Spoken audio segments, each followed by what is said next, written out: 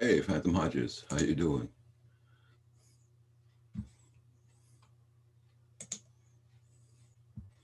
Hey, Dave, good morning, good morning.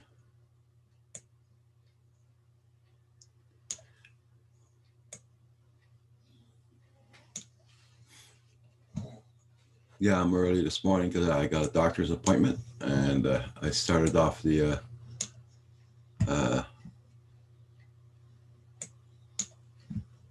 live stream. So Paul's going to take over before I leave.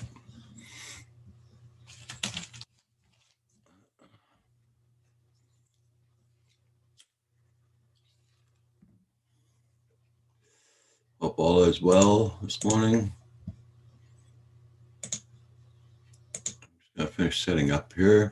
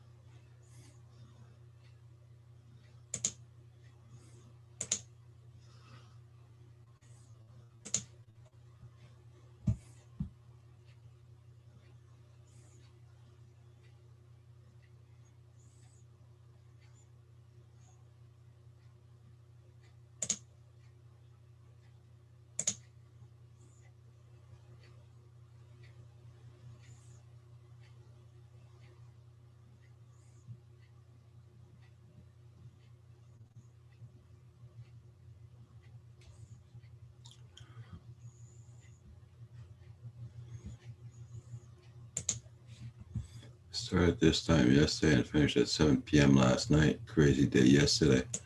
Okay.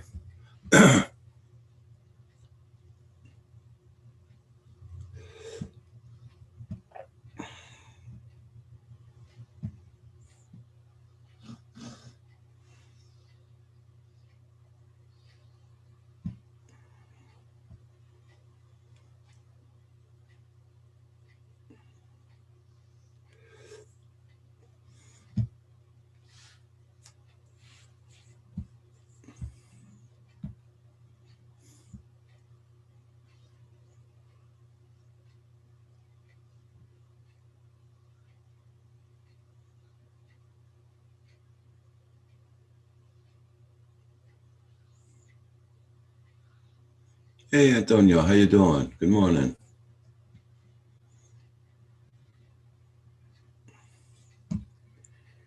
Well, at least there's no snow on the ground this morning.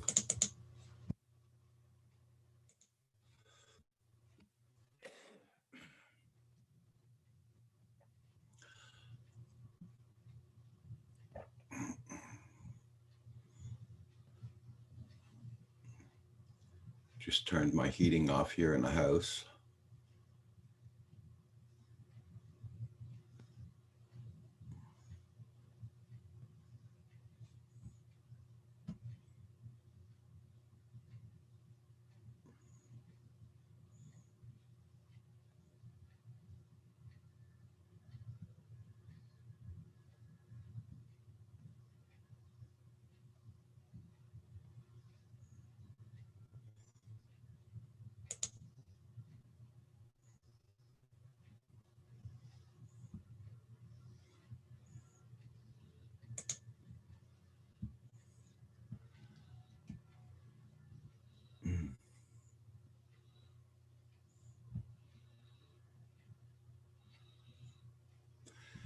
Yeah,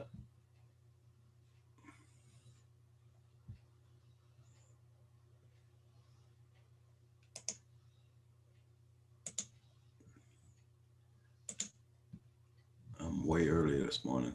Yeah.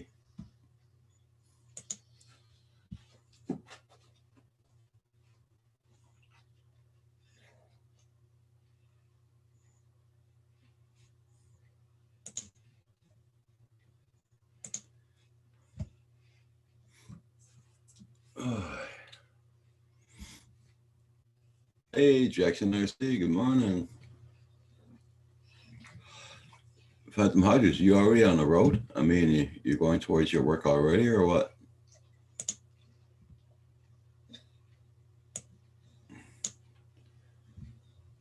Yeah, I'm early this morning there, Jackson RC. Yes, yes.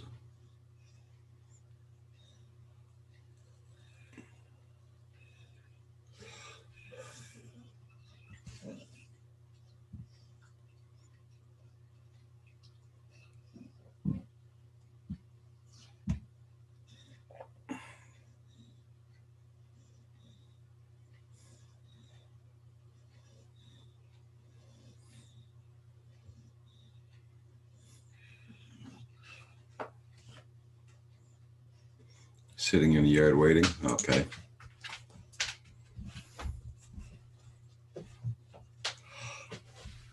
Well, you're early this morning, girl. Oh.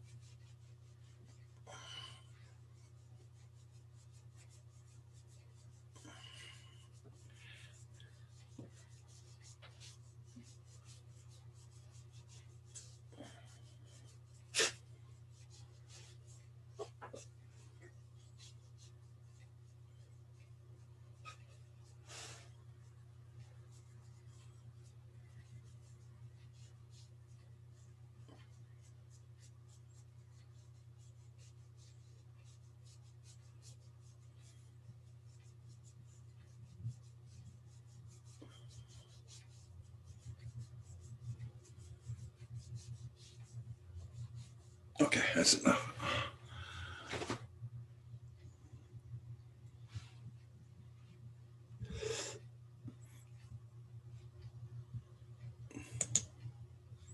Yeah, I'm on early this morning because I had a doctor's appointment this morning, and Paul's gonna come in, take over until I get back.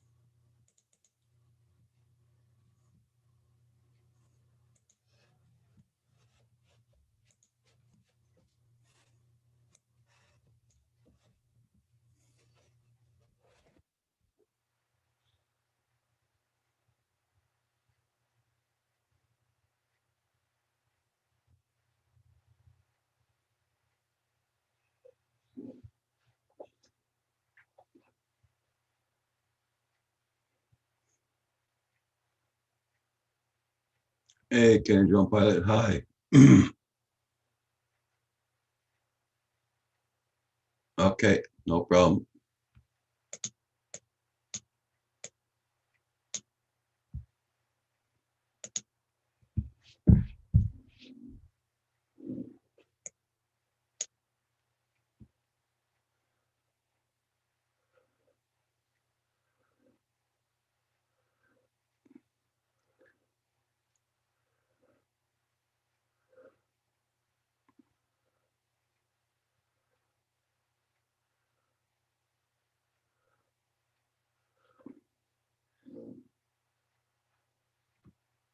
I knew a lot of guys would be surprised I'm on early this morning. I know that.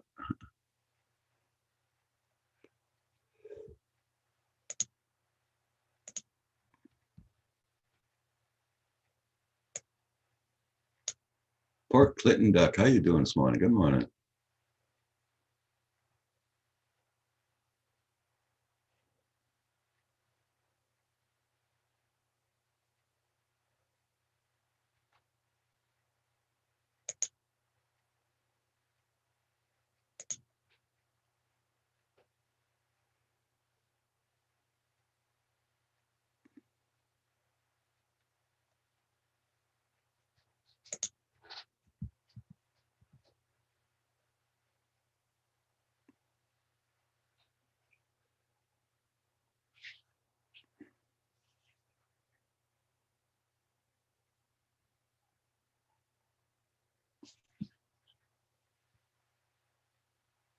Yeah, one of our friends lost his Santa Fe yesterday.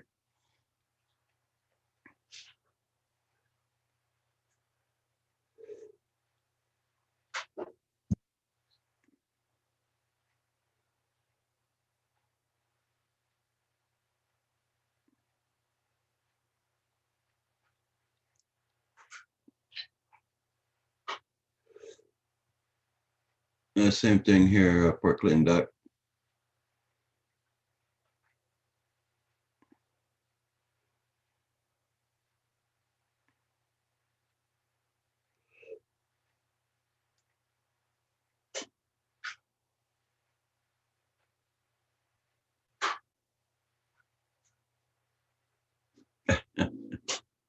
That's your guy. Yeah. Yeah, Antonio, I know. I just woke up too.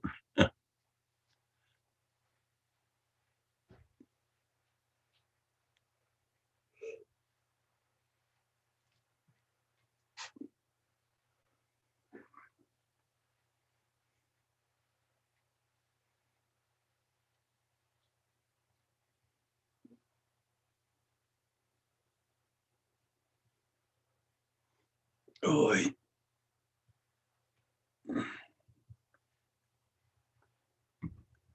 is my second coffee here, so.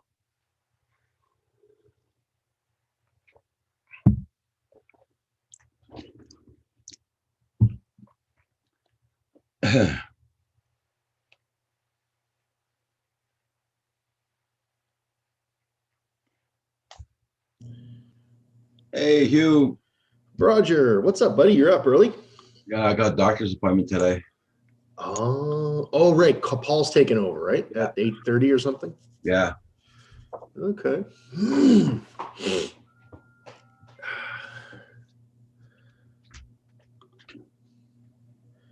This meeting is now streaming live on YouTube. Right on. Sure. What's up, buddy? You're up. Hey, Paul. I got a doctor's appointment today. Oh, right. Paul's taking over, right? At 8:30. What's up, Paul? Another day in paradise. Got you up Yeah, early, man. didn't I? Well, I thought, I set the alarm for 7 o'clock. It went off. Mia's still sleeping, and I thought, well, he probably won't go on to 7:30, quarter to 8 or so. Nope, But- not Roger. I forget about the night owl that Roger is. Morning, Paul Hodges. Yeah, I am in the dark, man. It's it's dark. I ain't got no light here. Beautiful here. Oh, thank you there, Jackson. I see. Of course, that's just the screensaver. Yeah. Morning, Dave Ennis, Port Clinton, Antonio, Jackson RC. Wow. And then the Lord said, "Let there be light." Oh, there you go. Whoa, my camera's not focusing. What the hell? It's because the lack of light, it's having a hard There we time. go. Yeah. There we go. I guess I do need a desk light, don't I, guys? Yeah. Yeah. Or a ring light or something, Yeah. Yeah, but it might reflect in his glasses too. Yeah, it would definitely. Like They always do, right? You see round. Oh, do you have a ring light there? No, I've got two great big studio lights. Here's what I've got going on. I got one over here, Oh, yeah. one over here on a stand. I have my photography soft boxes, but they're just so bloody big. I don't want to have them in the room. You know what I mean? Yeah. Well, the thing of it is that what you could do is put them in the room in the corners. Yeah, I think any kind of light would help. probably. Eh? Anyway, this is more dramatic. I look like Bela Lugosi or something. Okay. Maybe not. All right, never mind. You're too nice. You're too nice to get. I was telling Lynn about how you wanted a dog, but they're so damn expensive over there, Hugh. Yeah, it's a little ridiculous. And she says because she's real connected with like rescues and Yeah. she used to raise dogs and all kinds of stuff. She says, "Damn, if the border wasn't closed, Hugh could come right over here, and we could fix him up with the kind of dog he wants for next to nothing. Because right now in the U.S. they're overloaded with dogs." I know. Port Clinton Duck says, Paul, did you get the haircut? Huh? Did you get a haircut? No, just slick down good. It when I puff it all up, it looks like I have more hair than I do. But as you can see, there ain't a lot up there on the sunshine top. That's okay. Dave Ennis, JC, Jackson RC, and Antonio Pereira. Antonio's from Portugal. Yeah, good morning, good morning, good morning. Ah, And everybody else, Port Clinton, Phantom Hodges. He must be getting ready to go drive. Yeah. bom dia, Antonio. It's the only Portuguese I know. Eh. That and can I please have a receipt? Well, Factura, faz favor? That's enough to get you through the airport, right? Yeah, pretty much. Restaurants. Because I used to need receipts for my meals and stuff when I was in Portugal. So Oh, okay. if I took a taxi or had a meal, I was like, factura, faz favor. Yeah, yesterday afternoon we ended up on the birch tree. We took down a great big limb off the birch tree because it was hanging out over my property line and kind of over in my neighbor's house. Okay. So he came over and he got up on a ladder, and I had like a 18-foot pole saw, where you go like this. Yeah. And he sawed it and sawed it and sawed it and sawed it. I thought he was going to have a stroke up there. And then all of a sudden it came down. Then I went and put a rope around it, and I was pulling on it while he was sawing it because I didn't want it. Of course, Mia had to be in my car next to the tree watching us because she's just separation anxiety.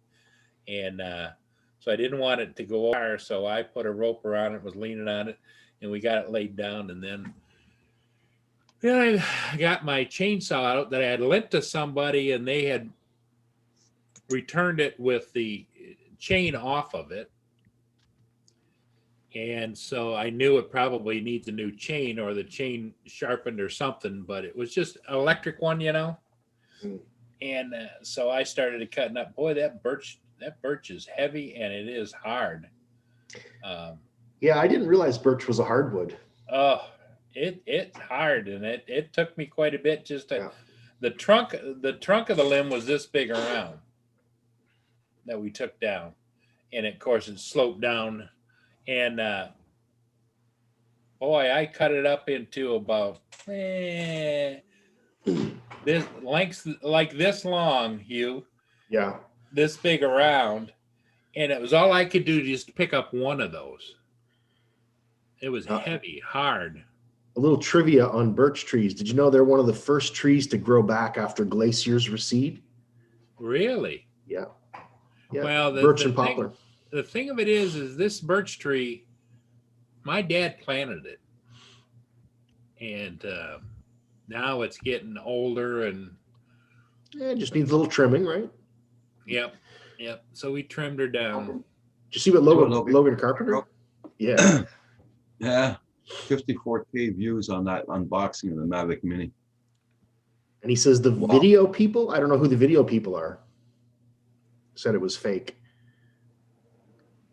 The unboxing part anyway, yeah.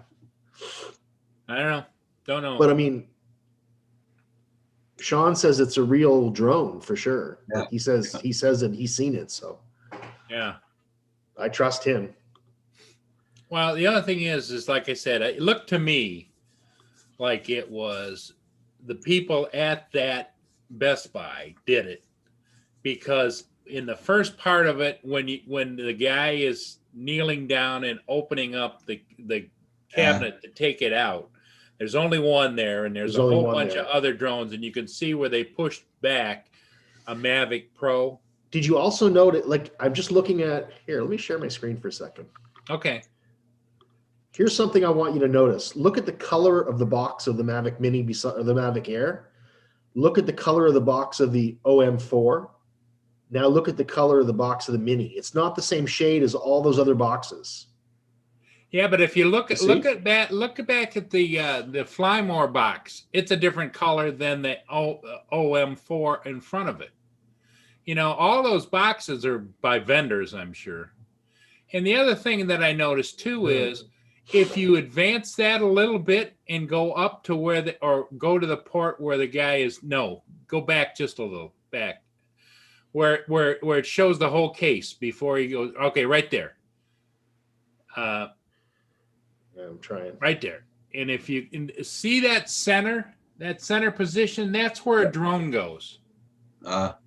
See the circle? Like you got a drone on the left, you got the center is open, then you got the right. I think that is the one that they sent them so that they could put it on display when they're allowed to sell them. You know what? You're probably right. Because why would they leave it like that? Yeah, you're probably right, Paul. And so that's why I say, to me, it's an inside conspiracy. They took and they did an unboxing probably right there in the whole bit and wanted to make it look suspenseful. And that one, because then they could open it up. They could even turn it on if they wanted to. Yeah. Because it was going on display. They're going to have to anyway. I like the way you think, Mr. Murray. Because if you watch towards the end, Hugh, when he turns it on like he's going to fly it, it doesn't link up. There's no video coming to his camera. It's black. Okay. And then all of a sudden they cut that shot, and then they take a shot from above of a neighborhood from another drone. Right. Yeah, it's like Sean said, is it the same drone? He doesn't know. Yeah. Very interesting anyway. Yeah, because I watched it several times, and one thing I like to do is now I'm not a specialist by anything, but I look for content as to, does it make sense? Does it make sense? Why would that shot, and the fact that display case had the center one was empty. Yes, I never noticed that. That's a good catch. Yeah. Very smart. So I think you're right. My opinion, we'll see. Yeah. Yeah, that's a reasonable conclusion, I think. Because otherwise, it would have taken, a lot of work to go through and dub that whole thing, Oh, Roger. You got wind. I can see your props spinning, Roger. Yeah. Yeah. Well, it's a pretty day. Hugh, just between you and I. Yeah. Roger's props spin all the time. Yeah. That's why they love to see him coming when he comes to get his coffee and everything. True story. He's known as Sir Roger. Sir Props a lot. Yes, that's it. Well, there you go. I like that. Let's give Roger some more props. Whoop, whoop. Yep. Hey, Russell. Good morning. Russell says with Paul, the forensic investigator. Good morning, Russell. Yeah, exactly. Well, the bottom line is we're a bunch of bored old men with nothing to do. Nothing better to do. You young whippersnappers don't know that we got to have things to do. That's right. We're gonna make shit up. Especially when the weather's bad and we can't fly. So we're always looking. Exactly. I can't believe how dark it is this morning. It's so friggin' dark here. Yeah. Crazy. Well, you know what? When I went and delivered that golf cart last night, Roger, it was so friggin' dark. I drove past the place and I hear Lynn yelling, "Hey, hey!" So then I turned around and I went back and I went by it again, and she goes, "Hey, hey!" It was so dark you couldn't see anything. So did you drive the golf cart, or did you have it on a trailer? I had to go over and put the trailer on the back of the car. Okay. Pull out on the street, load the golf cart on it. But you had it at Lynn's place, right? No, my house. The golf cart that Lynn's been keeping at my house for me to use. Oh, Lynn's been keeping a golf cart at your place. Okay, I thought you were keeping a golf cart at her place. Gotcha. No, I'm clear now. I used to have golf carts, all kinds of them, and sold them. And Lynn, and I used to use them a lot, because I go down by the water and everything around town, because I always made them 100% street legal, turn signals, brake lights, everything else. Yeah. Now, how come you don't take your golf carts down with your drone? That's what I used to do. Because of Mia? Mia will not. You Okay. take her close to a golf cart, man, she's back pedaling like no tomorrow. Okay. She doesn't like the golf carts. Okay. So instead of it just sitting there, I mean, we put new batteries in it. I mean, it's been upgraded. It's got the fancy tires, the wheels. I don't know if I have a picture of it or not, but Mia just doesn't want any part of it. That's too bad. Custom steering wheel on it, the whole 9 yards. I used to have a little doggy bed that I used to put on the tank of my motorcycle for my dog. Uh-huh. And I used to sit her in there when I was driving my bike. Yeah. Who was it that was tooling around Roger? I'm having an old man moment. Used to come on once in a while, but he's got a pupper dog now that he used to have on his motorcycle. Oh yeah, I forget who that was. Not Nacho. Nacho. That's it. Nacho. Yeah, raising Nicky. Yep. Nicky's his dog's name. Yeah, Yep. raising Nicky. Yep. And he used to just cruise all over with that baby. Yeah. His wife doesn't like him on YouTube though, so he doesn't come on much anymore. No. Mm. Well, that's because he's a little outgoing too, and some of the antics he would get into. Where he works also there. And he's working close to home. Before, that used to be his outlet when he was out On the road, yeah. on the road, Yeah. Take meds, Paul. Did you take your meds, Paul?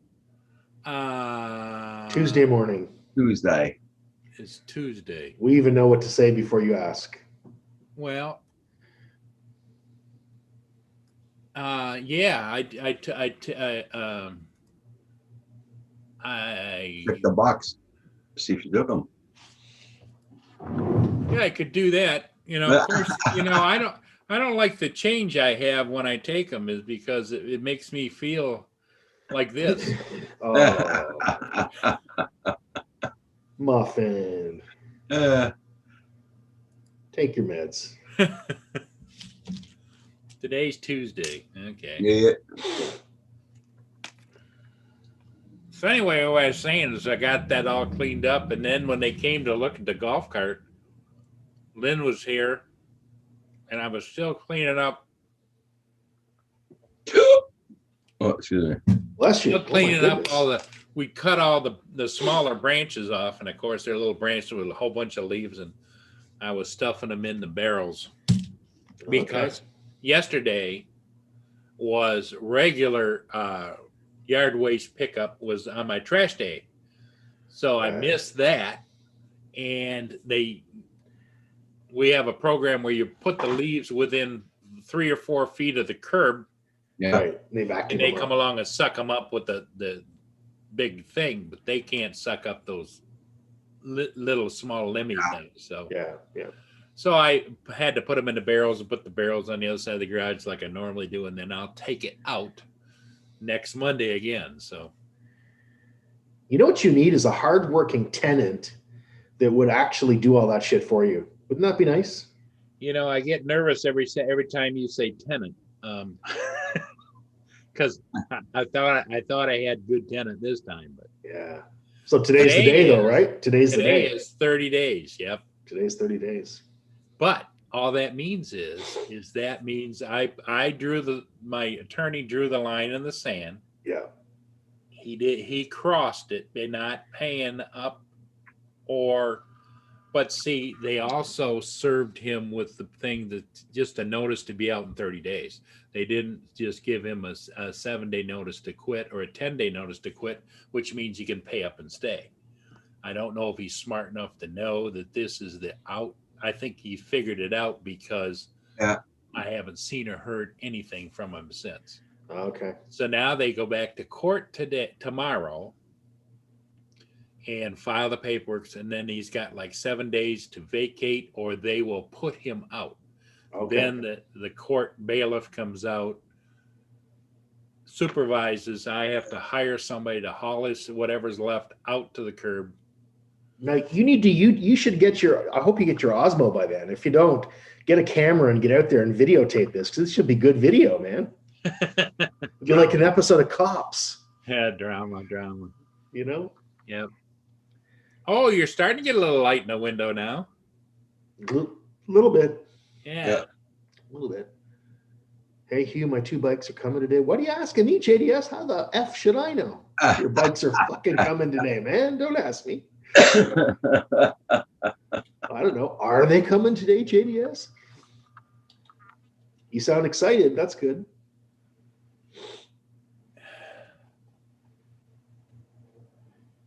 Well, let's see what it looks like down by the water, I guess.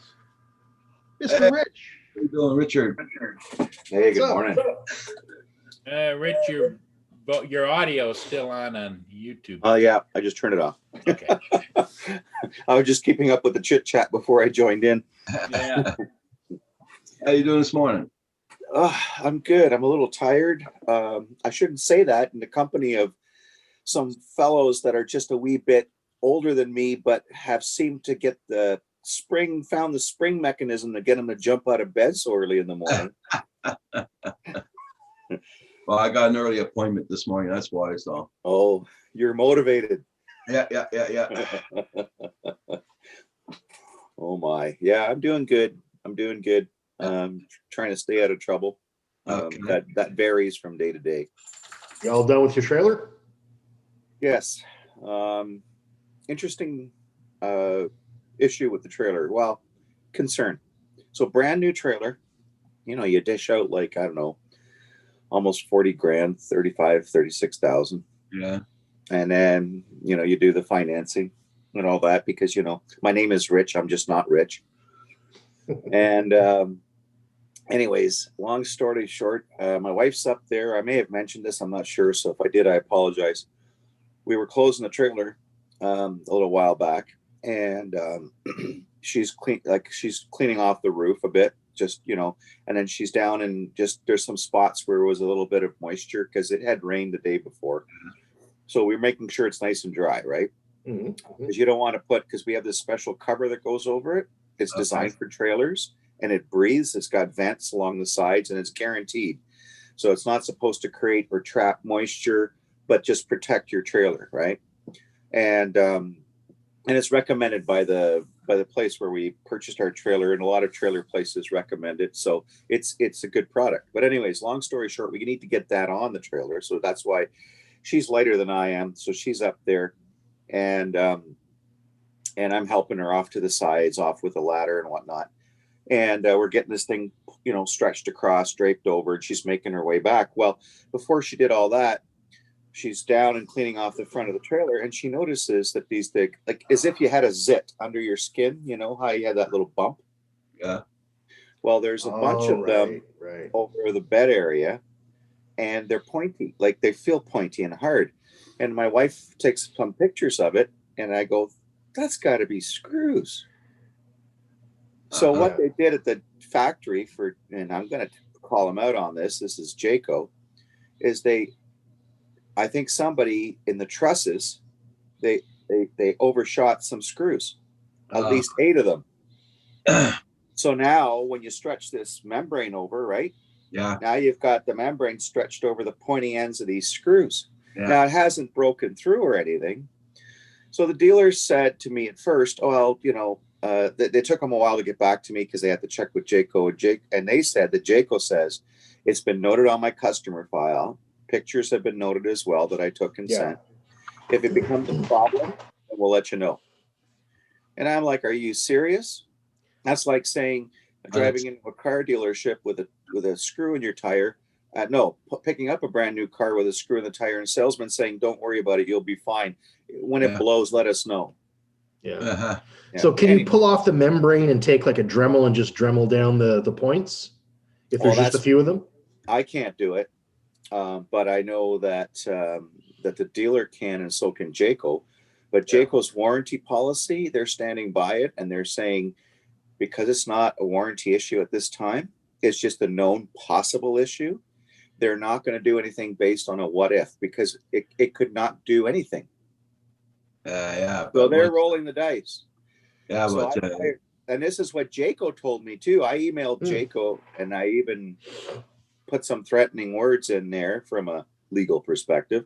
And And they came back to me and they're standing by their warranty. And they said, no, I'm sorry you've had to experience this, but unless it becomes a warranty issue, we're not going to do anything.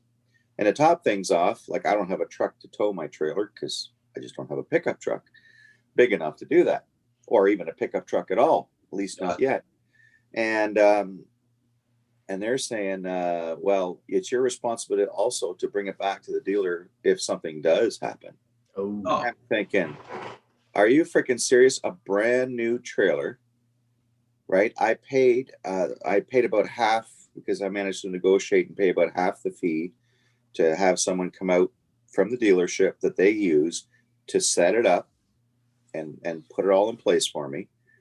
And now Jayco's saying, well, if I got to bring it back for warranty repair on this issue, then I'm on the hook for it. So needless to say, I'm going to be going to see a lawyer, or at least talking to a lawyer and seeing what they have to say. Because it's a brand new trailer. I mean, the first payment hasn't even come out of the bank yet. Okay. So, but that's neither here nor there. The bank don't care as long as I'm paying for the trailer. It's my responsibility now. Wouldn't that scare them more? You say, well, look, I don't even have it for 30 days. I'm bringing it back. Too bad. Wouldn't they say something? oh, that's a good point. Yeah, over right away, you know. There's a buyer's remorse clause in Ontario, isn't there, for certain things? I'm not sure. I think there might be, buddy. You should check into that because you could threaten them with that. Say, look, we'll bring the damn thing back, or you'll have to return it. Yeah. But according to Jayco, they're saying that within their warranty, they all they can do is they're acknowledging the potential issue, and they went on to say that it's a known issue that has happened on occasion. So I'm thinking, and I wrote back to them, I said, well, wouldn't Jayco want to be proactive as opposed to reactive? Because if you're being reactive, what are the chances of that becoming holes and then it raining and then water getting in? Yeah. And it becomes a bigger issue. And it's going to cost Jayco more money. Like, which brainchild figured this one out? Save a little money now, hope nothing happens, and get away with it? Or do the right thing, get the trailer back, peel back that membrane, grind down those screws that were driven in too far, make sure there's nothing else poking out that shouldn't be, and then put the membrane back or replace the membrane with a new membrane. Like, yeah, but when the screws are like that, it's probably get water going through them too. Well, that's if they poke through, right? That's the thing. And that's what I told Jayco. And so I replied back to them. I want yet to see if they reply back to me. It usually takes a couple of days for each communication. So we'll see. We'll see. Oh, that's too bad. I'm sorry to hear that. Yeah, it's a bit of a PA. JDS came up with something here. I'm just looking over. Has a reputation for being the cheapest trailer. Oh, great. Thanks, JDS. I looked at trailers and decided to make my own. Okay. Maybe JDS maybe I could send some pictures and plans and JDS can make me one. But I don't want a wooden toilet seat, okay? Splinters, not a good idea. JDS, I'd like to see. I gotta make some toast. Okay. JDS says I have 14 days to return. Ooh, okay. I want to see pictures of your homemade trailer. I want to see that. Yeah. Show me. I was listening. I had to feed Mia. She woke up. Did you notify your insurance company? Hey, you know what? That's a good point, Paul. I haven't yet.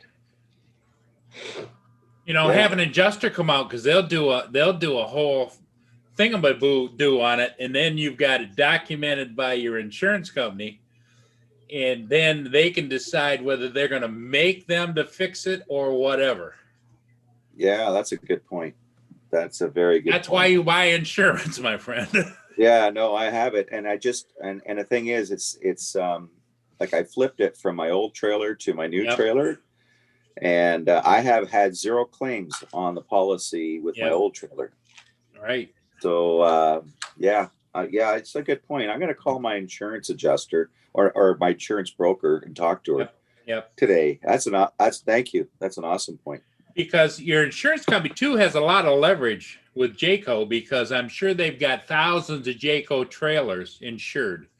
And if all of a sudden they say, no, we're not going to insure Jayco trailers anymore. Yeah. Yeah. But I looked it up and it says there's no cooling off period for vehicle sales. I don't know if trailers fall under that. Well, it's funny though that recreational vehicles, Yeah.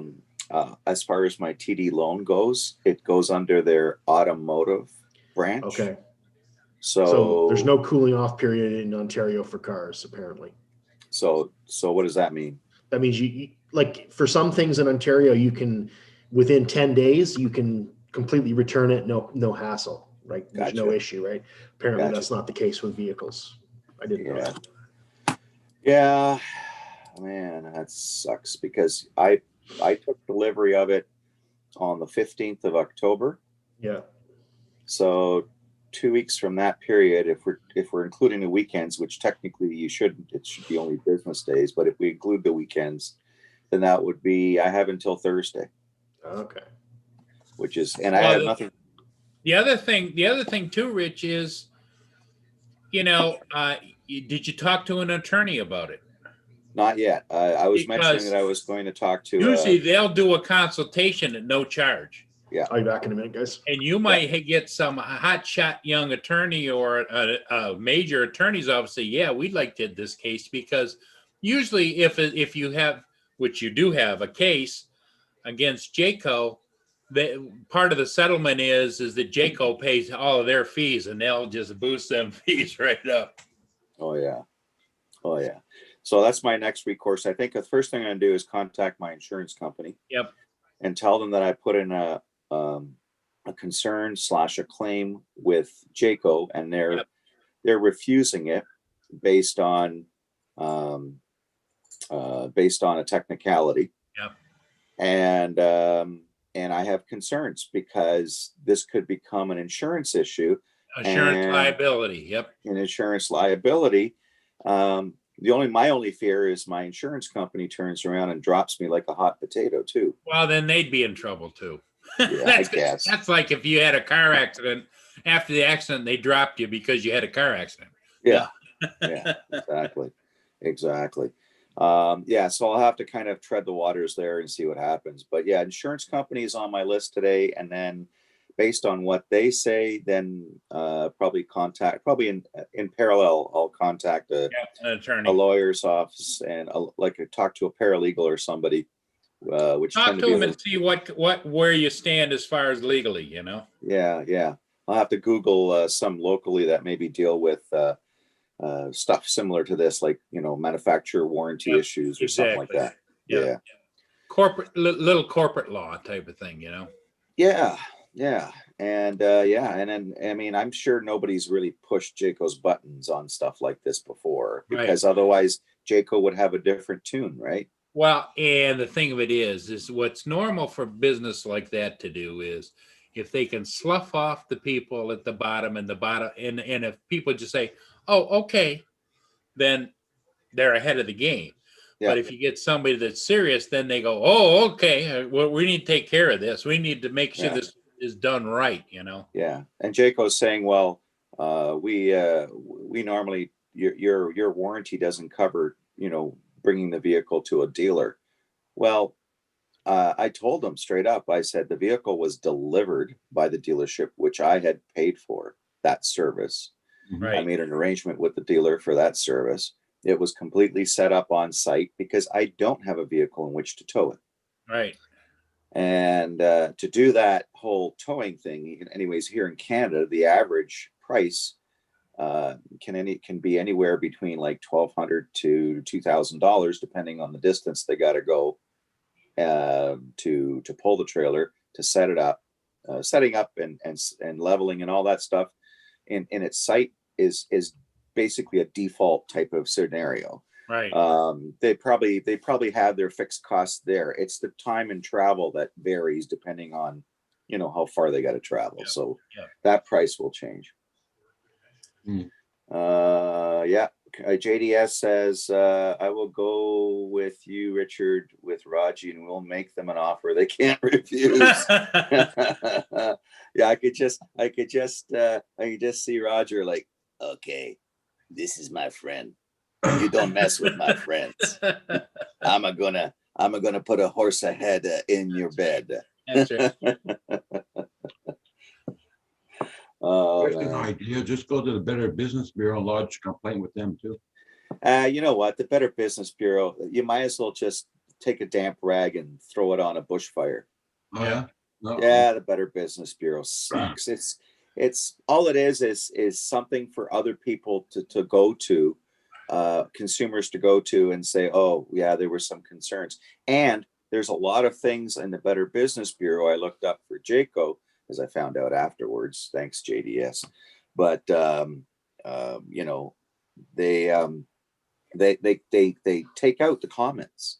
So all it says is a complaint was filed, but there's no details, because it's if Jayco, I think, made a resolution, then the Better Business Bureau has to remove.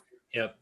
It still says that there was something filed, but it doesn't give the details. They wipe the details or hide the details. Right. So, I mean, what's the point of hiding the details when you're not exposing the issues to the public? Yeah. To the public. But the thing of it is that if it were to go the legal way, your attorney, whoever it would be, would go and get that documentation. Yeah. And they search their records. Yeah, exactly. So I think that's Yeah. I think Or that's you the do route it- I'm going to have to go. I'm going to have to play hardball with these guys, because they're obviously. Well, yeah, you've been nice up to a point, but just, you know, and the sad part is 95% of the time that people just go away with saying, oh, I guess there's nothing we can do. Yeah, exactly. I'm not going to roll over that easily, but I think, thank you for the suggestions.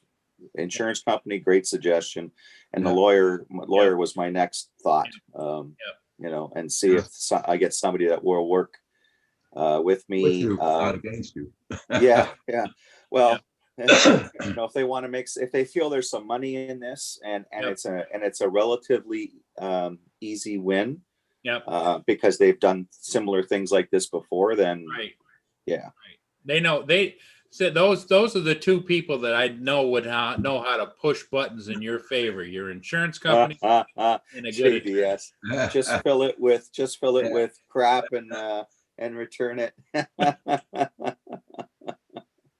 JDS, I need you to come up with your huge monster truck and hook up to it and pull it. And then along the way, we'll stop by a few farmers. We'll throw a couple of pigs in there and throw some corn on the ground, on the floor of the trailer, and just let the rockin' and rollin' do its job. Well, if JDS shows up with a monster truck, that you want to get videos of that, because he loves these little kitty cars. You know, they're about the size of underwear. Oh, he likes them, does he? Oh, little petite cars, does he? No, he likes the small little convertibles that are like 2-seaters. Oh yeah. Well, it's just him and him, right?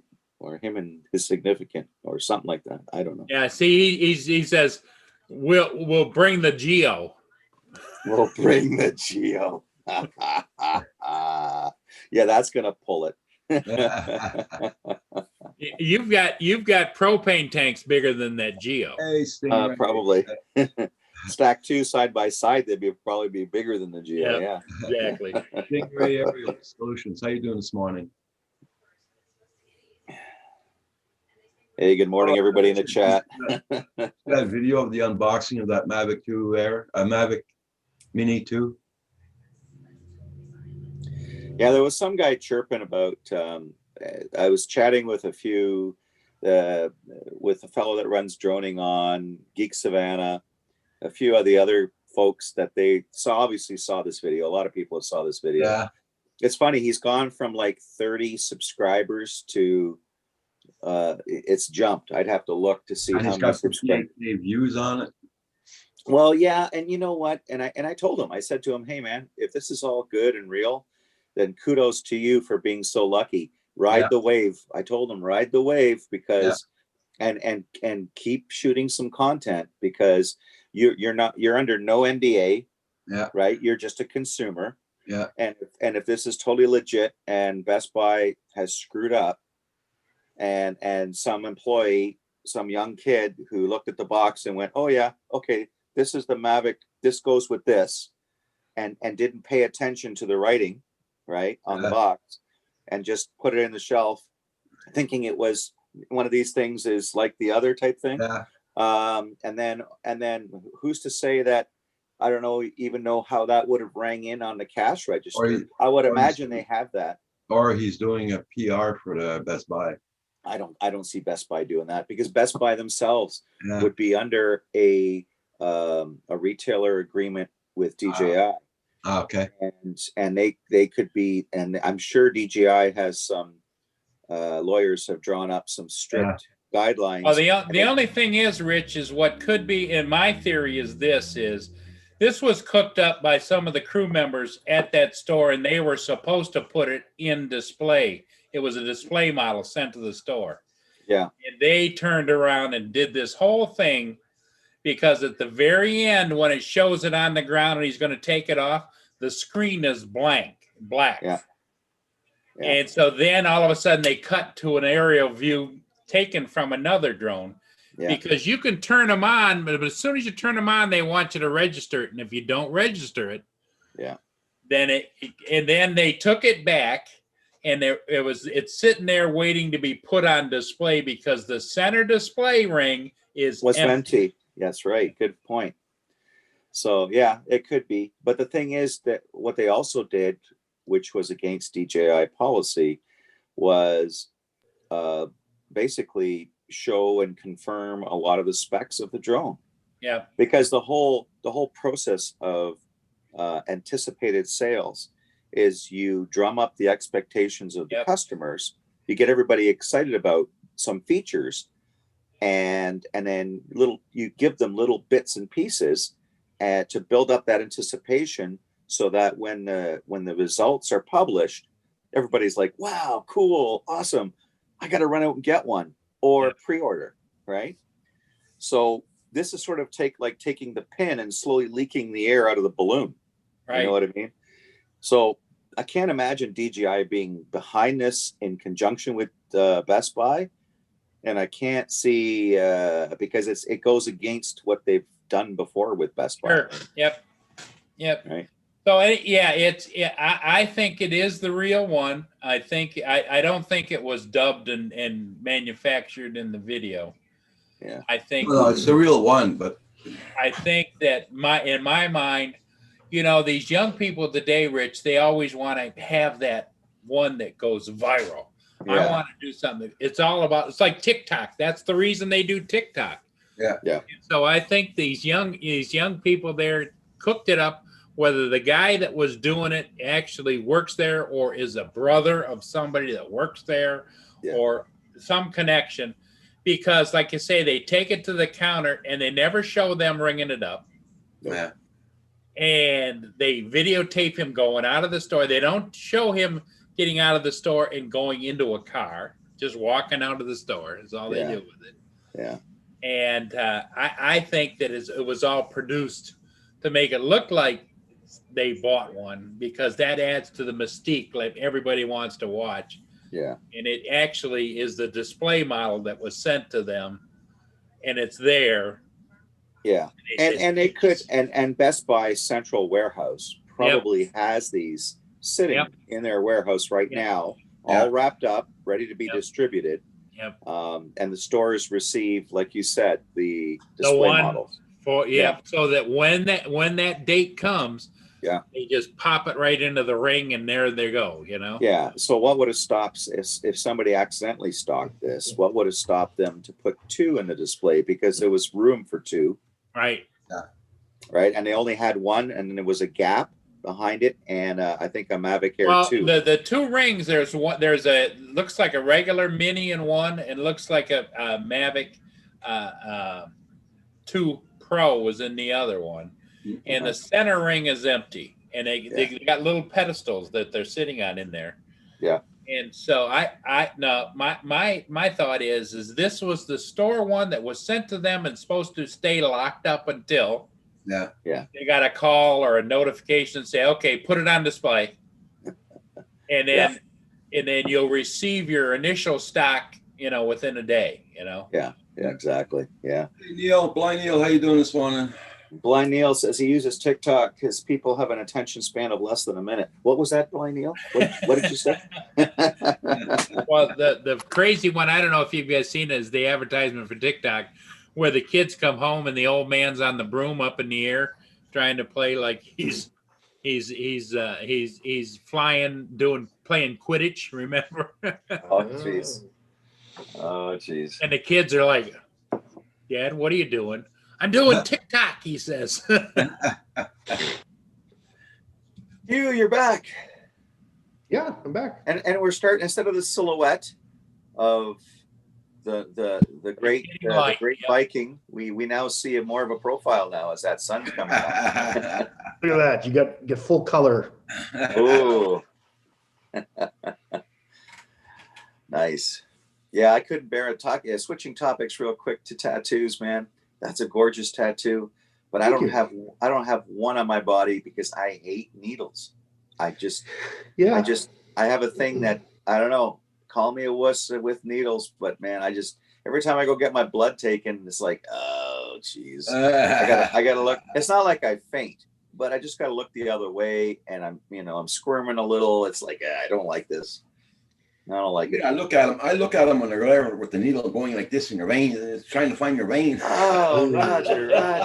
We don't need a play-by-play there, but I'll tell you what, the most painful one was right here. Ooh. Because it's close to your clavicle bone or whatever like that. Yeah.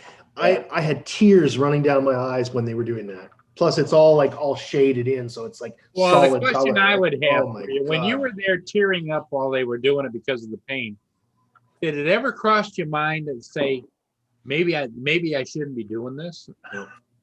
All right, you're dedicated then.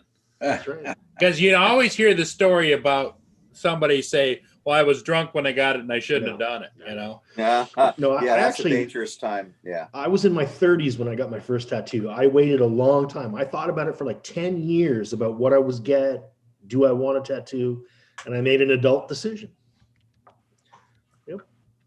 Wow. Yeah.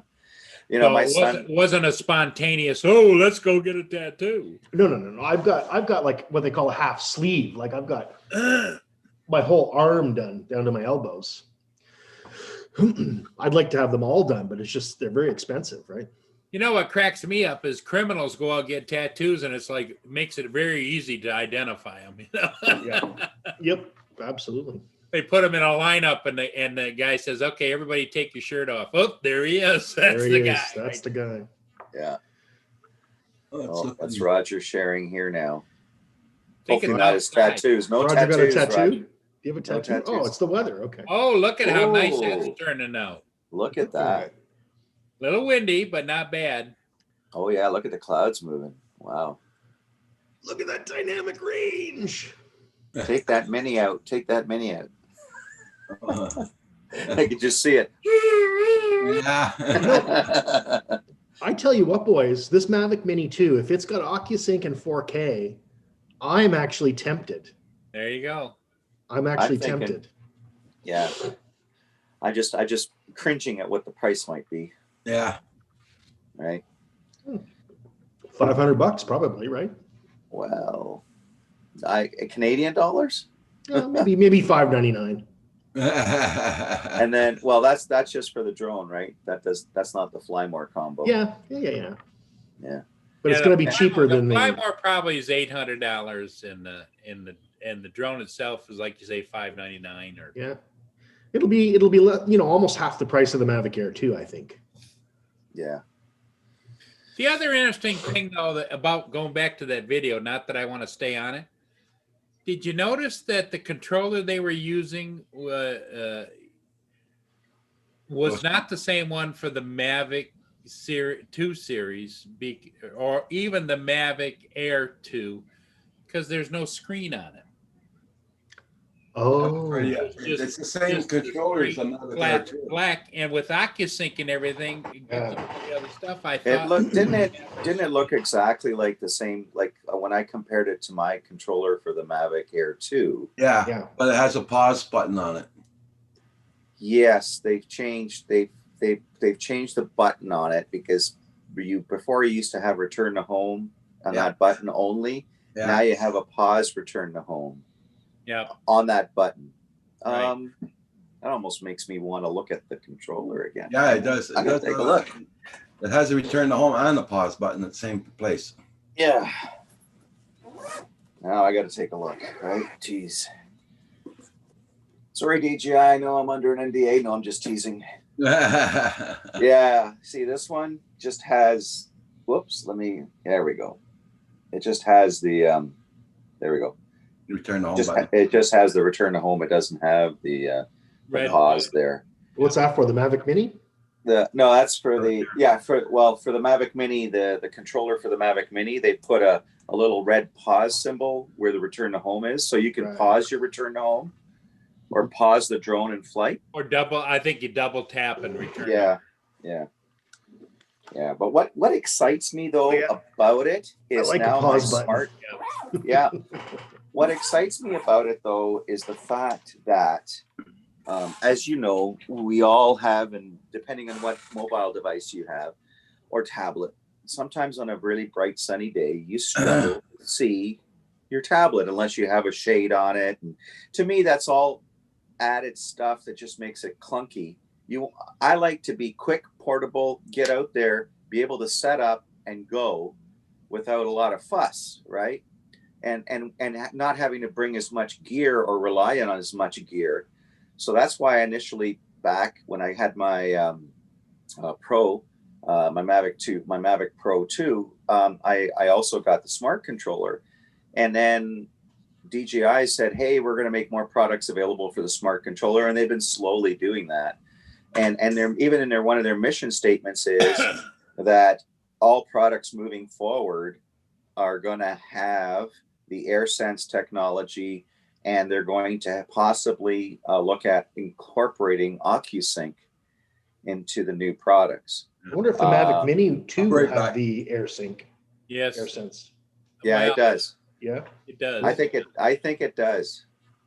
Because they've amazingly, like, I think OcuSync 2 is just a chip change on a board. Like, it's another, like, when you look at these boards, everybody thinks, oh, well, if you add this, it's going to add more weight. You're going to add that. Yes, it does. But when you look at the microcircuitry on these boards, if you ever looked at a drone board, you need like a microscope to be able to see everything, because they're using all these tiny micro processors. So you can imagine all they'd have to do is they have one set up that uses AirSense and Mhm. has a module for the OcuSync, and the weight difference is going to be like, it's not even going to register. You know what I mean? It's so insignificant. So the only time I think, and you made a great point the other day about in hopes of the motors being stronger. And I don't know how you achieve that with a brushless motor unless you increase its size. Yeah. So by doing that, you're adding more weight. So how Right. are they able to keep it under 249 grams? I don't know. Don't know. But One thing I thought was you could reduce the battery size a little bit, maybe give you a 20-minute flight, but have more power. I'd rather that. yeah, I'd rather 20 minutes and know that I could get the drone back. yeah. Well, we know that lithium battery technologies are getting better, right? Right. We know right. that they're able to make smaller cells that hold the same density, if not a slightly higher density than the bigger cells. That's been proven in the commercial automotive market, especially with Tesla and their batteries. And I'm sure in the hobby space, that's changing as well with lithium polymer battery manufacturers, right? Smaller, more density, lighter, win-win, right? You get more power or the same amount of power, but a lighter battery. So because it's lighter, now you've increased your operating time, right? Mhm. So I know that the battery looks different. I haven't seen the specs on the battery to compare the two batteries. I'd like to take some time and go where DJI typically files their patents, and then see if there's anything filed for the batteries, right? I don't know if there is just yet, because sometimes the patent office can withhold certain information, and as it becomes closer to the release date to the public, then more information is being made available. But the initial registration patent for like the product itself in general is usually something that tips off a lot of people who know where to look and see, hey, is the manufacturer coming out with something new? Oh, look, this is something new. And this is what a lot of folks do. And there's links to where you can go from, Drone DJ and a bunch of other channels. They have links where it takes you to the patent site where DJI registers with the FCC in the United States first, typically, and then they'll register with the Canadian and European and whatnot. But yeah, I don't know. We'll see what happens. Yeah, we'll see. Blind Neil says, let me make it super simple. They keep making stuff smaller. You can have a full smartphone on your wrist. They have the tech to make all drones micro. Yeah, true. Yeah. I mean, look at the days of bag phones, right? You used to carry, like if you had a bag phone, you carry this brick around. It's literally a building brick weight in a bag. And now we went to flip phones, and now we're into, mobile devices. We don't even call them phones anymore. We quickly say, hey, I'm looking for my phone, but nobody says I'm looking for my mobile device. But they're essentially now multimedia mobile devices, right? Oh yeah, for sure. With more computing power than I think NASA put in a space shuttle. So I don't know. I had my first car phone in 1991. Great big audio Vox. Oh yeah. Big handset. It was great. Yeah. Good speaker phone. Oh, so good. Yeah. Did it have that like rubber dicky antenna you can bend on adjust on the base unit and a wire or cable? No. No, it was built into my car. I had it built into my truck, so the antenna was out of the back of the truck. Yeah.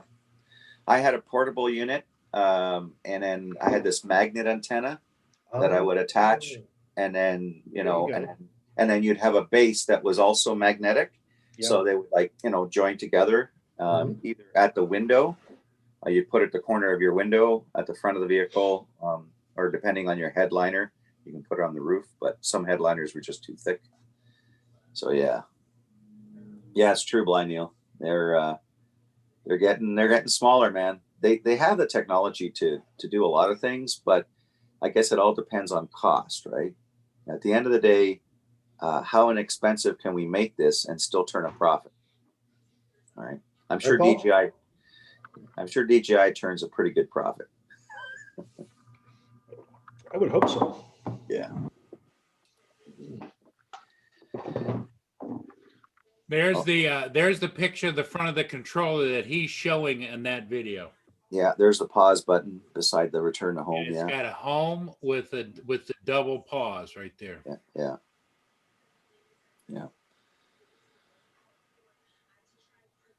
Now it's interesting, Paul, if you go back in the video, like we've seen that screenshot of him holding the drone and a good clear picture of the box, right? Yep. So if we scrub back to when he's looking in the case, does the box look identical? Okay, so you're talking about the face of the box. Here's the question I had. I'm going to show you. Because somebody mentioned this. We'll scrub through to the point you want to be. Here was a tip that I thought, now that's weird. The box.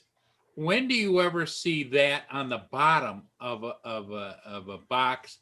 As you can see, the box is designed with the outline so the bottom comes off. Usually that'd be on a side flap, wouldn't it? I think in that picture, it's really hard to tell whether that's a side or bottom, to be honest with you. It could be the side. Yeah, but it's just hard to tell. See the outline of where that drops out? Yeah, but I think he's got that actually. Yeah, it's hard to say. Flips it really up is. Anyway. But if you scrub back to Oh, the hold tape- on. Wind resistance. I never noticed that before.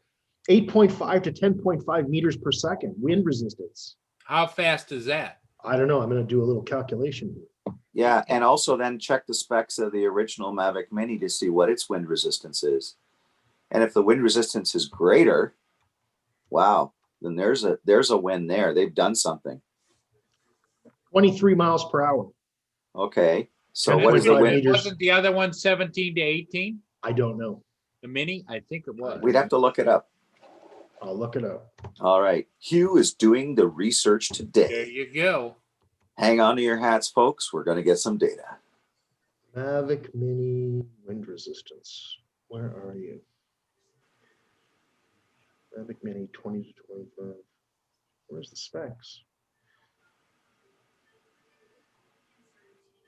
Now Level the other thing that I mentioned about why this was on the bottom, you got to remember, if it's like the other Mini, there's another box inside the box that has them damn big prop guards on it. Okay, here it is, 8 meters per second. So it used to be able to fly in up to 17.8 miles per hour, Yep. and now it can do 23 mile per hour wind. So that's like maybe 10, 20% better. Yep. Yeah. That's good. That's progress, right? Yeah, it is. So they must have done something like a little tweak on the motors, right? Yeah. Or maybe more powerful ESCs, electronic speed controllers for those motors. Right, or more efficient. Yeah, spin the props faster. I don't know. Yeah. A little more Well, they RPM. said the props. Somebody said, I think Geek Savannah said that he thought the props looked a little bigger, like a little wider. But they're still screw-in props. I was really hoping that they would be like a push lock. Oh yeah, but maybe that mechanism would cost more weight. You know what I mean? More weight. Yeah. Well, I Series of think what these. they did, see the box does open. It doesn't pop out. See it? Yeah. Box opens from the top. So that could be on the back. On the side. Yep. Yeah. Now, if we scrub, okay, so we see the picture here. So all you see is a controller, the drone, the 249 grams in the bottom right, and of course the DJI Mini 2 in the description. So if we scrub to the point where we see it in the display case, does it look the same? Oh, back here? Yeah, somebody mentioned in one of the comments that if you look at the box on the desk at home versus the display case, I think it's closer to the beginning there, Roger. Paul. Yeah, just a little in when he goes into the store and he's staring at it in the display case. There's a display case shot. Let me yeah, go. so we got to go further. I think hold it right there. Okay, what looks different? Why is that showing? Did he not why is that showing the picture with the bag, the controller, and the drone with the 3 batteries, everything there? But when he brings the box home, why does the box look different? Well, yeah, because it looks like it's just the plain. Unless what DJI did is put that on the back of the box and on the flip side of the box put just the basic image. I don't know. I don't recall DJI ever double imaging their boxes. It's usually and he never showed this thing, which was the charging brick where you put the 3 batteries in. Yeah. So if he purchased that product, why? Okay, so he's showing that supposedly he's leaving with the store with that box. Yeah. So now if you scrub to when he's at home,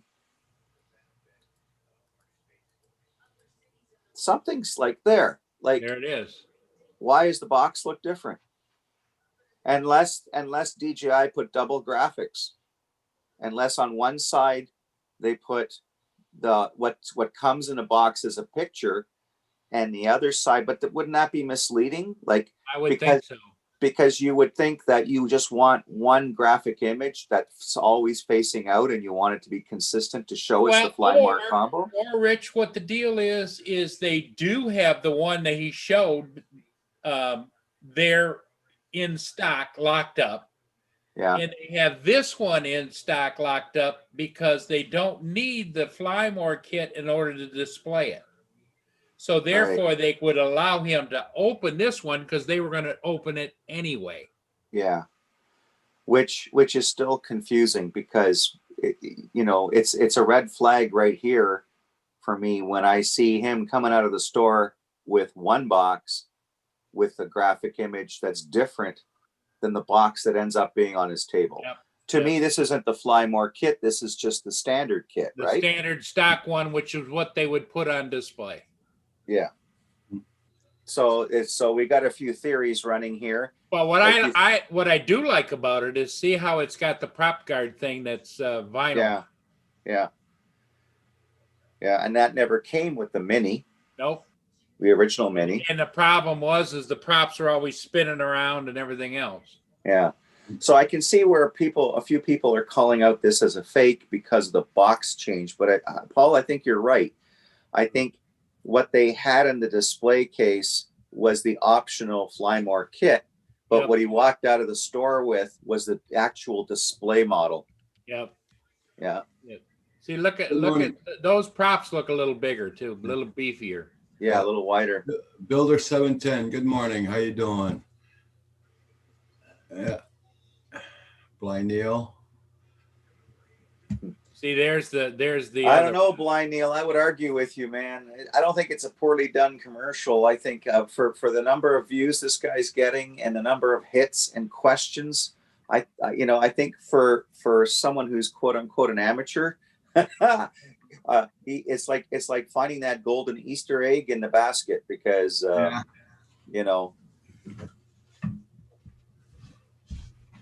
Now look at here. Now that's in red. Those the pause is in red next to the white. Yeah. I agree with Paul. I think he walked out with the demo unit that was supposed to go on display, and what he made it look like he was walking out with the Flymore combo, which he was probably not allowed to open. But only had a piss this morning. See, there's a better shot of the return to home button.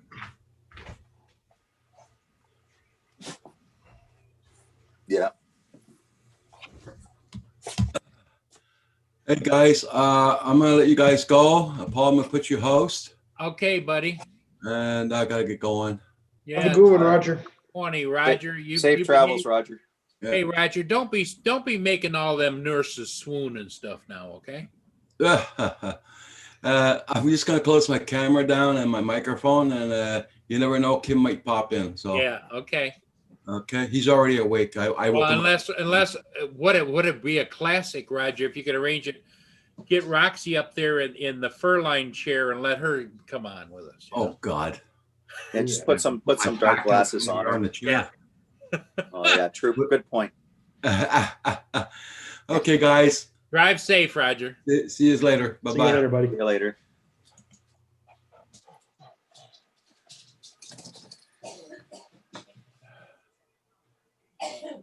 Jackson RC Aviation. Illusion of the conclusion. Wait a minute. I didn't see this before. Remember I said I didn't think it had the charging pack with it. But that's just it. That's the weird thing. He's showing the hub, the charging hub. Yep. But the box is clearly displaying on one side of the box without the charging hub. So which leads me to believe that the graphic image could be on both sides of the box, but why? It's confusing. Yeah. But there it is. There's the hub, and there's the batteries. And it's funny in another video that he made, because so many people were bombarding him with questions like "show us the specs" and whatnot. He took the original Mavic Mini and the new Mavic Mini, and he swapped the batteries, and they both fit. Now, I didn't see him try powering it on, but he was able to take the battery from the Mini, the original Mini, slip it into the battery of the new Mini, and vice versa. So which leads me to believe that it could be interchangeable. Yeah. There's the two batteries. Yeah. And look at the profile on the one. It sits out further, right? A little taller. A little more squared off, and this is roundy, Yeah. which I is think- the original battery. Yeah. I think what a lot of people were complaining about with the original battery, they just found it if you have big, beefy fingers, Yeah. it was awkward to try to pinch and squeeze that battery out. Yep. So I think DJI, you can see by the end that DJI made it a little beefier, But which is surprising. Here's the part here. Black screen, no camera. No video, no OcuSync. And so that leads me to believe it's not registered. Yeah. See? He shows it like that. Yeah, exactly. The camera should be on. Yeah. And you're not getting any blinking backlight. It's an error light. Yeah. Then they cut to this shot. So it's not the same drone doing that shot. No, this is his original Mavic Mini that's doing that shot. Exactly. Yeah. So there's a few red flags in here that don't make sense. If this was all Photoshop, man, whoever did this is an artist, because to be able to alter Oh, yeah. images like that, It's easy to do. It's really easy to do. is it? Yeah.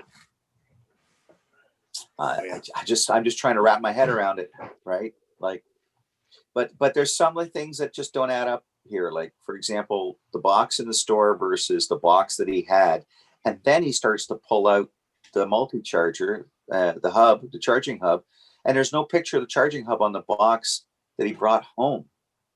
It's just, there's a few inconsistencies here that, that just scream, BS, right? Mm-hmm. But I mean, could you doctor, like Hugh, Photoshop, could you doctor up something like if he's holding that in his hands and he's got that sticker all made up on the bottom with that blade holder? Like, wouldn't that be something complex to know? Okay. Nope. See, I'm not an FX dude. No, Photoshop is really, really powerful. You can make stickers, and you can print on transparent sticky plastic, so you can make legal stickers, and it's all very easy to do. Very easy to do. It's like 3D printing. Look at all the shit you can make with a 3D printer. Imagine what you can do with Photoshop. It's just moving pixels around. Yeah. Look at the deep fake stuff that goes on. You seen those deep fake videos? I haven't. Oh, you should look at some of those deep fake videos. It's amazing. Wow.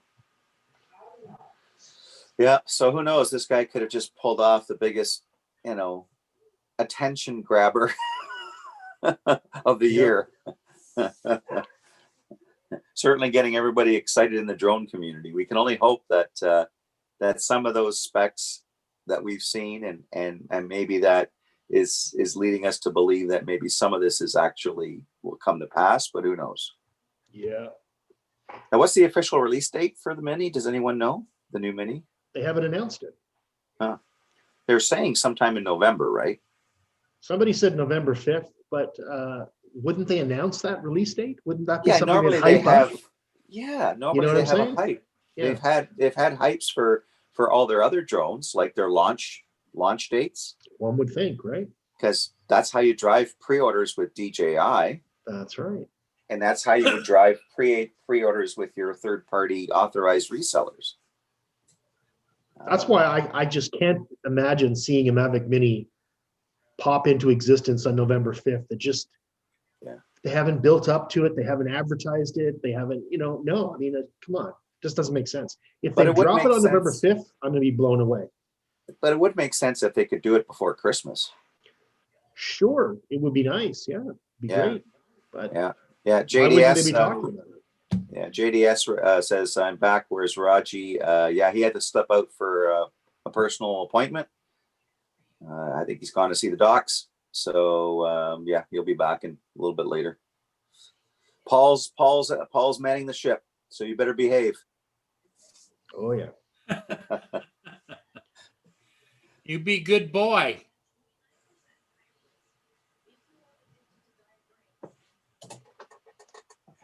I guess I should log into my work computer here and just see what's going on. my day starts at 8 o'clock every morning, and I got to be connected and to the office for that, which I am, but I just haven't even launched my email yet to see what's going on. So that probably wouldn't be a bad thing to do. Keep an eye on that, considering it pays the bills.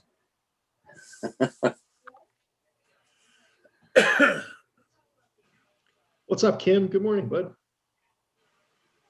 Jackson RC says, I'm still flying my Phantom 1. That's how far I am behind. Hey, check this out. I got to show you. This is what's left of my original Phantom drone. Let's see if I can get that in the. Oh, there we go. Okay, you know what? Hang on. I'm going to turn this. The controller. Yeah, I'm going to turn this fancy screen thing off. That's the only thing. If a person moves a lot or shows a lot or has movement, it just virtual background. Here we go. I think if you have a real green screen behind you, Rich, it doesn't do. Yeah, there we go. There's my original controller. That's what's left of my drone. Back in the day. That's my Phantom. Do you still have the clamp that goes on the front of it?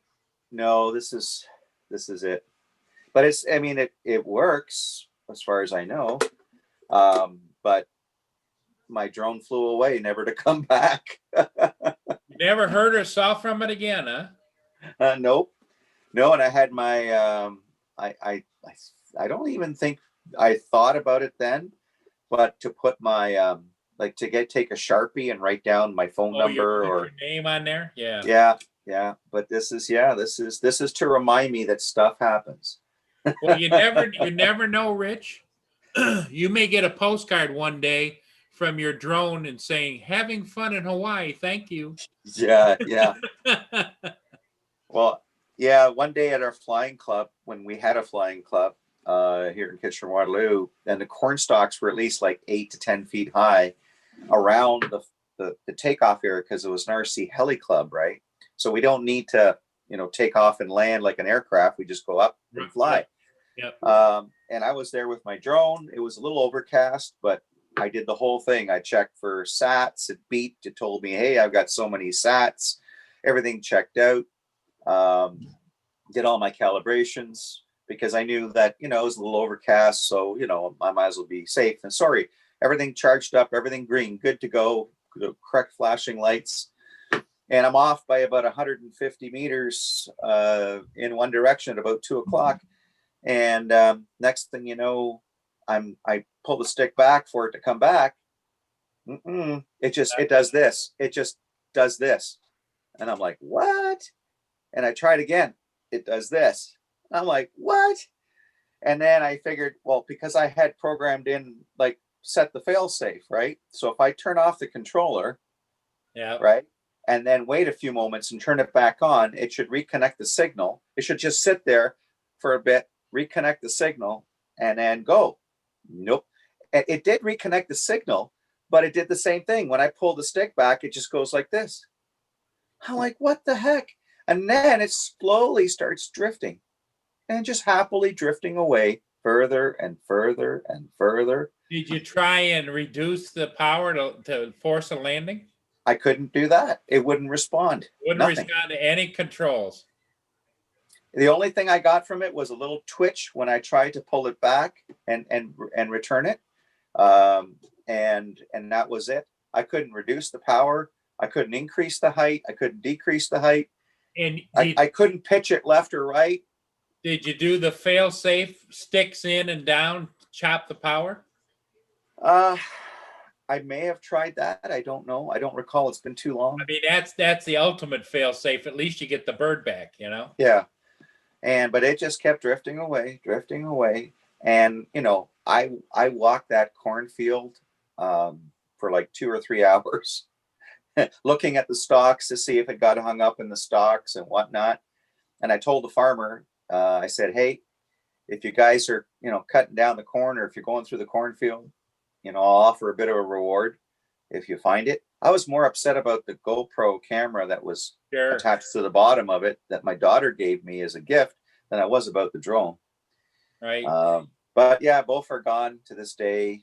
No one's There was nobody mentioned to the farmer, hey, did anybody lose this? I don't know. But yeah, it's just a reminder to me that stuff happens.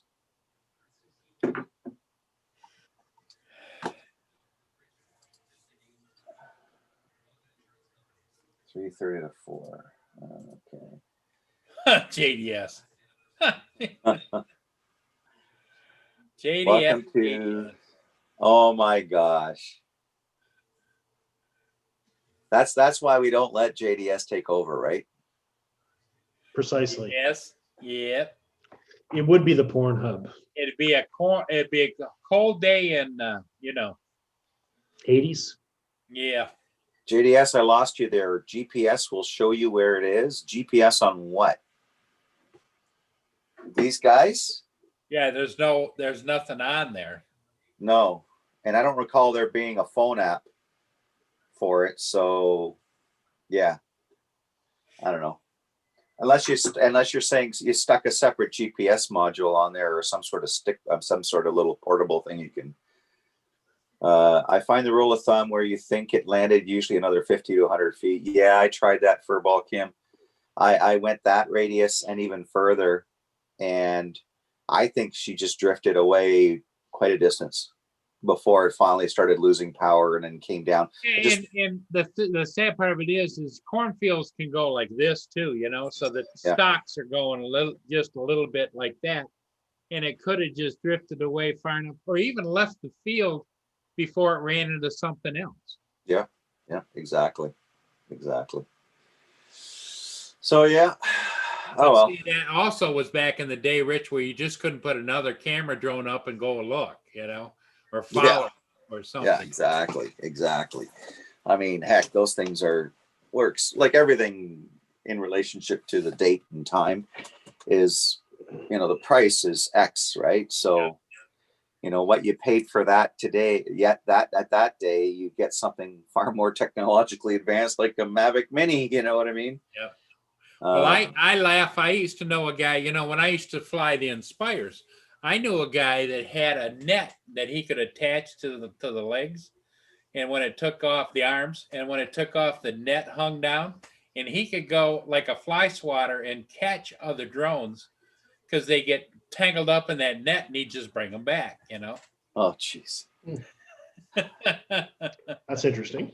That could be like a drone recovery service. Yeah. And he got the idea. There was years ago, I think it was in Japan, they were using those around airports. If they saw a drone around an airport, they'd fly the drone over, and it was hanging this net down, and all he had to do was go over top of it like that, and it would just, the propellers would wind up in the net, and it was hanging in the net, and they just come back with it. It's a good idea.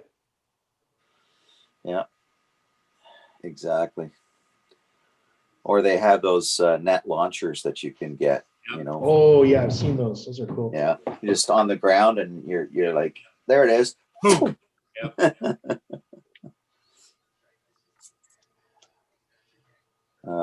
Phantom with GPS sticky thingy. I use them always. Oh, okay. You got a GPS. You know what? Is that how they track you there, JDS? You got a little sticky thingy on you? Got a sticky thingy. Yep. Got to remember, if you're a man of person of interest, you got to be careful where you put that where you put that sticky thingy. That's what she said. Oh yeah. Hey, where are you putting that? Never mind. Everybody, make sure you hit that like button for Roger. Absolutely. He's off to the doctor's for an appointment, and then I think he maybe had a couple of stops in the meantime, places he needed to be. But he's left us here to hold down the fort, and so everybody, please remember Roger. Who? Roger. I'm just kidding. Roger. The Roger. This is the Canadian Drone Hub. What? I I thought this was the PMS morning edition. No, this is the Canadian Drone Hub from Studio B on my end, and it's Studio H and Studio R. Okay. We're all JDS doing- says, We're okay, like, night we're like all. the big time. We're doing remotes. Right. Good night, JDS. Yeah. Good Tell night, me if John you need Boy. my geo. Yeah, okay, sure. No problem. Yeah, so hopefully we get things sorted out with that trailer nonsense. But it's just, like I said to Jayco in my reply, I said, like, I, this isn't what I anticipated in new trailer ownership. Being worried about my roof and having to check it every time I go up to the trailer. Yeah, not Make the first sure week those- you buy the trailer, right? That's just crazy. That is crazy. It is crazy. Like 10 years from now, maybe you should worry about the roof. Maybe 20. Yeah. Not Yeah, the you first usually week. have the roof redone after 20 years, you know? Yeah. It's the one thing you shouldn't have to worry about on a new trailer. Yeah. Nope, exactly. But they're saying, oh, well, until it becomes a problem, we're not going to worry about it. It is a problem. You screwed up in manufacturing, literally screwed up. Well, the other thing you That's should fine. have said to him, are you, so you're okay with accepting the total liability for content and everything else? And they Yeah. go, whoa, well, no. Well, that's why I'm going to take your advice, and I'm going to contact my insurance company and let them know. Yep. And they may turn around and say, well, you know what, Richard, based on this information, we're not sure if we want to insure this trailer. Then what? Well, Right. then it would be a violation. There's so many caveats. That's why the attorney is a good call too. Yeah, I think maybe I need to call the attorney first. Get some And- advice and go over with them your options. Yeah, exactly. That what you're not looking to do is to go through the hassle necessarily of having to yank the trailer out of there again and everything else. You just want it resolved. Yeah, and the thing is, if that resolution process requires that to happen, this would be a good time for it to happen because number one, there's no snowfall yet, yet. And you haven't covered it, right? Well, it's covered, but that can be removed. That's not the end of the day. Just have that quick on-off covered. Yeah, more or less. But the more important thing is it doesn't matter what it takes to pull it out of there again because it's just been installed. Yep. So it wouldn't be that hard to just remove it, And you bring can it take back to the dealer. you But see, take your own personal stuff out of it very quickly. yeah. But the thing is that's a 3-hour drive to get there. But I mean, if you got to do it, you got to do it. Right. The bottom line is I can understand the dealer's point of view because if the manufacturer is saying, hey, no, we're not going to cover anything until something happens, the dealer is stuck between a rock and a hard place. Because if the dealer takes any action on behalf of the customer, they're violating what the manufacturer is suggesting to do, which is nothing. And then the dealer has to incur all the costs, right? The cost of sending 2 people down, the cost of time to disconnect everything, hook it up, bring it back to their dealership on the premise of what, right? So it's almost like in this particular case, Jayco's hand has to be forced. Yep.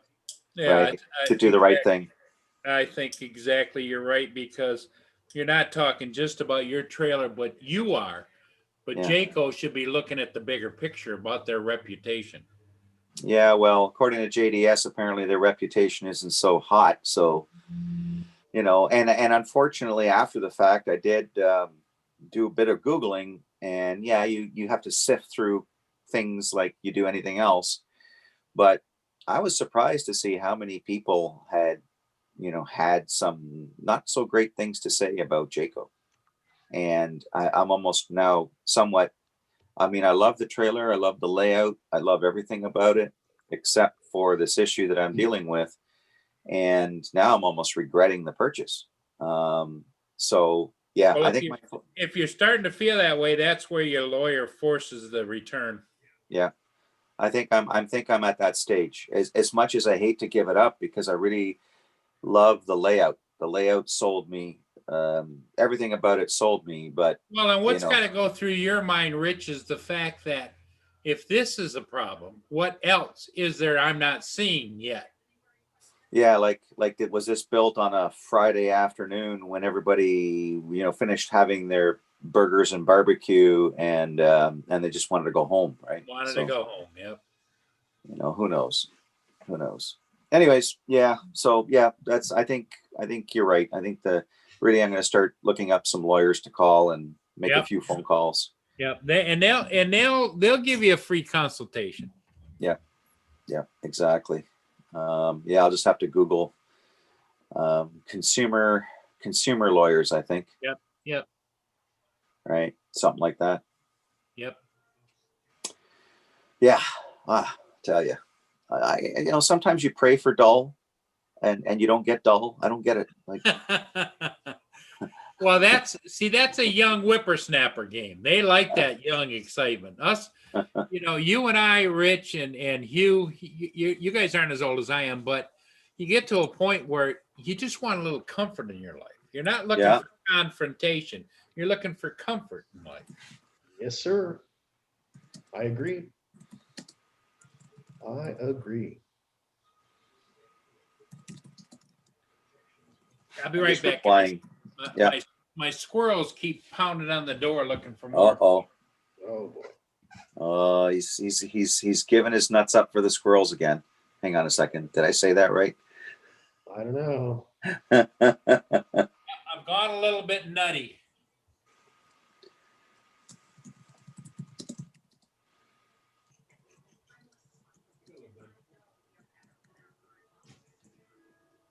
Sandalwood colors. Shopping. Yeah. Good morning to everybody in the chat. Yeah, Furball Cam, I just tossed you that answer. Yeah, we've been talking about the new trailer this morning. And my wife, when she was up there and we were putting the special cover that we have for it on, she noticed about 8 screws over the sleeping area that looked like they were kind of poking, not they haven't kind of come through, but you know how you have something just under the surface poking up, and on the rubber roof membrane. And so we contacted the dealer, and I contacted Jayco, and Jayco's standing by. Their the old adage is, well, if nothing's happened yet, then we're going to let the sleeping dog lie. You know what I mean? So it's going to be an interesting little battle, I think, but we'll see what happens. Paul made some great suggestions, so yeah, we'll see what happens. Good morning, AZ Drone Dude. How you doing today? So who all in the chat wants to run out and grab a Mavic Mini 2 now, eh? Oh yeah. I don't know. It looks interesting. If even a good chunk of these things are true, then you know what? DJI, kudos to them. They've done a good job of improving something and listening to what the customers are saying. And because I had my doubts, because they were claiming that, oh, we're going to make the Mavic Air 2 compatible with the smart controller, and then we were all anticipating that to happen, and then it looked like it wasn't going to happen. It was just blah blah blah from DJI, and they did it. They actually did it. So I think what they're trying to do is streamline a lot of their technologies now, based on price point, of course, but I think they're trying to keep everything within the same technology space, so it makes it easier to manufacture, right? There's what it brings up. I can select the Mini 2, but when you select it and go there. Now, is that just okay. That's like a potential search result. That's not cached, right? From Best so Buy. if you select it, where does it go? Select that. Okay, it goes in there, and it just comes up with the Air 2. Okay. Air 2. Yeah, Air 2, Zoom, yeah, and then accessories, yeah. Yeah, I was going to try to call my local Best Buy, but she's trying to call them. It's like they don't want your phone calls because they have the best. They have the best screens imaginable. You have to stand on your head in the corner before you talk to somebody. Yeah. Yeah, because it really, they discourage you from talking to anyone in the store and just keep referring you to go to their website Right. Exactly. and use the chat, Yep. for example. Yeah. So does anybody have any winter projects, hobby related, going on this winter season or off season? If you're in a warm place, well, then you don't really have an off season unless you get lots of rain.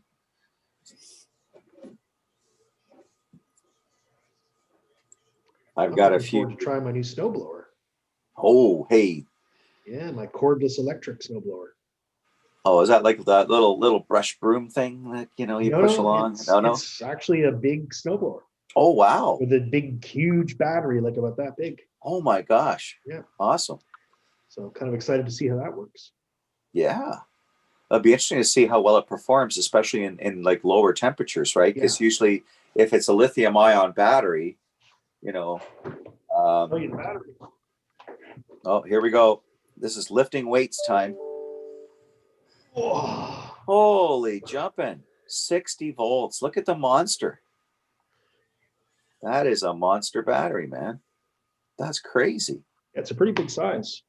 Yeah. No, That's a monster. I think if you had a big driveway, it wouldn't be sufficient to Right. To do it. But I've got a small driveway. I live in the city, so Yeah. I think it'll do what I need. A small little sidewalk out front. Yeah, yeah. So I don't have too much to. Now, did it come with two batteries, Hugh, or one? It came with one, but it uses the same battery as my lawnmower. Oh, cool. So I should be able to just swap the batteries in and out. So I have two batteries. Yeah. They're probably $300 or $400 a piece, those batteries. Well, that's cool. Hey, Rich Geeksman is asking you to put your link Oh. in the chat. My link. Oh, like my YouTube link. I believe Okay, so. Okay, hang on. I haven't done this in a while. I got to open up another screen here. Morning, Sean. What's up, buddy? YouTube.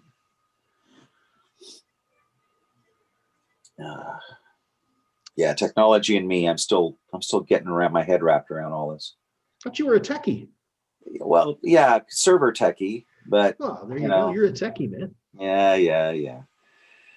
This whole YouTube space and editing videos and all that stuff, I'm still a noob. That's child's play compared to what you do every day.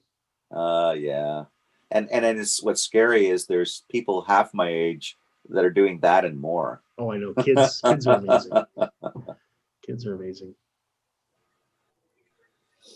All right, there we go. I think I got this right. I hope I got this right. Let's see now. My Copy mastery that. of new skills has definitely slowed down as I've gotten older. Yeah, it's almost like okay. Now I'm not sure if this is right. Hopefully, it'll work.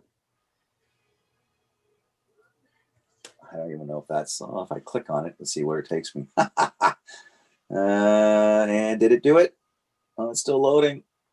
I see Uh-oh. it there. Yeah, do you? Okay, mine's I got an old white MacBook that I'm I went- using to. Yeah, I can go to your page from there. Oh, perfect. Yeah. You've only got nice. 231 subscribers. You have such good content. You should have so many more subscribers. Yeah, I think my problem is I've taken a bit of a break with everything that's been going on, personally. I haven't put any time in to add more content. Yeah. So I need to work on that. And I will be. I've got Sounds stuff. like you've taken yeah. off the same amount of time I have. You posted 4 months ago.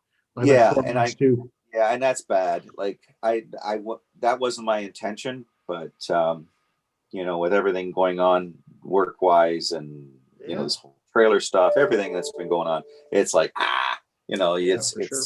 it's like if you're doing YouTube as a full-time thing, then I think it's easier to juggle. Where if you have a full-time job, and or you have young kids, a family, things like that, being in the YouTube space, if you're trying to grow it, it's a lot of work. At the end of the day, it's a lot of work regardless. You can have fun with it, and depending on how you want it to be, if you don't care about the channel growth and you just put stuff up for fun, that's your intention, right? Yeah, Yeah. for sure. If you want to put out some good, meaningful content, which I always try to do, you know, it takes time to put that together, and you got to edit it and figure out how many times you went ooh, a, you know, and edit all that stupid stuff out. And then you have something that, you know, it may hold somebody's attention, you know, and offer some good information. And that's kind of my goal, is hopefully not put people to sleep, but have enough content there where they can go, oh, that's how you do that. Or, Yeah. oh, okay, I was trying to figure that out and I couldn't figure that out, but now I know how to do that. You know, that's kind of what I'm hoping to achieve. So we'll see how it goes. I got to get back on the horse before the horse runs away from the pasture. So before the drone floats away from the cornfield, right? Yes, that too. And then of course I've got other projects on the go, like because drones aren't my only hobby. So I got kits to build, Oh Yeah. yeah, right. right? So I got a few of those kits to build. Now, did you still have one of the big ones left from your friend? No, they're all gone. But Oh. what I do have, and I'll grab it here, try to bring this in the picture. Yeah, is this guy. That's And it's pretty not cool. as it's not as big. This one's already. That's dropped the huge net. compared to what I used to fly. Yeah, that's these models are made by a company called Gaui, GAUI, and using a flybarless control system called VBAR, which I'm familiar with because that's what I used to use back in the day. So yeah, so that's as big as I'm going to get. This is classified as is that electric or what is that? Oh yeah, it's electric. So it uses one 6S battery pack. Whew, that's a big battery. And Yeah. it goes in down below there, I take it. Yeah, it goes inside this cavity here. Yeah. And then so this is like the one extreme. So this is as big as I'm going to get, because the 700 size, the really big stuff, I didn't want to go there right away, because that, you know, you crash that and it's a few legs, arms, and body parts. Yeah. Right. But let's see if I get to this. Here we go. Okay, now this doesn't have the blades on it, but this gives you an idea. This is a 200 size. And this is actually a very popular RC helicopter.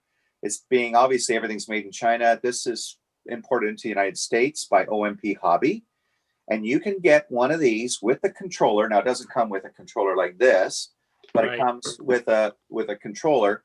Or you can bind it to a controller that you buy separately. But you can get like an all-in-fly package for like, it's just under $300, like $280. Well, actually, the one with the controller is around $300. So, and this uses a really tiny battery, a little 3S battery, and it comes with the 3S battery when you get it. And the batteries aren't expensive. This drone is actually quite resilient to crashes because it's smaller and lighter, and it's very stable. A lot of people are Now, saying, Rich, if you wanted to put an FPV camera on that, can you? it would have to be pretty small. Like you could probably put something in the nose of it, or maybe there's not a lot of room under these skids. No, because the Right. skids are low. Yep. Yeah. So if I take the canopy off, you'll be able to see there's not a lot of room under there, because that's the flight controller and the ESC all built in one. There's your battery that slings underneath and it slides in and out, right? And then you've got your main motor there. The servos are pretty tiny, Wow. Yep. micro servos, right? You've got one, you know, with 3 servos, 3. Now, how stable is it, Rich? Actually, you put it there's 3 modes. There's like a beginner mode, which it doesn't have GPS or anything on it, but it's got the flybarless system has got a stability sensor in it, so it'll keep it flying reasonably level. I mean, you're still in full control of up and down, left and right, but it'll keep it flying pretty tame. It wouldn't be like a drone. You still have to, you know, get used to flying. Right. But there's another company that came out with a helicopter similar to this, a little bit bigger, and they actually put a GPS module back here. And when you're flying in GPS mode, it's like flying a drone. It's Okay. crazy what you can do. And you can also do some acrobatics with it in GPS mode. And you can get it to do a flip, a roll, you can get it to fly upside down without the fear of crashing it. But then you're not really learning. So yeah, I don't get it. But Well, it's your statement though, Rich, is you're not saying that you're learning when you crash it. You're just learning to fly the way everybody else does those. yeah, yeah, exactly. I mean, and to be honest with you, the less you crash and the more you're flying, the better, because the Yep. more practice you can get, right? And then you sort of wean yourself away slowly from the assistance to having more control. But this is like more affordable. Like I said, $300 US, and you can probably get this with the controller from OMP Hobby, right? So where the other one, Now, bigger one, is, what controller are you using? You're using Futaba, or what are you using? you can use you can bind this with a Futaba. You can bind this with a Spectrum or a JR receiver. You can even bind this with one of those drone receivers, OpenTX receiver, as long as, I mean, it handles certain protocols, I guess. Sure. But you can find all this information on YouTube, and they tell you, here's how you bind it with a Futaba. Here's how you bind it with a Spectrum or a JR. Here's how you bind it with an OpenTX, like a generic radio that like they use for drones and stuff. So, there's a lot of videos out there to tell you how you can do it. Because I fly the other Flybarless, the bigger system, I'll turn this on. I fly this radio, which is very, very specific, and it only works with certain Flybarless systems. Okay. But because that Flybarless system is what I'm used to, that's what I'm going to use. But anyways, yeah. Hey, David. Here we go. Hi, Paul and Hugh. Hey, Good morning, David. Good David. What's up, morning. Hey, David, you got to get one of these under the Christmas tree, buddy. I would love one of those under the Christmas tree. I was watching and I thought, all we need is Frank and Rich on together and Lindsay to walk through the door, and I'm in trouble. Oh, yes. Well, you've heard the story of, take action and beg for forgiveness later, right? Yeah, that's. I heard I was Lindsay talking reminding to you her about your over the meds last weekend. night. Sorry? Said I heard Lindsay reminding you about your meds last night. Take your meds. I've got some to take. I'm just waiting for my tea to be cooler than it is because. Well, hang on, I've got some water here. I'll take them. But Put this away. what was I going to say? I was talking to her over the weekend about fixed wing stuff because I used to fly fixed wing, but she was very negative about it for some reason. Was there a comment maybe made? Don't you think you have enough things to play with, David? Yeah, that sounds awfully familiar. Play with the toys you've got, dear. And I said no as I turned to my radio gear and turned the ham radios off. It was just I couldn't understand what she meant. Yeah. Maybe if you sell the ham radio gear, she'll be inclined to let you buy other toys. Don't you dare speak blasphemy.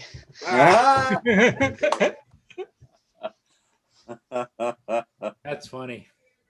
I told you when I first started in ham radio, I would only ever need one radio. It's not even on the shelf, that radio, anymore. And I've got 1, 2, 3, 4, 5 sat to my left here. Oh boy. But I only need one. That's where my money goes. I can't resist a new gadget. I'm going to increase that to 6 because I forgot about this DMR handheld. Which I'll make sure is off in case it squawks away. Yeah. Oh yeah. It's Yeah, I mean, you find what you're passionate about, and it's, you know, it's like the old kind of comment that somebody could make, you know, I won't give this up until you pry it from my cold dead hands. Yeah. Is that New Hampshire state motto? Yeah. Concealed weapons? What do you mean concealed? I want my gun where you can see it, boy. If you can see it, that'll be the last thing you see. Yep. Oh my. I'm guessing from some of the cartoons.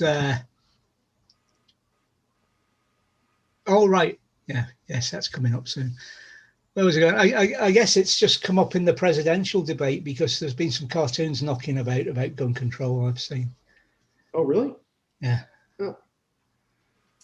One in particular where the guy's being held up and there's a gun in his back, and he's saying something along the lines of, "Yeah, you can't have that gun. It's illegal. They've banned them." Yeah, the criminals are the only ones with the guns. Yeah, What's well, up, Red Dog? that's the situation here. Yeah. Yeah. Hi, Red Dog. Give And that the dog a Hog bone, Kid. would you?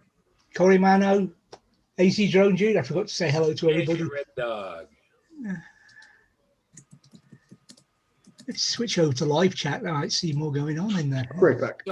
So everybody knows Roger has an appointment, couple of appointments this morning, and so we're here filling in from Rich is in Studio R, David's in Studio UK, Scotland S, Hugh's in Radio Studio Southern Ontario, and I'm in Michigan at Studio B.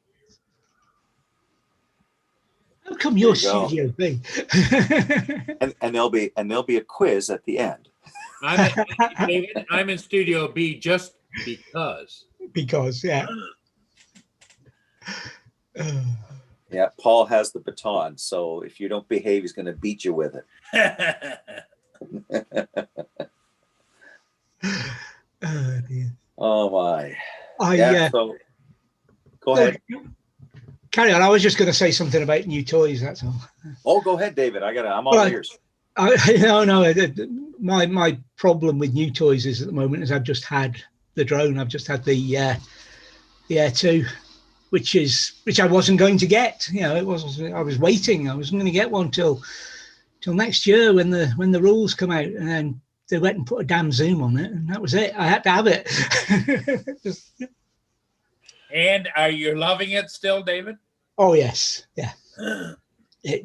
I mean, there's nothing wrong with the Spark. It's a good little drone, but I can do so much more with the Air 2 than I could do with the Spark. If you like, I was flying the Spark at its limit all the time, whereas the Air 2 is just going. Yeah, I don't think you'd want to say that the Mini is a lesser drone, but all realities, it kind of is. You know, if you go the tiers, you know, there's a reason the Air 2 is here and the Mini's here, you know? Mm-hmm. Yeah. Well, they have to. From a marketing perspective, I mean, and from a cost perspective, when they're doing their tier pricing, right? Right. You can't have one product too close to the other, because then you don't have enough of a gap to be able to distinguish between buyer A, B, and C, right? So, Right. They're always looking for that sweet spot. Morning, Marcel. That's, if you like, one of the reasons I looked at the videos we saw yesterday with a little bit of skepticism, because the 4K camera and the OcuSync 2 and et cetera, brings it far too close to an Air 2 in my mind. yeah. I don't know. We'll have to wait until we actually see an Air 2 and see a spec. But Hey, Marcel, how you doing? How things out on the West Coast there? You said Brian at TDR Drones lost his Anafi in the river. I think I saw that. I came across that video. I think he was chatting in the video, and he was in front of like a bridge. in that scene, and it plunked into the river on him. Yeah, flying over water. I mean, Paul, you do it all the time, but you do it at a pretty good height, Yeah. right? Yeah. What scares the hell out of me, and I've been flying over water a long time, was when I see these guys skimming like a foot or two off the water. Yeah. It's like, Yeah. oh my God, you guys have got bigger kahunas than I do. Or just less brain cells. Yeah. You see, the video I've got coming out on Friday is from Fiddick Park, and that's the time I was telling you when I was flying up and down the river. And I was at 10 meters, which I thought was, high enough. It'll keep me out of trouble. The next thing I knew, the drone was down at 5 meters. Yep. And I was hitting that up stick heavy. Yeah. Let's go. Let's get out of there. And it just lost height because it lost its reference, and it was now looking at the bottom of the river, and it was lower and lower. When I fly, like I noticed it just the other day on one of the last ships I did. When I'm flying alongside the ship, going to the bow and then going to do the around the front, when I'm flying, I might be at 65 feet, and I keep watching it. By the time I get to the bow, I'm down to 45 feet. Wow. And it just slowly, just could be the wind pushing it down, could be anything, So you just slowly monitor your flight decay, Yeah, your height decay, and then you have to be mindful of that, right? Yeah. Yeah, I think so many people get, especially if you're new to the hobby, and maybe if you're not, you can get focused on the wrong thing. You're so focused on the video shot that you really got to pay attention to a few key factors, and one of them, the biggest thing, is being height. Yep. Right, especially if you're flying over water. Yes, and exactly. and have a good reference. So if you're in a changing terrain where you have forest and you may have some rolling hillsides, well, you really have to kind of mentally gauge how high the tallest thing is going to be as far as an obstacle goes, right? Yeah. So because the bridges are 250 feet, I have my return to home set at 300 feet, no matter where it is in town. mm-hmm. Mm-hmm. Because what the biggest mistake a lot of people make is, because I fly with the sensors off. Okay. Simply by choose to do that. But people hit return to home, or they don't set their return to home, and it automatically defaults to return to home at the height you are now. Right. And so there's trees, all kinds of things in between you and them, and it's like boom. Yeah. Exactly. Yeah, It's, I agree. That's always part of my pre-flight. Is there anything bigger than my default setting? Yes, let's up that height. Let's up the return to home height, because it might be over that way and you intend flying that way, but when you've got half an hour of battery, you might fly that way, do what you want to do, and decide to go the other way to see what's there. And well, the guy that scares the hell out of me all the time is my buddy Michael at Philly Drone Life. Oh, yes. Yeah. He pushes the envelope. Although privately, he always tells me that, well, it's not as bad as it is. I make it sound worse than it is. I expect there is a little bit of that, but there's also a lot of the other as well. Exactly. Hey, what's up, Marcel Robert? How you doing, buddy? Because he's over by the river, and it starts beeping. It's about return to home. Wants to return to, and he cancels it. And then he's coming back towards home, and he wants to, let's go fly around those flagpoles. And then he was returned to home, and it's still beeping, low battery. And he says, well, let's take a look at this over here. And it's like, oh my God, Michael. But that's easy done by upping your return to your battery height, your battery warnings up to 50%, say, and then you've got that effect. But it's pretty soon though, when you keep stopping the beeping sound by lowering the return to home percentage, you're going to come to zero eventually. No, but I mean, you can get the return to home to sound by upping it to 50%. Yep. So he's got more battery than he's, But what he does is when it comes on, David, he turns it off by lowering the percentage rate, lowering the. So after he does that 6, 8, or 10 times, it's like, what percentage are you at, Michael? Yeah. Yeah. He likes to push Yeah, the envelope, that's for sure. Well, he's certainly comfortable in that airspace he keeps flying in, right? Yeah. Because it would be a depends moment for me. I'd have to get at least a few, those adult diapers to put on to do what he's doing. Oh yeah. Because, it's like, I don't know, like everything costs money. And, we're not all of us can say that we have sponsors that are willing to toss us this or that or everything else. Everything comes from blood, sweat, and tears and love of the hobby. So, when you have that dollar investment in the back of your mind, you want to do everything that you can to safeguard that and to do something that's sensible. And Michael just seems to throw all that aside and just go, let's go for it. And well, he's one of those pilots where he flies with his hair on fire, yeah, he just yeah, goes for it. And you got to love the guy, but I broke necks. he's a wild man. There's no doubt about it. But Wow. yet I've had conversations on the phone with Michael, and he's just as calm and talking like you and I am. oh yeah, Because I put him in a class of being a showman, comedy showman, and that's what his shtick is, yeah, exactly. And he has a few moments where he gets serious because he gets, he's so flamboyant, right? Yep. And so outspoken. You can almost bet that after the camera turns off, he takes it down probably like 5 or 10 notches. And he has to go and take a nap every afternoon because he just drained. Yeah. Oh yeah.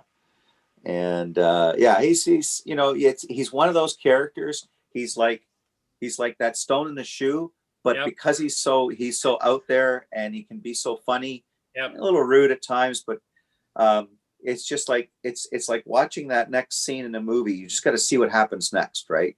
That's kind of his. I almost put it, Rich, like if TikTok had a live version, that it would be. Yeah, exactly. Yeah, he's Michael's awesome. He does what he does, and he does it well. Oh, he cracks me up. Yep. Yeah, and like you say, so it's not for the faint of heart, and it's not a channel you want to go if some verbiage offends you. Yeah, because he's not using the King's English all the time. No, don't send your maiden aunt to watch it, is what you're saying. Yeah, exactly. I was surprised last night's stream. He had I'm gonna butcher her name, and I apologize if I do, because she's got a Polish background. I think Tammy Sequout. Oh my God, Tammy SP. I'm gonna call her. She runs a YouTube channel where she teaches people on how to use LumaFusion, right, which is the video editing software for iOS, and she's been doing this for a while. She's been growing her channel, as she calls it. I love her accent, even though she doesn't probably think she has one, because she's got that accent, not a Southern accent, but sort of like that American Midwest accent. Anyways, so she was on there briefly, and you could see everybody was toning down their comments, behaving, right? Oh no! and then she had left. She said, "Okay, I gotta go," and then he was like, "Okay, is she gone? Is she gone? Okay, I'm on the treadmill. Okay, who wants to see my nipple?" And then he realizes, oh darn, she may be off the stream, but she could still be watching. Bad move. He's like, yeah. And there was some people on the chat, I guess, that may have been tuning in for the first time, and they're just like, okay, what is this nut bar doing? You know what I mean? Like, what is this about? Like, this makes absolutely no sense. Right. So I guess you just have to know his channel, know that sometimes you're going to get some very interesting content, and other times you're just going to go from A to Z and back again. Entertainment. It is. Yeah. What it is. Yeah. And my theory is God love all the entertainers. If you tune the channel and you don't like it, just go to another channel. Don't sit there and bitch about it or go on. That's right. That's right. Morning, Hi, Lane. Lane. What's up? if it's not for you, just move on. You know. Yeah. But there's too many people on YouTube that are gonna leave a comment about it and Hey, Lenny. bitch and moan and. Lenny sold her golf cart that it was at my house that she had here for me to use, but I wasn't using. So last night, Roger covered for me in the middle of my Monday night show, and because the guy bought it and I had to go deliver it. So Nice. He Paul's is, been- Lynn. He certainly is. He's Well, been a at good least- boy today, Lynn. At least all the time I've been here. yeah. What David said.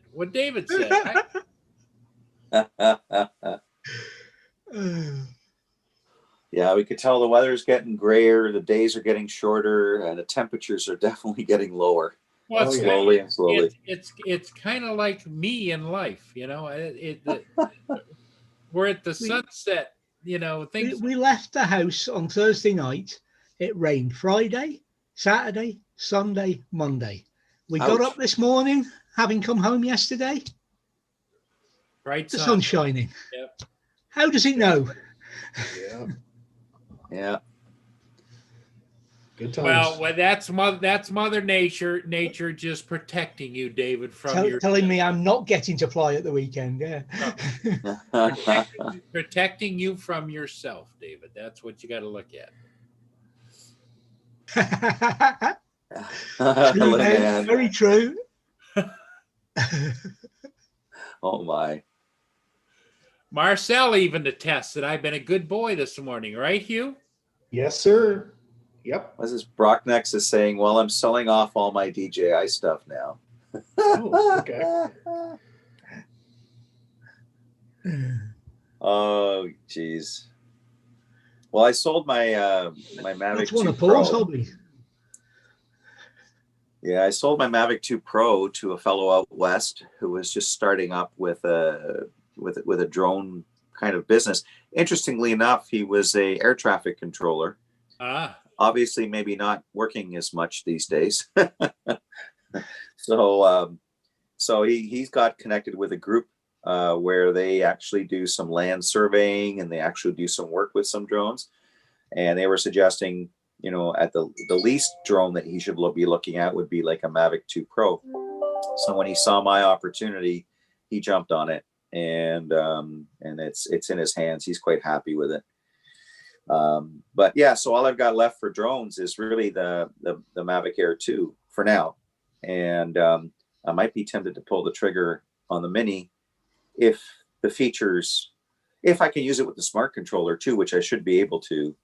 Because again, seeing that screen is really important to me, and that smart controller and those nits of brightness are so nice to have, and nice to have kind of everything there. So yeah, we'll see what happens. Hi, Paul. Oh, he's gone. Oh, he's not gone, but he's muted.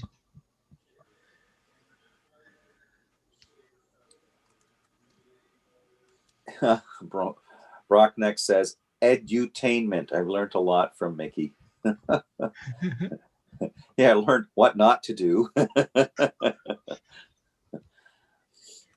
Oh my.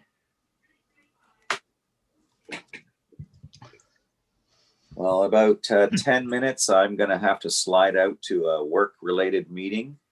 So I think I'm going to say goodbye for now. I'll check on the chat later, and if you guys are still going at it, which you should be, hopefully Roger's back in time. If not, I will rejoin you folks and probably about a... Before you go, Rich, I sent you a little note Oh, okay. in the In the chat? Okay. Let me just take a look. What have you at got, this. bro? Just, Next. just keep that under your hat, but Oh my. Okay. Got it. I know you probably don't know that, but No. That's, yeah. Thank you. Thank you for sharing. yep. Okay. Yeah. All right, everybody. Take care. Behave. See you, Rich. Don't give Paul a hard time. He's got he's got that button. He can push that button. And hopefully I'll rejoin you guys in a little bit. All right. Okay, Take care, Rich. everyone. Okay, Rich. Take care. No, Paul's still not there. I was thinking about miking up and doing something not like Philly, because nobody can be like Philly, but talking about what I was doing when I was flying. But I realized that all mine would be swearing when things don't go quite the way I planned, and there'd be nothing like what Mikey was saying. Well, the thing of it is that, we all can dance around a little bit and do our thing here and there, but to continually do it, Yeah.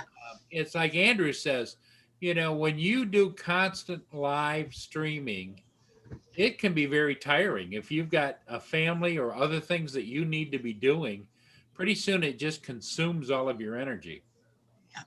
Oh yeah. Broke necks. Have you seen John Donato's Skydio reports on here?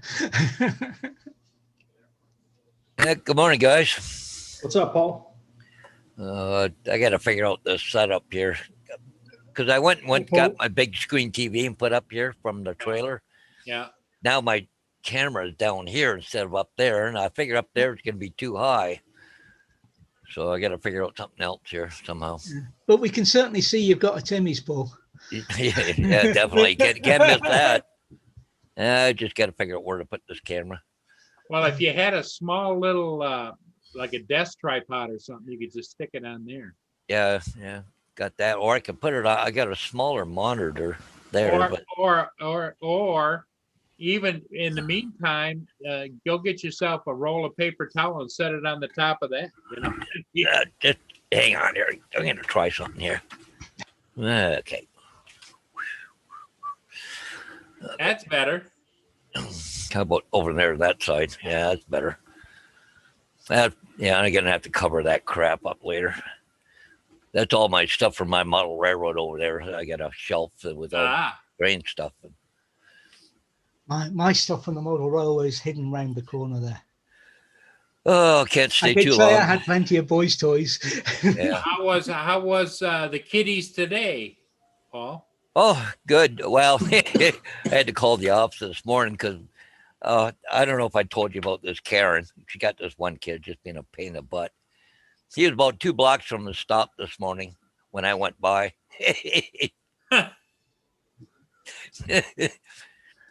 Well, you're only supposed to stop at the designated stop points. I cannot stop other than designated stops. The rules say that, so I have no choice. I can't stop there. Well, as soon as the kid sees the bus, he turned around, went, started going back for home again, right? Wouldn't it be nice to have a microphone? Yeah. Hey, see ya. Stop. Designated stops only. Well, she's trying to claim sometimes I've been there early. I said, nope, I'm there perfectly every time. I make sure of it because she's giving me a hard time, right? Her mother. So. Well, maybe it's time for a dash cam. Yeah, no kidding something. But anyways, I report if there's a problem, they can deal with it. It's not mine. With a timestamp, dash cam with a timestamp. Well, but the thing is, Paul, all our routes are all on their computers. Yep. And they can pull up the GPS locations and the times anytime they want. Yeah, so when I was thinking of dash cam, though, you could have the dash cam kind of angled over towards the loading side and the front of the front area. Yeah. And then as you pull up to the stop, there's either somebody there or there's not anybody there. Yep. But there was another girl I picked up at the stop. She was there. So it's not like but the funny thing is I come off a Renaissance Drive onto Pear Tree and my clock changes 8:41 exactly every time I come around that corner. I'm perfectly on time all the time. So they can't blame me for it. So I just got to do it to cover my butt. Yep. But like I said, you got a problem, call the company. They'll pull it up, their GPS on it, and they'll tell you exactly what time I was there. Because every time I open the door, it marks a GPS location and a time stamp. Wow. Yeah. Even railway crossings, when you stop, open and close your doors at a railway crossing, it marks that too. G'day, Sam Hayden. What's up, buddy? Hey, Sam. Sam, how you doing? Oh, okay, I got to get my chat out here. Oh, there we are. Sam must be getting ready to make the long distance from from the residence to work. It's about 12 steps, I think he takes. He'll know all the rest stops though by now, I would have thought. Yeah. Good morning, Lynn. I just kind of go back through the chat, see who's all in there. Geek Spawn. Oh, hey, Kim's in there. Yeah, Marshall. Brokenecks. Yeah. Good morning, Sam Hayden, Marcel. Yeah, Brokenecks, he's waiting till he gets the problem solved before he puts any videos up about it. I know there was something happened last week, but I'm not sure how far he is along with being able to put the videos he wants up about it. But he's shown things on here at times. You may or may not have seen those. See, Sam, what Sam's saying in there is that Sam was in training. You know, he transitioned from dispatch job now to working for the company that provides the dispatch services, programming, and all that kind of stuff. And so he was in training for the last couple of weeks. Yesterday he was on his own. First time, eh? Yep. Yep. Well, I didn't see anything on the news, so He was getting the calls. Yeah, Brooknex, didn't you just put out a video with your Skydio or something? I've just seen some quick thing. I haven't looked at it yet. So I can't stay too long. I got, believe it or not, I got 5 signs to do already. Wow. 2 of them are out of town already. I got to That's go good. to Elmer and London. Ah. I So just can't. is the real estate market still hot for you? Oh, it's just somebody just flipped the switch. You know, I got home at 7:00 last night. Wow. I was whipped when I got home, doing between school runs and all that driving. I burned up $40-$50 worth of fuel yesterday in my own vehicle, just driving. Holy shit. Wow. Yeah. By What are you doing, Biden, signs? Yeah, all long distance signs. I went from one end of the county to the other, and the last sign was in Norwich, which is not that far from Brantford, which is, Gary from Brian Ariels. Yeah. I was not too far from his house. Probably could have been there in 10 minutes. Okay. And so now I have to go to Union, pull a sign because it's got to go up in London, but I got to go to Elmer first and put another sign up there. And I got 2 here in town. So I got 5 I got to do right here shortly. so if you were thinking about selling, now's the time, huh? Oh, well, yeah, but what are you going to buy? Yep, there you go. Unless you're gonna move into a motorhome and hit the road. Or apartment or something. Yeah. I'm glad I bought my house last year because it's gone up in value a lot this year. Yeah. But I mean, it doesn't matter. All that's going to do is just give me more taxes, right? Yeah. Sure. A friend of mine's flipping a house here in town. He's going to double his money. Yeah. I can't believe it. Well, he'll Right. double his money, but then he'll pay in taxes, right? And so the government just loves that. Marcel, Brand Ariels, he's just west of Brantford. What's that little town there? But he's not too far from the airport at Brantford. He's about 3 or 4 miles, no, more than that, about 6 or 7 miles west of the Brantford airport. yes, Sam, I know how you feel and Brokenecks. I agree with that. Right up until the day that I stopped working. Oh, yeah, Burford. That's the name of the town he's in. He's actually just south of Burford, too, but he's in Burford. That's good, Sam. That means it means you're pushing the envelope and you're learning new things. That's a good thing. Hi, Jackson. Yeah, so didn't have too bad of a paying day for yesterday. So that was a good thing about it being so busy. And today, another. Plus, doing school bus on top of it, had a pretty good payday yesterday. But it's Good to funny, hear. it's either feast or famine. The signs. Yeah. I haven't had an aerial in a month now. Oh, wow. It's funny how it goes. Well, I would imagine if it's a hot market, your aerials naturally would come down because they don't need this Yeah. to have them to sell it. In other words, they're not pushing it. It's just like listed, sold, listed, sold. So, hey, there's places that are selling. They're not even a sign on them. like this buddy of mine there, he flips houses. He's just about done. I'll guarantee it won't be a sign on it. And he's the guy I bought the sign business from.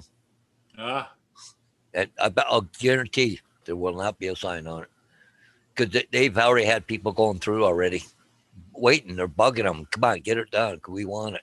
Oh yeah, it's a, well, at this point too, if they definitely are buyers and they definitely are all pre-screened and everything, nobody wants to move in the middle of a snowstorm.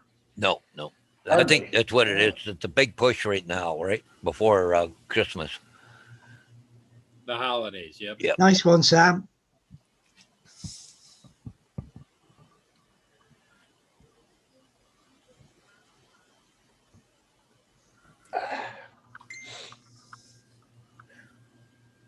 Yeah, the month of December is just about dead when it comes to real estate.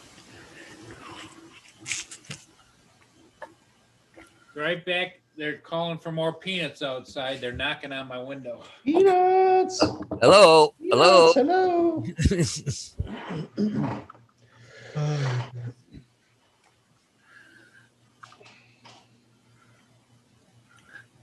Oh, Paul, he's not very far from the peanut areas. We go peanuts around here all over the place here now because they used to do tobacco in the Sandy Loam, but now they do peanuts. Yep. Hi, Johnny Drone Flyer. What's up, Johnny Drone Flyer? How you doing, bud? Johnny Drone Flyer, good morning.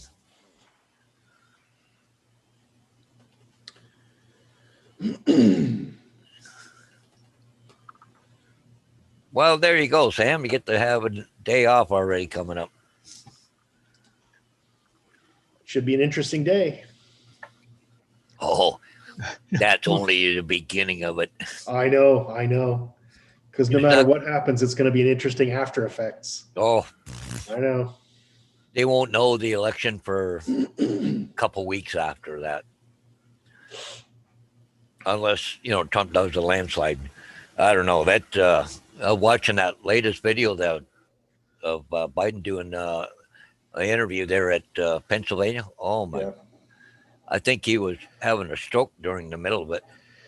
Biden's not the greatest candidate, that's for sure. But anyway, we shouldn't be talking politics. We're going to get ourselves in trouble. I wouldn't mind, but you're Sam both started Canadian. You're both Canadian. It's got not a lot to do with you. Well, it does have, but it does. I know it does, but it's not your country, if you see what I mean. Yeah, but the problem is we're sitting right on the border with the damn country. So it affects us a lot. Like more so than the UK, because the US is our biggest trading partner, right? Just do what our country's just done to its biggest trading partner. Yeah, what happens it really affects Canada. What? What? Sorry. Shit on my phone going off. What, is that your ringtone, is it? No, that was Barat. It was a Barat. I was going to say it's. Yeah, Hey, Brook Barat next. from Kazakhstan. Yeah, Brook next. It's location. Good for you, Broke Nicks. That's awesome, man. Yeah, we had houses here that were selling for I don't know, $150,000, $200,000, and now $400,000 a year. Wow. And my buddy there, he bought that house. He probably dropped $100,000 into it, fixing it up. He put hardwood floors in it, fireplaces. He right back, took everything out of it, right to the frame. Paved their driveway, new sidewalk, all concrete, and he's going to double his money. He figured he'd get $500,000 for it. Easy. Well, they've got the river and the lakes for the most part, Broke Necks. I don't know. I can walk out my street and in about 60 seconds, I can see America. I'm that close. Yeah, same with Literally. Paul. He's the opposite, though. Yeah, Paul can see America too. Yeah, so can I. So, I mean, it's... What you need is a boat there. You can just go across, buy stuff, and then come back. Yeah, you could do. So all I'm saying is I want the best for America because they're like my big brother, like we want everybody in the family to be good and healthy and happy. They're supposed to be one of our prime minister's best pals. Well, look how that worked out. Yeah. Justin and Trump don't get along too good. I don't get along with Justin either. Justin's a weasel. He's a fucking little weasel. But anyway, that's Canadian politics. Never mind. Well, no, you know who the biggest weasel is? NDP. Because they keep backing the liberals. That thing. Well, I don't think they backed the Liberals this time so much as they just didn't want an election. Yeah. Now it wasn't the time for election. No, it wasn't. Because even O'Toole there, he's not ready. Yeah. He just got in, so. But it was the NDP that took over British Columbia again, eh? Yeah.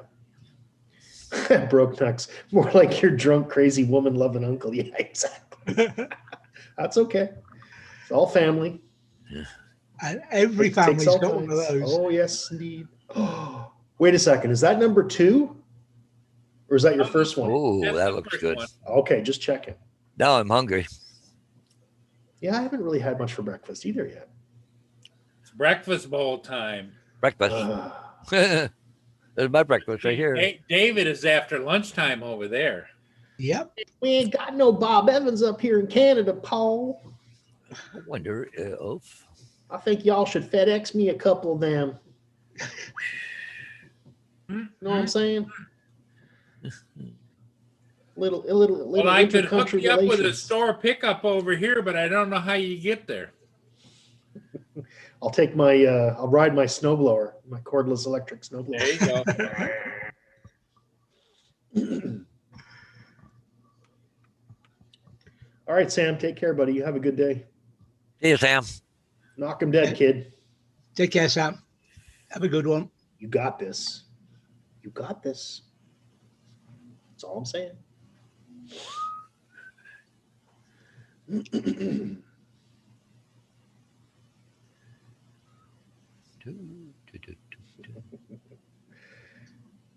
Brokenix is hungry now too. Oh, Brokenix. Speaking of Alaska, you know what I watch? There's a show called Alaska, the America's Final Frontier, whatever.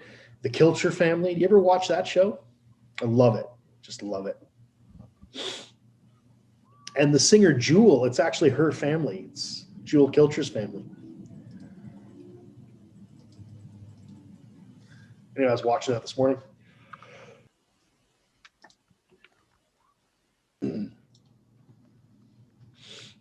What's that like on the Discovery Channel or? Yep. Yes, indeed. Exactly. They're I- a I homesteader nailed- family in Alaska.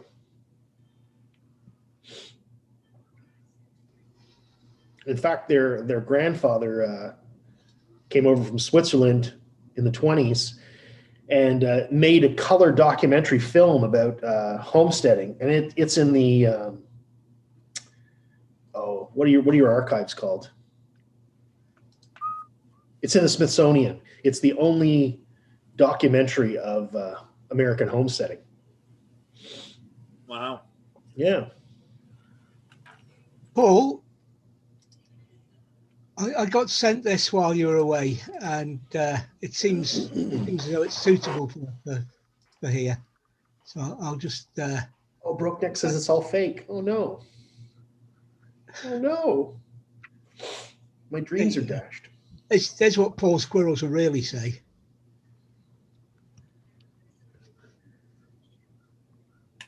I came, I forgot what I was doing, retraced my steps and distracted on my way back. I have no idea what's going on. Now I have to pee. That's funny. Yeah. That's What's up, Frank? How you doing, man? Hi, Frank.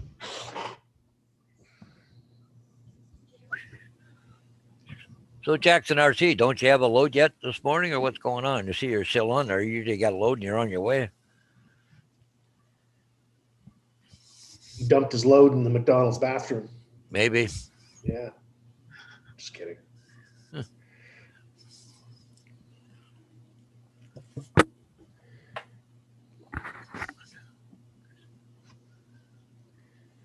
Oh, you have met them. Okay, cool, cool. Yeah, I never feel like they're struggling. I just feel like they're making videos, you know, they're just they seem like they would be doing really well, especially since they've been doing this 10 years or something. They've been on for a long time. What?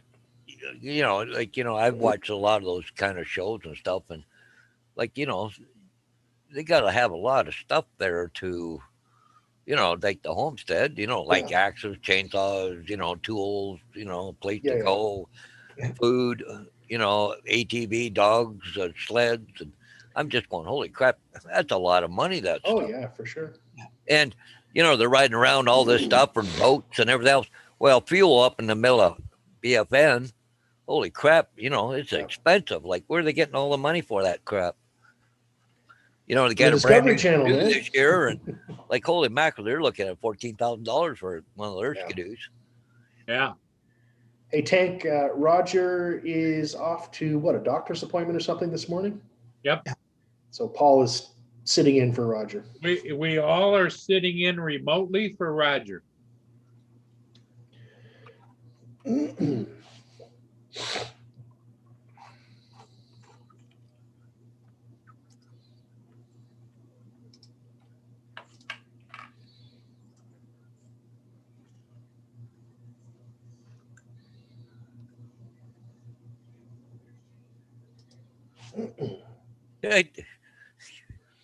Yeah, Jackson Darcy is waiting for a load. It's like I think he hauls roof trusses, So I wonder if he had as much fun as I did last night trying to find a house. Oh, hang on, I got it. Oh, really, Brookneck? So you're on the off the road system. So wow. What do? Fly into your place or something? Do you have a bush plane or something?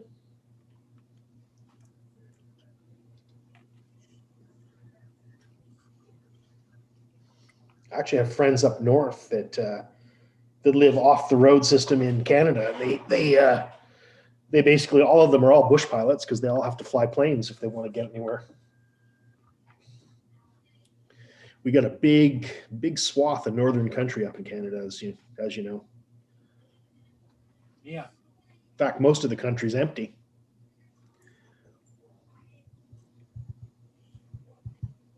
Yeah, plane or boat. Okay. That must be nice, though. That must be nice.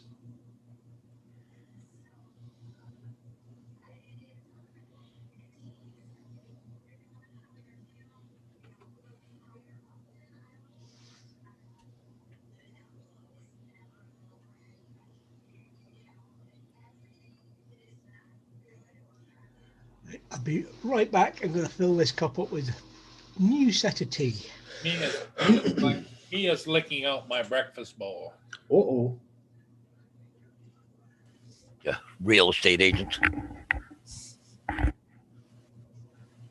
Oh, I got a message yesterday. Put this sign up, but they want to put a coming soon sign on it. And they said they didn't want it up till this morning. So anyway, she just called me. Oh, when you putting the sign up? Give it a break. I'm having a coffee and then I'll go do the signs. Oh, wow. That sounds nice, Brooknicks.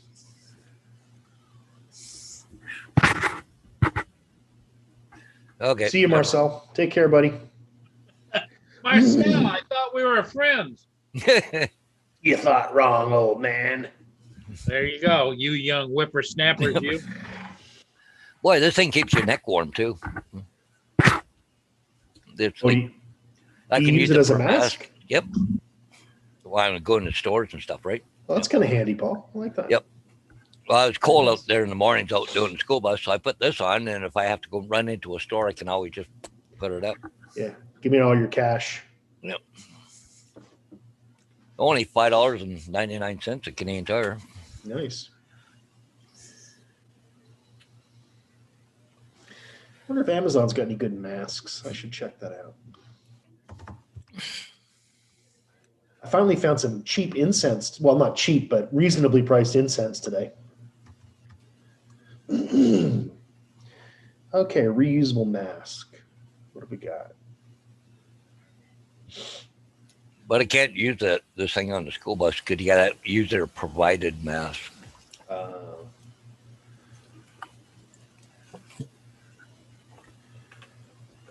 Oh, here's some nice Levi's masks. These look pretty cool. Well, they look like jeans or something. Well, a little bit. There's a black one, a blue one, and a red one, and they've got the Levi's logo in Cool. there. So you're actually paying to advertise their product. Yeah. Yep. Sure. A walking billboard. They should be giving that to you. What Exactly. got for masks? Ooh, sharks. Mm. That's cool. I can get face masks Oh, look at with that. with the school bus on it and your name on it, but Yeah. they won't let us wear them. Wow. Anyway. But it's okay for the kids to wear them, but not us. Yeah. I actually had to give away a face mask this morning. A Oh, girl gets on the bus. one? Oh, you got a mask? Oh, because she didn't have one. Gotcha. They almost look like G strings. No kidding.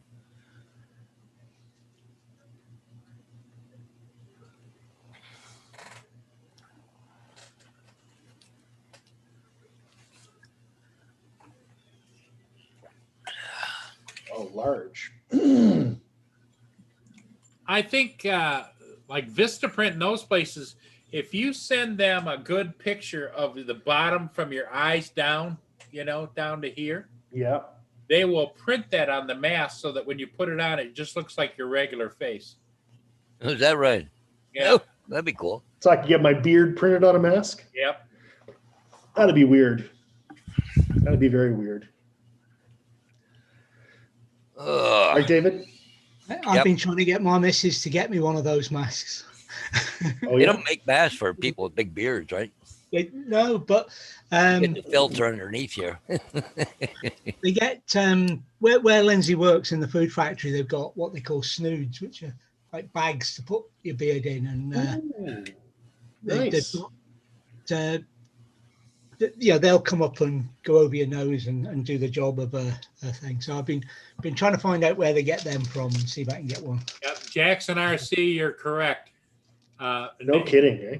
Never thought he'd be able to walk into a bank with a mask in his lifetime. I feel like a criminal. It's horrible. I hate it. And get shouted at for not wearing a mask into Chris a bank. Hope's here. You Hey, hear so what what's they're up, doing at jewelry stores here? What? You walk in, they have a camera there. You got to take your mask down so you get a picture of you and put the mask back up and go into the store. I'm going to They say want no. to see who's behind No, I will not remove my mask. because they don't want people walking around with masks on robbing the store, right? They want to know everybody that's coming in that store. Well, they have a right. If you don't comply, you just say go shop somewhere else, Exactly. Yeah. Hey, good morning, Chris. Hope. Lynn says snoods are used at dog shows, David. Oh, Snoods. Oh, the thing with the snood is That's my cup. we also call this thing that I use a snood, which is What does that go over your whole head? yeah, it's like Paul's wearing now by the looks of it. Yeah. we call them gators. You call them what? Gators in North America. Gators. Ah, gator, wax yeah. on, wax off. There you go. So simple, Yeah, right? for pulling down exactly like that, Paul. Yeah, that's what that is. Yeah, but I thought I'd do the wax on, wax off thing. Yeah. There. See, now you got. Oh, I found a really good one. It's got all constellations on it, like stellar constellations. That's cool. Yeah, that's what I like. So I use this hunting too, So these things. I'm just using a disposable mask. Like when I actually have to go out anywhere, that's all I use. Yeah, me too. The ones that are white on one side and blue on the other. That's what I have. That's exactly what I have. Yeah. I Washington County News. Hey, we don't do that. Oh, yes, we do. Oh, you might not, but I do. But I do. Yes, indeed. But it's funny, with even the kids wearing masks, I can pick out what kid is which, right? Mm. Well, because they usually wear the same face mask all the time, but you can still pick the kids out who it is and all that stuff. Actually, you get a lot of the kids come right up to the bus and just flip the mask up just as they're getting on the bus, right? So,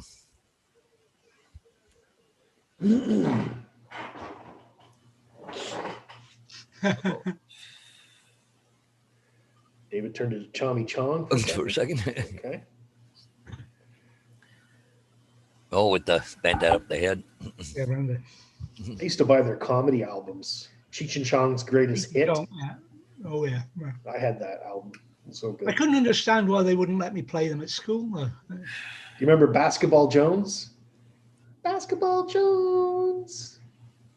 Basketball Jones, baby. Ooh. John Cupie, what's up, man? How you doing? Well, gentlemen, I guess I better peel out of here. I got to go Hi, John Coopy. get a sign ready for that one that's crying in Elmer and go pick up that other one and drive to Elmer. That's it. We've had enough of your shit, Paul Hodges. Get out of here. Yeah, Come on. really, eh? You're Yeah. banished. Oh, ooh. Ooh. What part is the face mask? Will I look like that if I wear the face mask? Yeah, I don't know. Dang. Well, you put two of them together, you got a bra, right? Yeah. That's right. That's right. I like that. Okay, gentlemen, I'm out of here. See you, Paul. Yep, yep. Okay, Paul.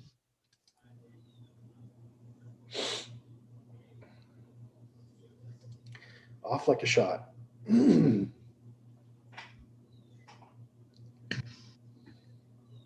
I'm. I think I've said it on here before. For Halloween, Yeah. I'm going out without a mask on. That should scare him. Or just say, this is my mask. For Halloween, What do I you intend think? being miles from anywhere Yeah. into dark, secluded space. I, unfortunately, will be right here greeting, hopefully, nobody. That's all I'm saying.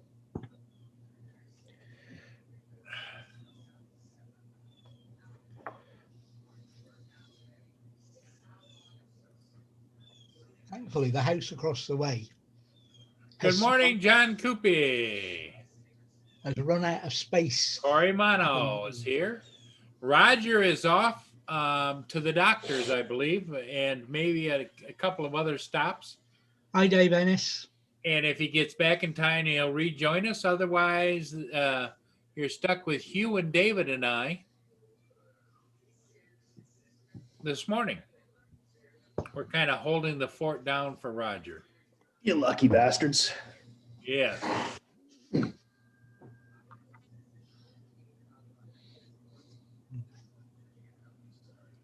And Lynn, of course, she's moderating in the chat. Yeah. Because Paul knows Lynn's here. Oh, dear.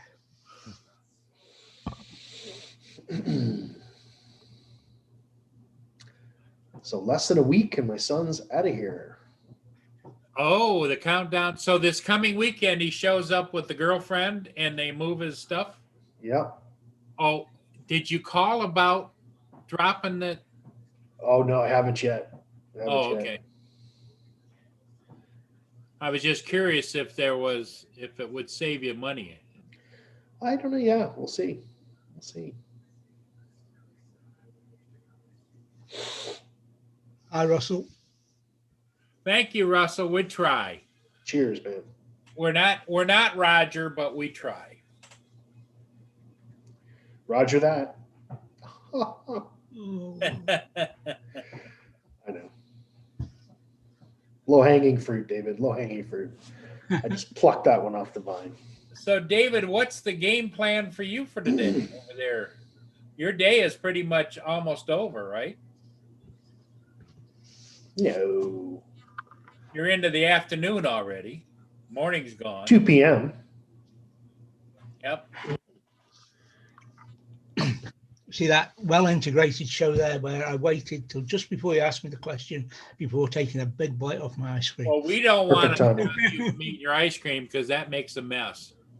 So if you want to answer after the ice cream, you can do that. Oh, I'll answer it now. As Hugh said, it's 2 p.m. I think Middle of the Roger day. on extra early, wasn't he?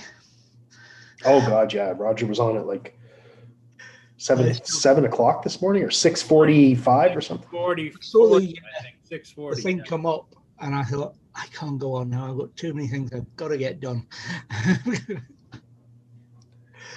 I've got most of them. There's one or two I haven't, but I can do I that. said the same thing and then came on anyway. Welcome back, Broke Necks. Dave Ennis is here. You got- Dave Ennis, I think, got snow yesterday. Yeah. But we got, I got the major jobs done. Okay. I've got me jobs, if you like, to do, so they can be Gotcha. done in slow time. Now, is the wife off to work or is she home?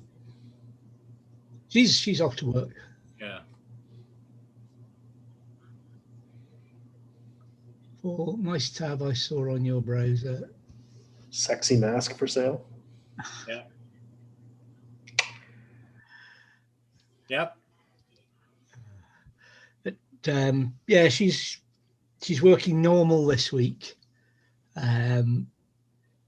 We don't know whether she'll be working night shift for the next 4 weeks or not anymore.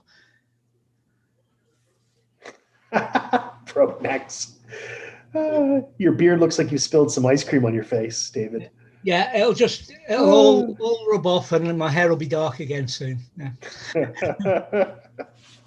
I wish.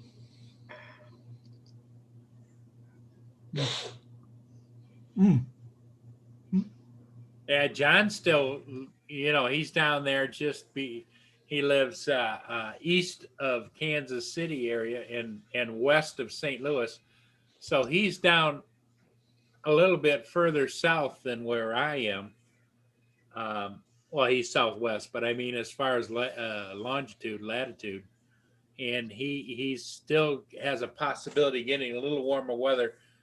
Right now up here across from Sarnia, Ontario, we're hoping for maybe a good day is when it gets to in the high 50s, maybe into 60 degrees. Nice. Yeah. So, but the cold is going to be a coming.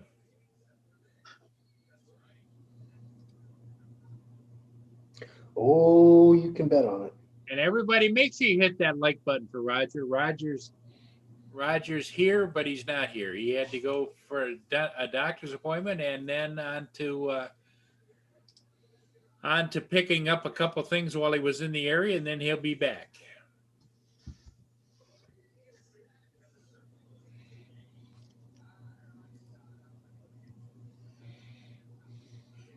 So the topic we had earlier this morning was we were all talking about that the infamous video on YouTube that came out about the Mavic Mini 2, whether it's real or not real. Riveting conversation. Riveting. And the other question I have is: anybody here buying the Pocket 2, the new Pocket 2 camera that DJI is coming out with? Or have any of you bought the i9? Not the i9, the Hero 9 camera from GoPro. Oh, Broke Neck. So are you going to be on Survivor, or are you doing your video interview or whatever they call it, or audition?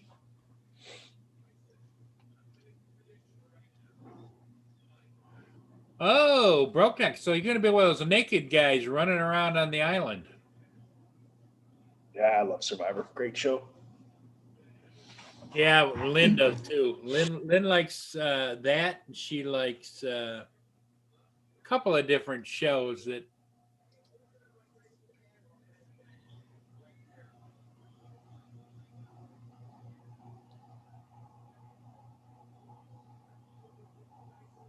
I used to really enjoy Big Brother, but I think it's really more geared for younger people. Them young whippersnappers. Yeah, and I'm not getting any younger.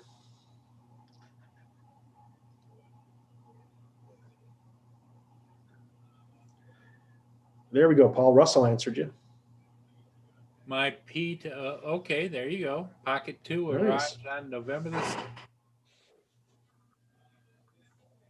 Oh, and he's got a Hero 9 as well. There you go. There you Wow. go, Russell.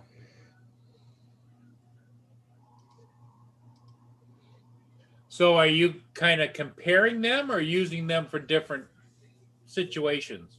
Because I know the Hero 9 is waterproof to, what is it, 35 or 40 feet?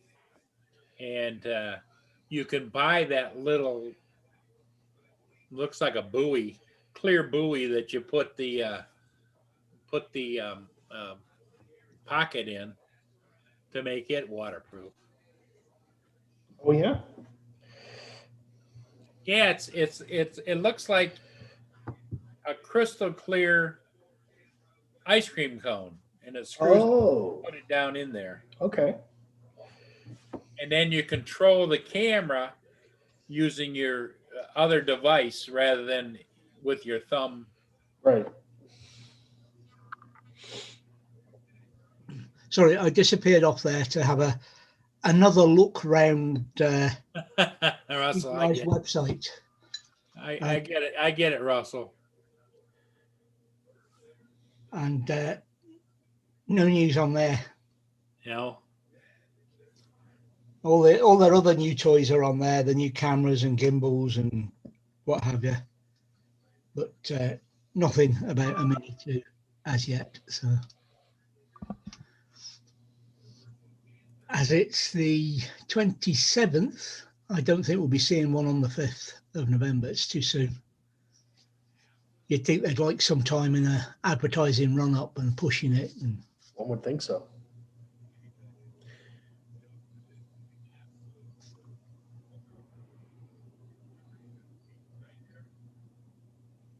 Russell or Brokeneck's got 2 7s and an 8. Yeah, I've still got the 7 and I love it. It works great. Good stabilization. Hyper smooth is hyper smooth, man. I don't know. I'm pretty pleased that I've broken my cycle of addiction with new things. I'm okay with using stuff that's a year or two old. I'm okay with that. But it's taken a while to get to that place.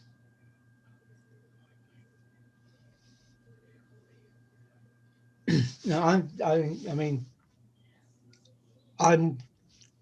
my little action camera, which I don't use very often, is shoots at 4K, but it's got some stabilization built in. But I know that if I shoot at 4K, I can put it out at YouTube at 1080 and use the stabilizer in my editor to make it stable. So yeah, it works. And we won't get into the 4K on YouTube debate. Probably not. right? I can put out 4K videos, but I don't really see the point when most people are watching it on a mobile device. Yeah, I agree.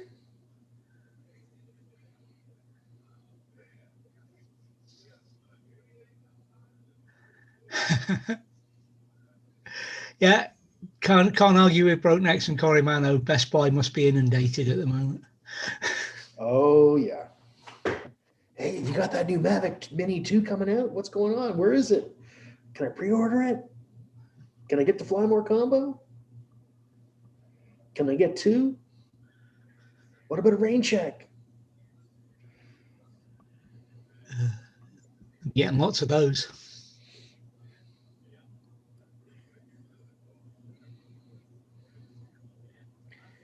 Furball Kim, get your ass on camera, boy. Come on. What you doing offline? Get up here. I don't know how. I don't know. I have put 1 or 2 up, but and they did seem to take a bit longer. But they don't seem to. Again, it's the processor and RAM, I suppose. They don't seem to take too long to render and process.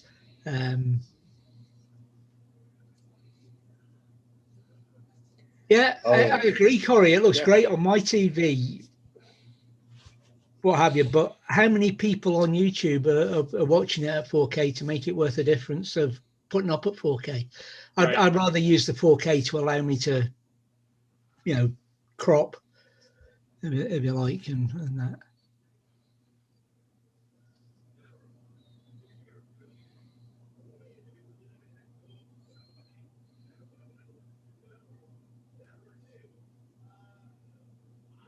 Okay, fair enough, Kim.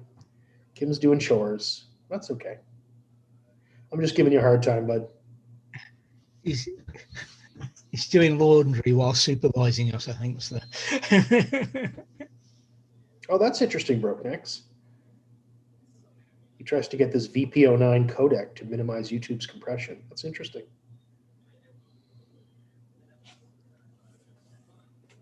I don't think I've ever uploaded at 2.7, only 1080 or 4K.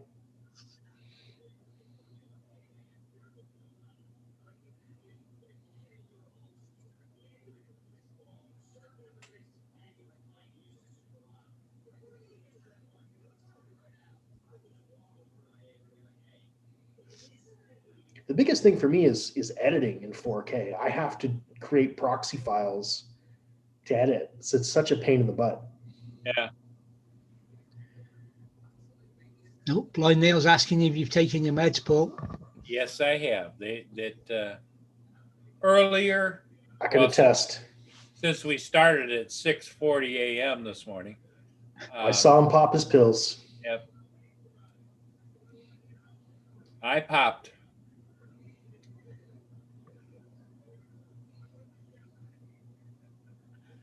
You know what, David? You got me thinking. It's time for a fat boy ice cream bar. Is it? Yes.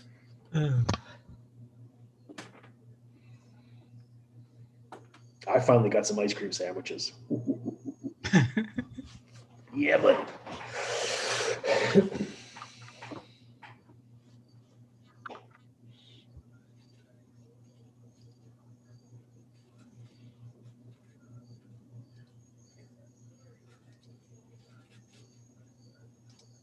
Oh, you're absolutely right, Brokenecks. Well, it's not a Mac problem; it's a age of the computer problem. I've got a 6-year-old computer, so that's why.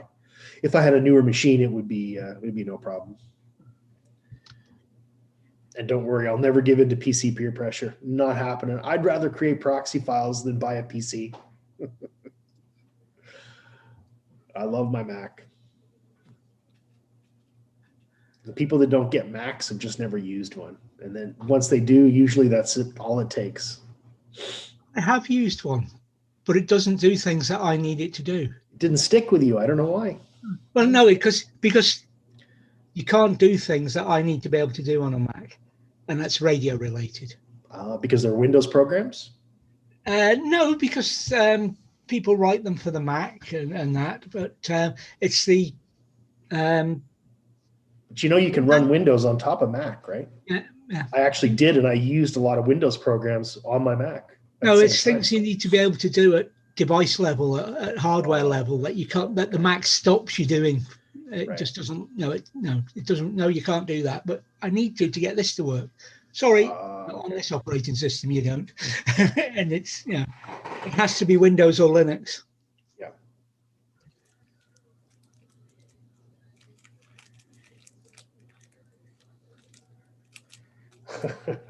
I use one for once for target practice at the range. Screw you, Brokenecks. That's all I got to say. How dare you?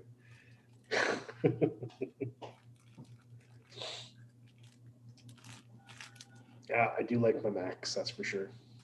In fact, I used to be a PC guy. I've used computers since the 70s. So, what's up, fat boy? Oh, here you go. It's here. You want to go to the Apple? We're going to live in the Apple word for a second. An Apple IIe was the epitome for me. I remember that computer. What I needed, and then they went from the, if you like, the openness of the 2E with its expansion boards, the availability of the hardware, etc., etc., to the Mac. Right.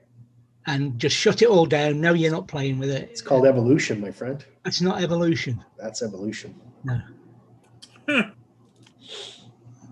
It's because most people don't want to do what you're doing. That's why PCs still exist, because they can do those things. But Mac people, we don't want to do all that shit.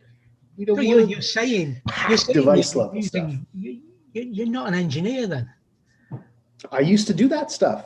Yeah, engineers mess about in the I hardware. used to, but I don't want to anymore. For what I became a manager. That's what happened.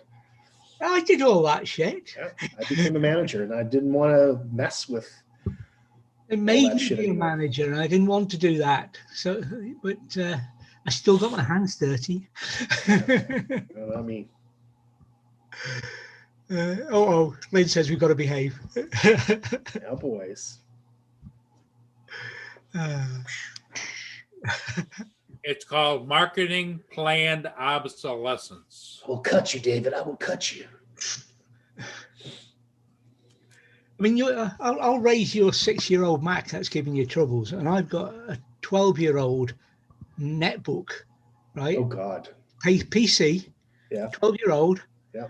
still runs Windows That's great. 98, That's awesome. Ooh. and does everything I want for my radios when I'm away, programming them, hardware stuff, And etc. you're sorted. That's good. And it'll still play 4K video as well. Yeah. So eat that, Mac user.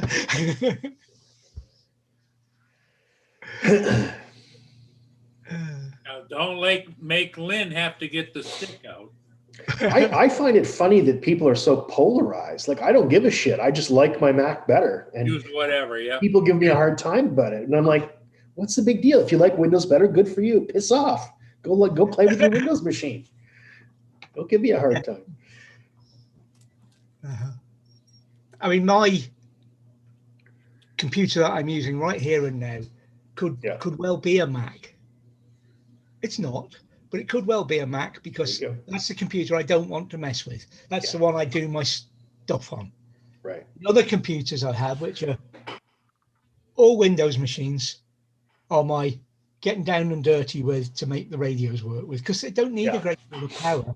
I can use ancient computers, except most of the radios are now not accepting USB RS-232 ports. They need USB, but you've still got to get in at because a normal driver won't work because it hasn't got, it's just, you've got to play.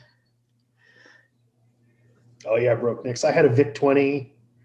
VIC-20, then I went to the 64. I had a Commodore 64. Yeah. Yeah. Then I went to the Amstrad PC-1512. Oh, I had an Amstrad. I forgot about those. Yeah. Oh yeah. The 5 1/4 inch drives, 5.5 inch drives, whatever they were. I didn't have one. I had a cassette drive. Oh no, this is the not the CPCs. This is the PC, 1888 based processor. I think 5.5 inch drive, 5 1/4, weren't they? Yeah, I don't remember. Yeah. Yeah. I know I had an Amstrad though in there somewhere. Yeah, and then I bought my first hard disk, but I didn't buy the 20 megabyte one that you could get those. I went for the big one, the 32 megabyte 32 one. megabytes. 32 megabytes. All that space. I know. You know what I used to fantasize about? A color monitor. I was so sick of monochrome. I was like, God, someday I'm going to have a color monitor. Someday. Oh, and a mouse. I didn't have a mouse at that time. I'm like, I really want a mouse in my life. Yeah, and then once you got the color, not only did you want the color, but you wanted the VGA. Oh, yeah. And the Super VGA. 640 by 480. Ooh. And not just That's some 4 high colors, test resolution, man. 8 colors. Remember CGA? What was CGA? That was 4 colors. It was man. cyan, white, Yeah. gray, and magenta or something. Oh, look, computer porn. Is that a trashy? I also had something called a Timex Sinclair. I had so many computers. I love computers. Look at that old beastie right there. Wow. Look at that. RS-80. Who is it? is it Capture Life or no. There's another guy here on our channel that keeps buying old computers. I forget who it is. But he's constantly buying like old Apples and Vics and Dells and stuff. Now I don't remember this one where that was a laptop. Yeah, I had a laptop that was like a sewing machine. If you guys ever saw those. TRS-80 was that. That one, the TRS-80 portable. Yep. The one you're talking about, the keyboard and that went in front of the monitor and you picked it up. Yeah. Yeah.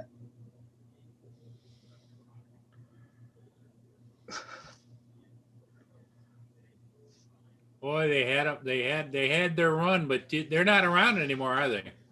No. But you know what I liked about computers was it was a rarefied crowd. Everybody wasn't into computers. It was something very special, right? They're a consumer product these days, by and large. Yeah, now everybody has a computer. It's not a big deal. Whereas back in late 70s, early 80s, it was white man's magic. Even things like the first networks, like BBSs and stuff, those were rare. People, not everybody did that, right? So if you knew how to do that, you were a hacker. You were like cool. Then they democratized it. What the hell? I don't know.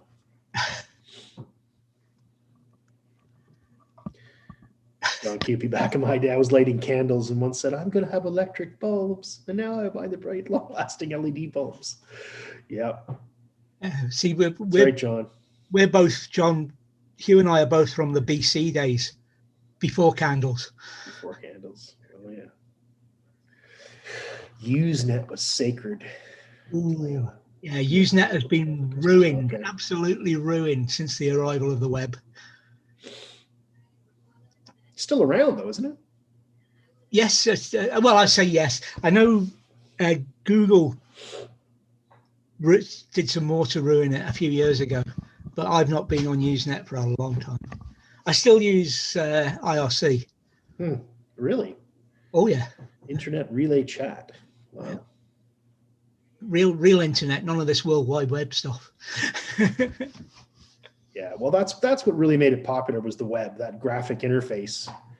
People don't like command line. Like that scares people. Yeah.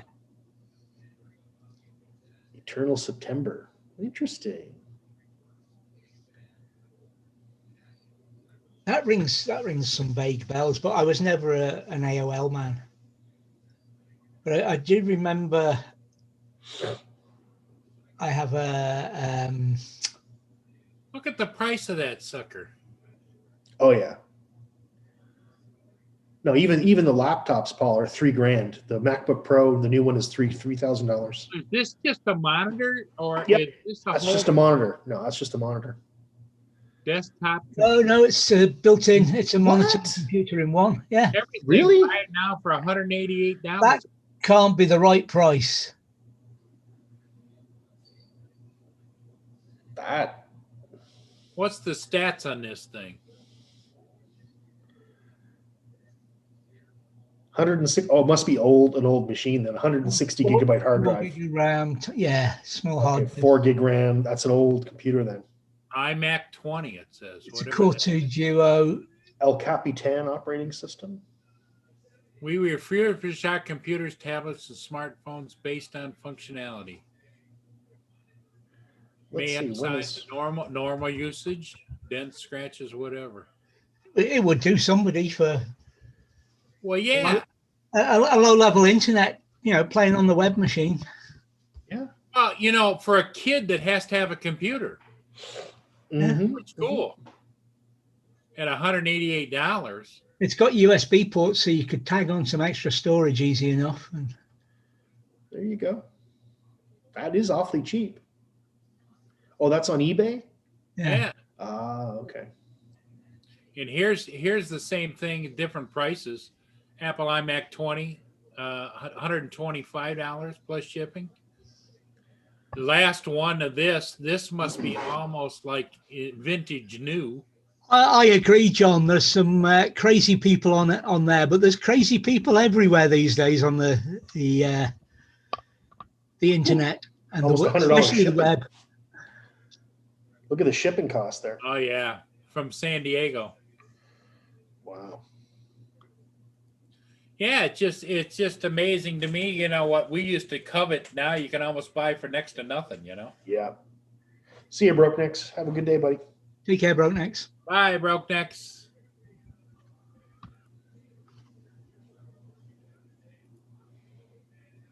Oh yeah.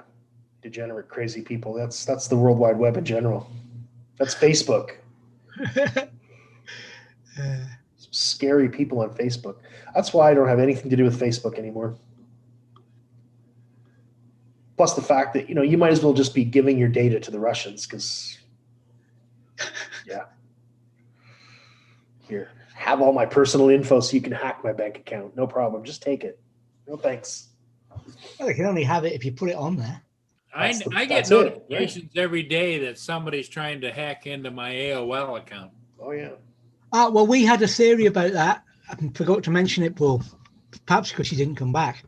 When you, on your YouTube, you've got your PayPal link. It's your email address and it takes you to AOL. You haven't got the proper PayPal link. Oh, The okay. PayPal.me link on it. So it could be people clicking on there because it takes you to the AOL page. And then you can't log in because you haven't got your details. Yeah, that's very, very, very well possible. It'd be worth either taking it off or changing it to the correct link and seeing if the number of drops. Well, then you got to put it out there for it to be out there. That's the thing. If you don't share it, if you're careful with it. Yeah, but if you don't use it, and I don't mean online, I mean just going to the shop and using a card or a debit card or a whatever, then it is going to be out there as soon as you use it. Certain amount of your information's out there. That's true.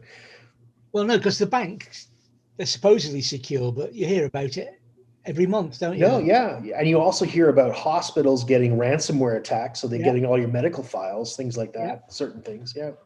It's a pretty crazy world. See, I'm not sure I should tell people this, but the answers to my secure questions aren't the real answers. When they ask you a question and you have to give that. I do the same thing. Yeah. So I make shit up. Yeah, exactly. That nobody would ever know. Yeah. Yep. That's called security. Yeah, for sure. And suggested passwords and the same passwords and things like that. No, I've got my own way of doing passwords. I never had a work account hacked, despite lots of people trying the network managers at various places over the years. Yeah, I guess what Lynn's trying to say is the government knows if they want something, they get it.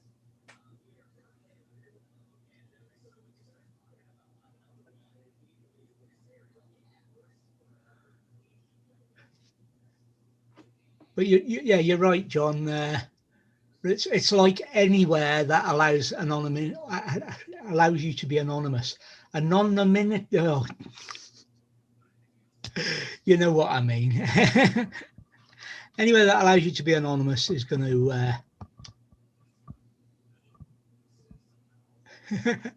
have a good try, John. Everybody, make sure you hit that like button if you're just coming in. And if you're just coming in, we're covering from Studio H with Hugh, Studio D from Scotland with David, and Studio B here in Port Huron, Michigan for Roger, who is off on a medical appointment and a couple of other stops in the meantime. If he can make it back in time, he will join us. If not, we are kind of administering along with Lynn in the chat, administering the Canadian Drone Hub for today. Roger came on earlier, like at 6:40 or so, or something like that, and was with us until he had to leave about 8:20. He went off air, and he went to his appointment. There you go, Geek Swana. That's good. Damn, he sussed me.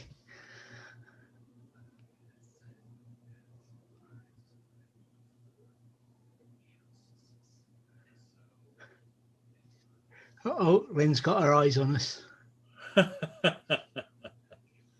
And believe me, she'll report back to Roger too if we misbehave. That is very true, John. But a lot of those people now have moved in with the brethren on Facebook.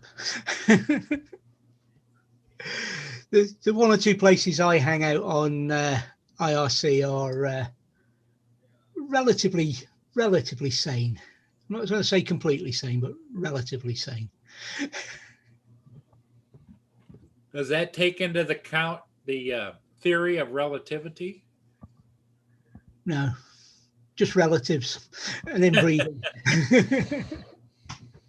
No, but your cell phone does. Yeah. GPS satellites do. Mm-hmm. Lynn says she's just protecting Roger's channel. So I don't know, Lynn.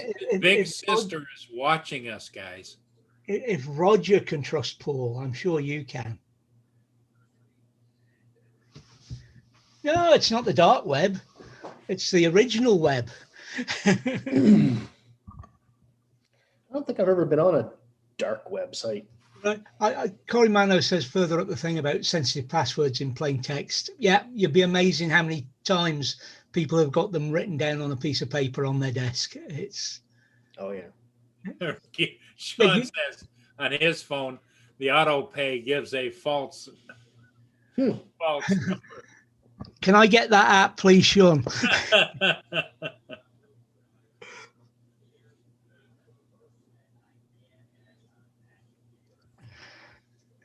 Yeah, that's the bad part is I don't have a bill pay app on my phone where I just, tap or whatever.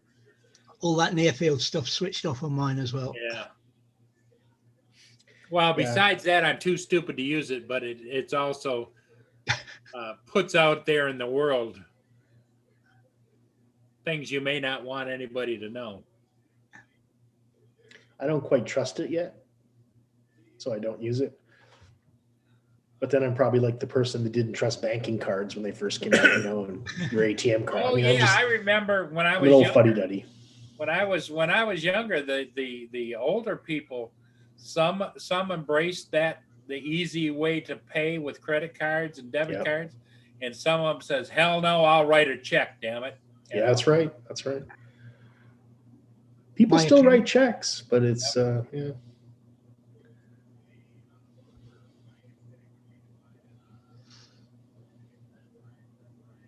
Oh yeah, Corey, man, if you're using a network packet sniffer, but most companies, that's illegal for you to do, is to use a network packet sniffer.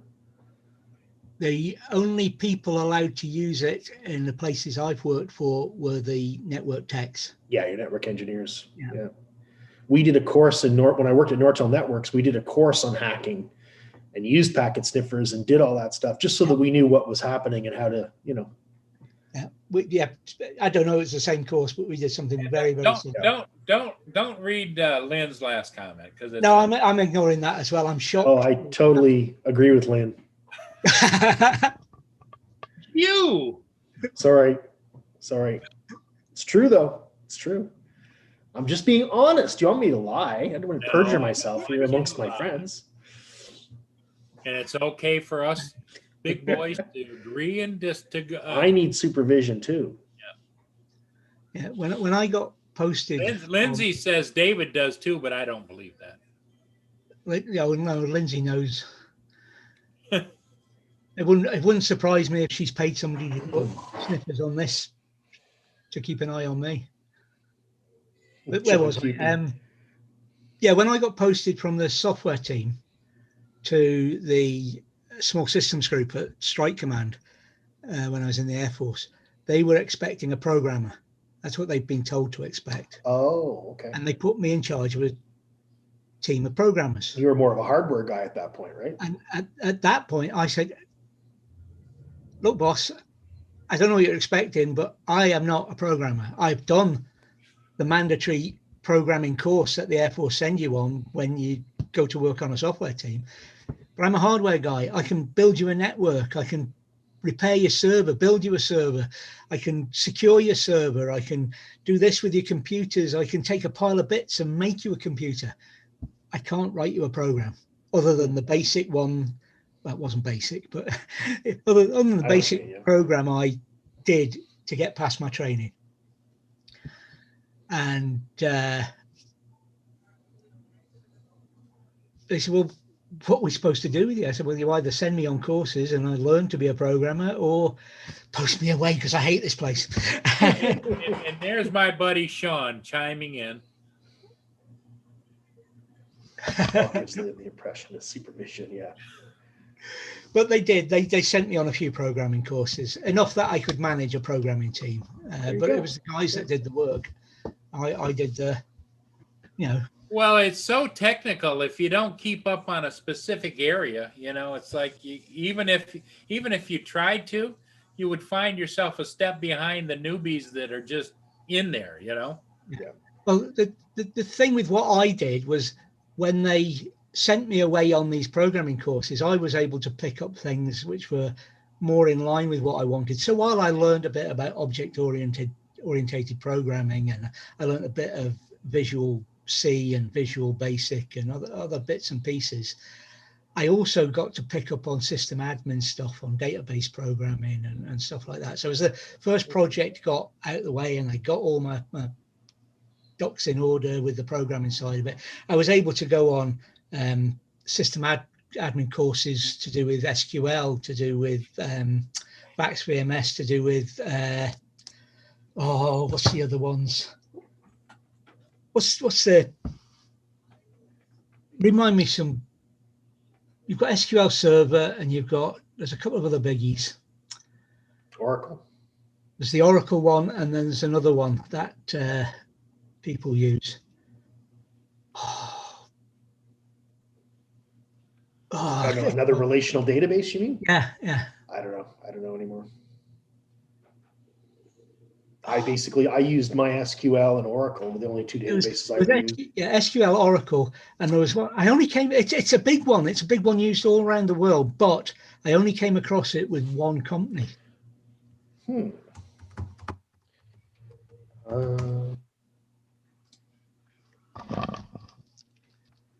a look. There's another one that I used, and I just can't remember the name of it off the top of my head. It's been 10 years since I thought about this stuff, so. Yeah, it's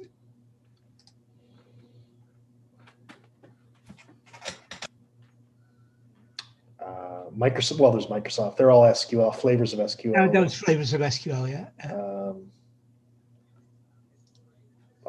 He's got his logs. I don't know, David. I can't help you.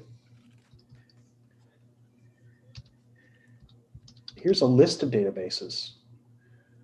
Here, let's see if this is. See if it rings any bells. Can you read the top 30? SAP. Oh, SAP. As soon as I got it, as soon as I saw it, SAP. SAP, yeah, SAP. It's an employee management database. Well, it's used for a lot more than that. Well, yeah, that was what it was originally. Yeah. Yeah, SAP. I used SAP as well. Okay. Yeah.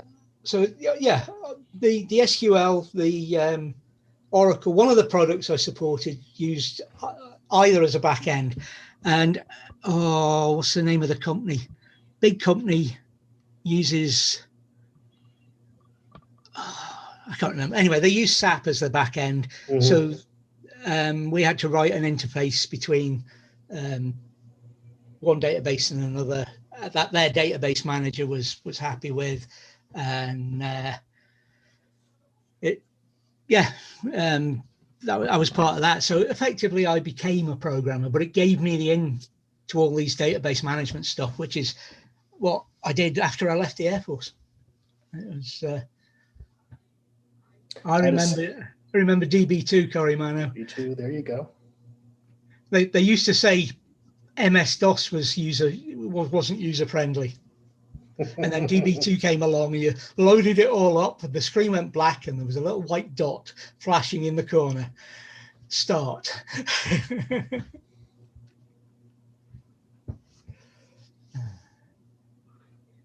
But yeah, Access. I don't know how many people are using Access these days, but it was quite an advanced SQL based database. You could do a lot with Access.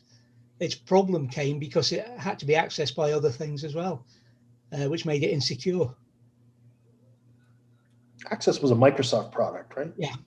Yeah, I never really cared for the Microsoft development environment. I never liked it. I don't know. Their flavor of SQL wasn't very nice either compared to others. I also don't like their file management software. That's changed names. I forget what it's called now.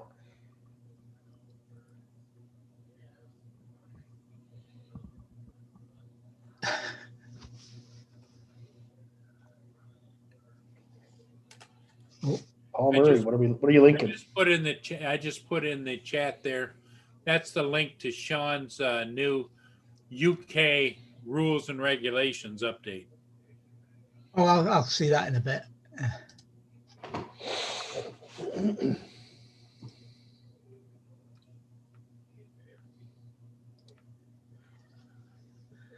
It was if you used it through Microsoft's interface, but it was quite good at being an SQL repository, if you like. It was just its problem because it had to be accessed via Access. It was you're saying just the GUI was bad, just the interface. And Microsoft's clunky. Yeah, security was a problem. It was made to allow people to make databases easily. Yeah, and they did, but they didn't know enough about the relationships behind them and that. And one of the biggest things we ever had to do when people say, well, we've got this database on Access and we want to integrate it with this, was getting the data out in a sensible format. Well, the first thing you do is design some kind of schema, which people don't normally do. They usually just start putting shit in and start making connections without designing the logical structure of the database. And that was our problem with Access, because you got this jumble of mess of data, which they wanted to be, nice and tidy, which had to be nice and tidy to drag out.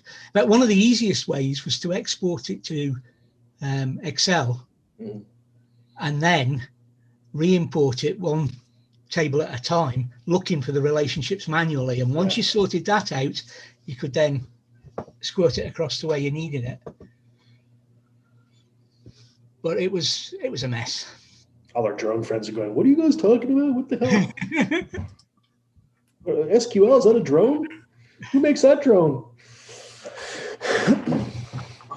Oh, no, I don't want any of it. Get back here. Oh, shit. I'd actually close my window. It's getting a little too bright in here. Hey, how is the new desk working out? It's good. It's big. It's big. It's huge. I got drawers for all my junk, so it's nice and clean. Do you see the pictures? No. I'll show you the pictures. Where's my? You should have before and after pictures. I should have. Oh, there's my photos. Why is it moved? Let's see, share screen. There's my desk. It looks small there, but it's not. It's huge. It's I don't know. I think it's 5 feet anyway. It's 3 feet deep anyway. So it's a yard deep. There's lots of room in here. I've got a lot of junk on there, but all that junk that you see out there now is all in the drawers and whatnot. So nice setup. yeah, it's comfortable. While you were digging that out, I was away trying to find out what this company I was talking about that used SAP, and it was Yeah. Schlumberger. What was it called? Schlumberger, Okay, never heard of it. big company, Big company. big company. Slumber shade, did you say? Schlumber. Schlumber. Okay, I thought you said Here we slumber. go. Schlumberger. Do you know what the first tech company I worked for was called? Gandalf. Named after the wizard of the Lord of the Rings. They made datacom switches and routers and stuff like that. Wow. Yep. Gandalf. I think I still have it's a little circuit board keychain with a little wizard on it. They used to give that away as swag. That was an amazing First company. company I worked for, as opposed to being a contractor for IBM, not IBM, BP, was a company called Oasis. Okay. Lately called Only Systems. Still going. They made a The tech hub, John. they made a RFID reader for harsh weather, harsh environments like oil and Nice. and I did tech support and installations for them for a while. I always tell people to go into tech. If you have any kind of inclinations for tech, go to tech. You'll make good money. You'll have a great job. You'll never be out of work if you're a good techie. I was employed never without a break all the time till the time when I decided enough was enough and Yeah, same here. made it. And yet friends who'd gone different routes were, out of work. Same You're here. welcome, Sean. Not a problem. I thought it was a great video. No, John, you and I often dive into the world of tech. I can't help it. Shared past, right? A shared experience. Well, yeah, it's what you guys know, and it's not that you don't know about other things, but it's kind of close to home. Yeah. Like when you go to family reunions and stuff, after you get past the point of catching up of what you've been doing, it kind of revolves back into, well, tell us about you. Tell us about what you're up to, Yeah. These days, I'm not up to too much. I'm pretty, I don't do too much, which is okay. I'm retired.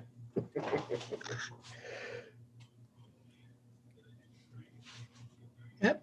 With the doc this morning on the phone, and one of the questions he asked, well, what do you do with your time to keep busy? So I told him all about going away in the motorhome and this, that, and the other, editing videos and doing this, that, and the other.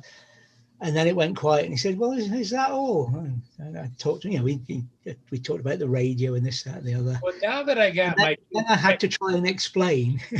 Now that I got my two tech buddies, does anybody make a wristwatch telephone that's as good as having the one in your pocket? Apple makes the iWatch. I am for continually going out without my phone and then remember it after I'm gone. Yeah, you need to have your phone with you to use the iWatch properly, Yeah. but You need That's to what have, I meant. I meant a standalone, Dick Tracy style watch. no. I don't think there is such a I don't thing. think so. Hi, Roger. Roger's keeping an eye on us as Hey, well. Roger. That can't be Roger. Yeah, it is. He said he was going to try and stay in touch. Hi, Aaron Sazine to get X-rays donk after Thatcher Backstreet home. What? That's just a random string of words. Well, I guess it's code. But if he signs in, his name is Canadian Drone Hub, not Roger Martin. Right? But he's got. No, he has also Roger Martin. Does he? Okay. I've just never seen it.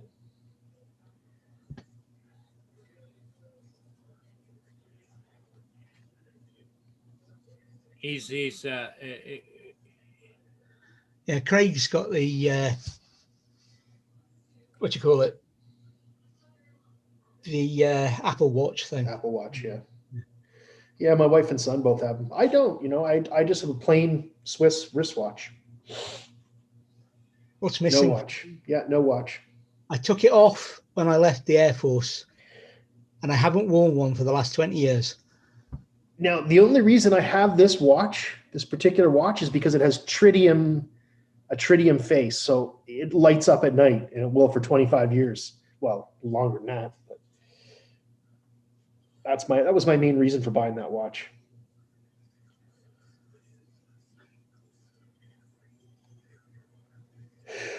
Plus, made in Switzerland, good quality, good movement. But I love the Trazer brand of watches.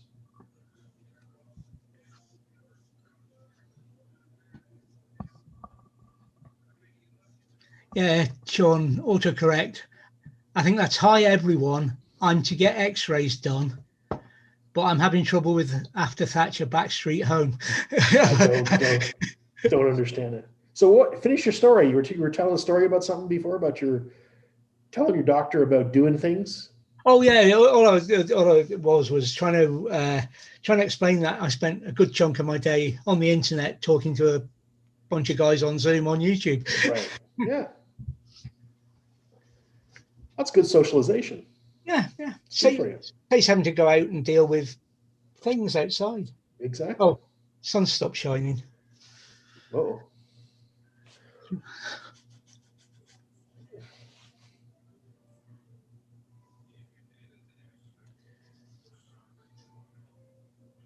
All right, Paul, keep the noise down.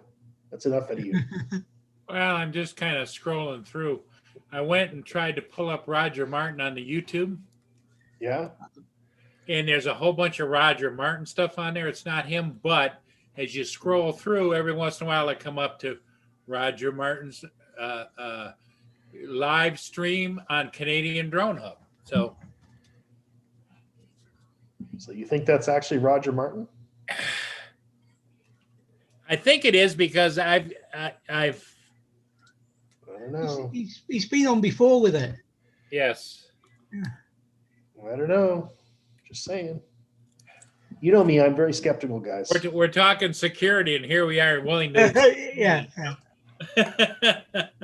Well, sure it is. But what There made we me go. like you, Hugh, a little suspect is, what the hell is the theater thing talking? What's that all about? At the end of the statement. So Corey pasted a link there. It's a GPS watch. It's not a phone, but it includes GPS tracking for your kids. Oh, okay. That's cute. And Lynn might want one of those for Paul. David. Paul. Hugh. The hosts. Lynn doesn't track me. She says, I'm a grown man. You can be as stupid as you want.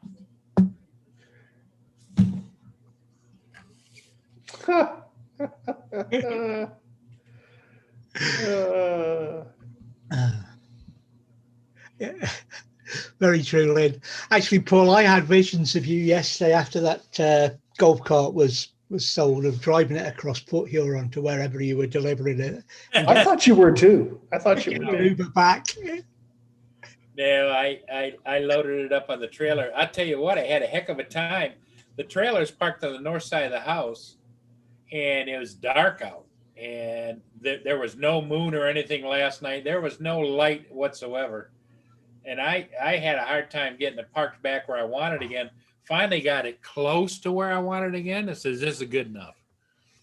Because what I have is I have one of those steel cables that have the covering on it that goes down around the lower portion of the fence and back to the trailer, so nobody can just back up and take off, you know. I'm sure if they had some really good heavy duty bolt cutters, they might be able to. I don't know if you can nip through that or not, because that's that real heavy duty steel cable with the vinyl covering on it that's clear. Cory Mano says it's got a SIM card and voice calling. Neat. so it would do the job. Yeah, only if there's a phone available. No, Right. A link to. no. Corey Manor says it has a SIM card and voice calling. Really? It says voice messaging. I didn't see voice calling per se. Right.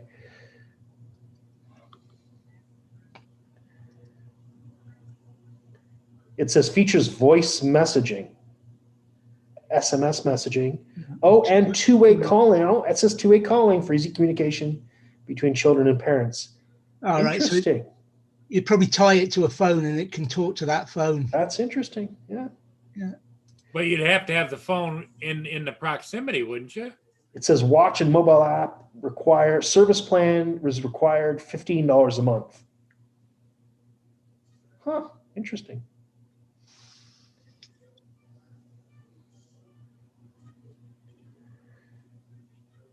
Hey, you guys should check out this Cine Side drone production. It's got some good content.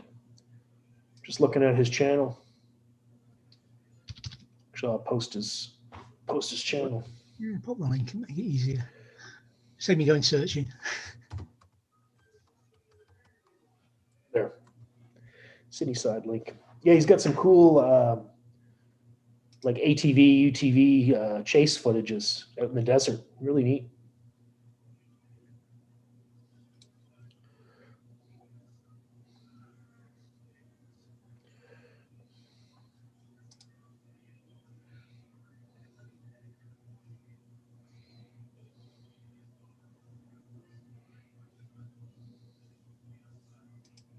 Well, as his subscribers just gone up by one. Yeah. By two. Yeah, nice to see something different. That's cool. Yeah. Yeah. Oh, you're welcome, Sunnyside.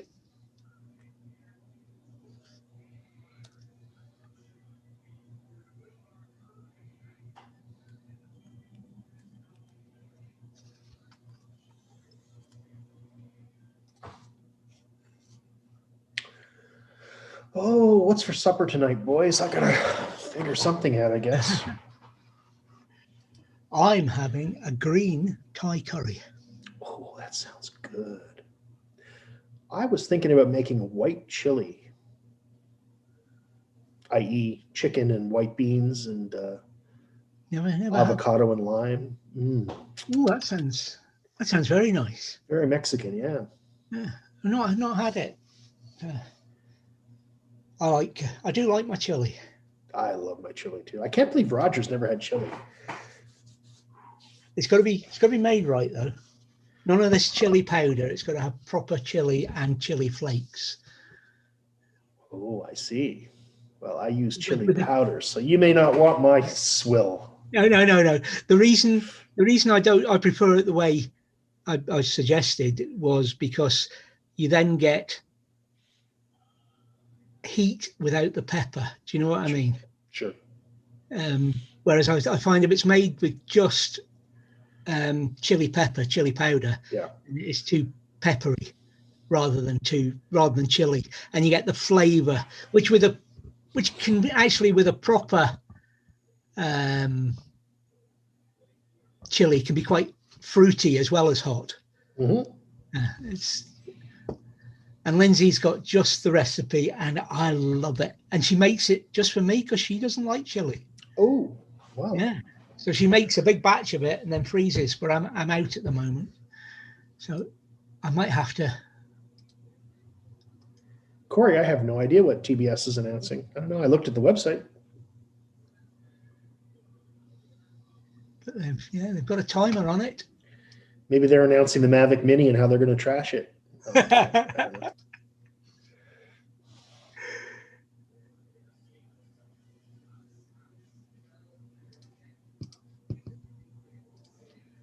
Right, be right back. Okay, David. The chili hot and ready frozen hub. Yeah.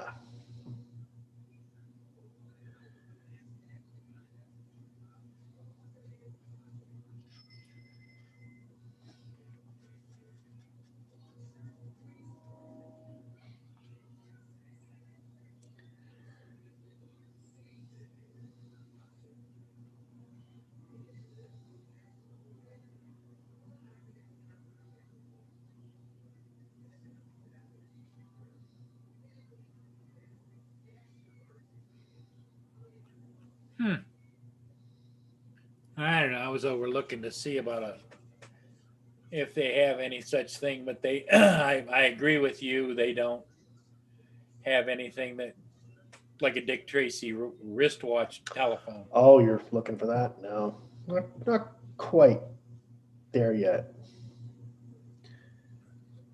So Furball loves chili. Okay. You'll have to get Roger to try some. Yeah, that'd be a trip. He's pretty determined about not.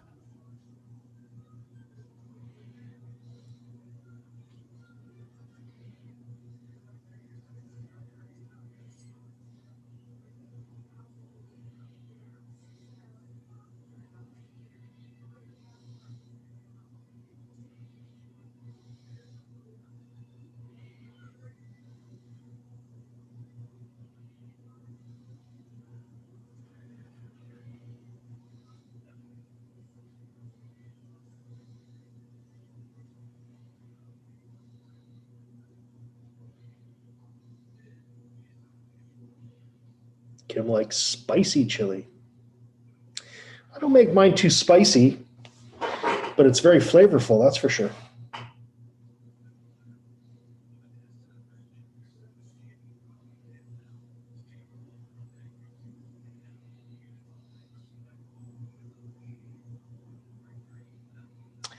Well, Thursday I've got to take my wife's car in to get her snow tires put on. That should be interesting. Yeah, you guys have to do the snow tire change every year, don't you? Well, in Quebec, it's law. Here, you just get a break on your insurance. Oh, okay. So we do it. So now, do you have them already mounted on other wheels, or do you just have them change them out? Some people do. We have them just off rims. So we put them on the same rims. Okay. So I'm just bringing tires in, basically.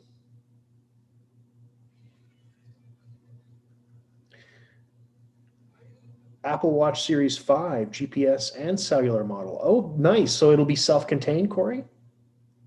That'd be useful, eh? I mean, is that available, Corey?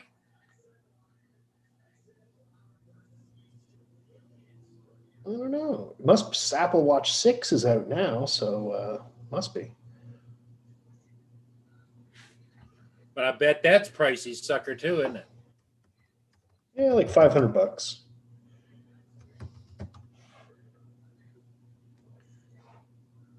Make calls.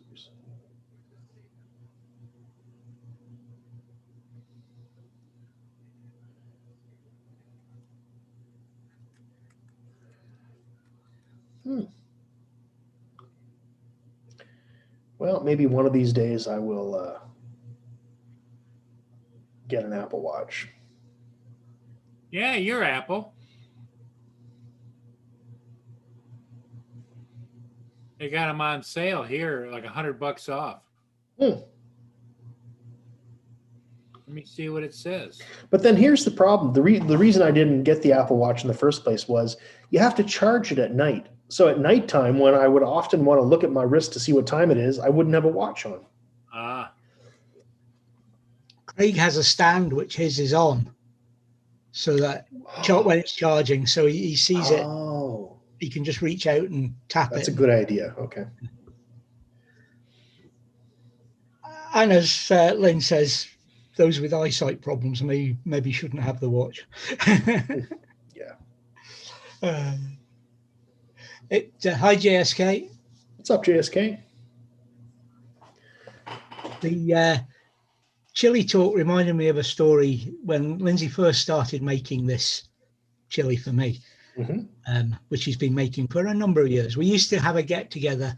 Have you heard of the Five Nations, now the Six Nations rugby? It's the four home teams: Ireland, Scotland, Wales, England, Okay. France, and Italy currently. And they play rugby. They're just finishing off March's season because of COVID and everything. And next March, the new one will start. But we used to have a regular, and we used to take it in turns to to go round people's houses. And our house was by tradition the Scotland-England match. Hi, Rich. So Hey, everyone. we had a guy who'd been saying how he was new to the routine, but he was saying how he liked chili and how he loved it really hot and all the rest of it. So Lindsay made my chili, as we call it, which is a great recipe, nice and plenty of heat and but not peppery, as we discussed. And poor Nige sat down, thought, oh, this is going to be good. And he went, first mouthful of his chili, this isn't hot. Oh! And then the sweat was pouring. Oh, goodness. And I just went and carried on eating it. And very nice. No big deal. That's fun. But he went quiet for a bit, shall we say. Yeah. I remember a good friend of mine and myself, we went to this place. I don't think it was called Chili's. I think it was, the trademark in Canada, it didn't last for long, maybe 6 months to a year. And then the franchise folded. But their trademark was outside of over their name banner on their restaurant. It would be like flames, actual flames. And I don't know how they managed to get that all approved, but that's what they did. The food was good. We went in there and we said, can we try your hottest chicken wings? And they said, well, you'd have to sign off on this waiver and you're only allowed to have like a half a dozen to try it first each. And then we'll see how you do. And we do provide like some yogurt or some milk or something to help you along if you happen to run into any difficulties. Okay, fine, let's do it. So we proceed to bite into these really delicious, nicely done chicken wings. And within about, I would say 15 seconds, the body said, oh my God, what have you done? Oh, and no. We were no. sitting there in our chairs, like at the table, we were sweating. It was like I ran a marathon. And our lips are numb and we're kind of got this really kind of weird smile at each other going, these are good, but they're killing us. So we asked if we could bring a little bit of this sauce home, and they put a little bit in a little tiny plastic container. And we brought it home and I put it in the fridge. And I found that I could take a tiny bit, like I would literally dip the tip of a teaspoon into this sauce and I could add it to a whole sauce of spaghetti and it would give it some kick. Right? So my friend had this East Indian fellow. And this East Indian fellow comes over and he starts telling us, oh, no, back home, we have more spicy food than this. You Canadians, you're all lightweights, So, and I'm thinking, okay, fine. I said, I have this stuff that you could try, but I would suggest only the tip of a teaspoon and then give it a shot. Well, Mr. Smarty Pants there dips the whole spoon in, pulls it out. So the whole spoon is coated, puts this in his mouth, and it wasn't more than 10 seconds later. And he's running to the kitchen sink, got the cold water running with his head tilted in there, trying to rinse this out of his mouth and going, oh my God, what have you're trying to kill me. And, it was the funniest thing ever. But that's my hot sauce experience. It was interesting. And that hot sauce lasted me about 6 months. And all I'd have to do is put a tiny bit into something to zip it up, whether it's barbecue sauce or a spaghetti sauce, and it'd be just add that little kick to it where you're going, ooh, there's something there. Nice. Right?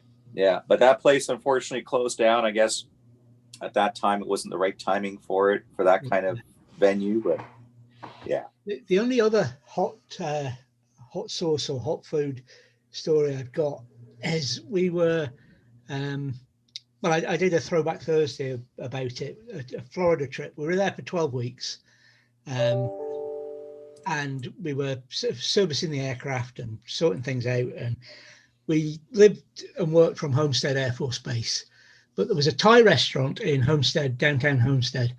And we went there early on and they had this, beginner tourist going up in heat levels, to the grandmaster sort of thing. And the three of us who were there said, well, no, we don't know this. I've not had Thai food before. We didn't know the heat levels. We'll just have, what do you recommend for beginners? So we had that, and it was really, really nice. I really enjoyed it. And there was a hint of heat. So I said, well, we're here for a few more weeks, so we'll be back. Anyway, the next time we had a chance to get back was the day before some camera trials. And we had this camera guy with us. Now, the cameras was part of my trade, but this camera guy who was with us was there specifically for these cameras that were going to be fitted in the Bombay the next morning. Mm-hmm. And the aircraft was then going to go flying and come back. We had a Civi contractor and this Air Force guy. The Civi there was because it was his firm's camera sort of thing. He was, other than that, he was there for a jolly. So the night before we went, a group of us, a group of the techies, and we took Steve, the radar sergeant, who was going to be in charge of the cameras tomorrow. And he said, oh, I've eaten Thai food before. Lovely stuff. I'm going to bring me the Grandmaster. And because the rest of us who'd been before went up a couple of levels, had a lovely meal, and Steve ate with what he was going to eat. And off we went back and we thought nothing of it till the next morning when we went knocking on his door to get the transport. Leave me alone, I'm not well. Oh, God. He was really ill. So we left him. It was part of my trade as well. So I knew how to fit the cameras. I'd done camera fits before, did the stuff with the help of the other radar guy that was there. And we got it all done. But we didn't know what to set the aperture at. So we gave it to the Civi and said, look, you set the apertures and everything. We've done what we can do. It's all fitted. It's all pointed in the right direction. We just need to know the apertures. And he said, and the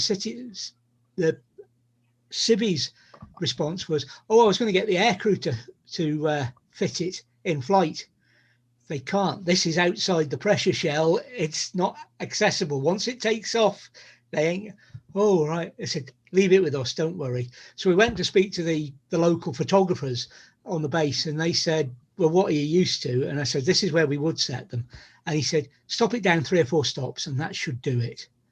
And he said, if it doesn't, we'll have the film anyway, and we can push it, a stop or so either side to.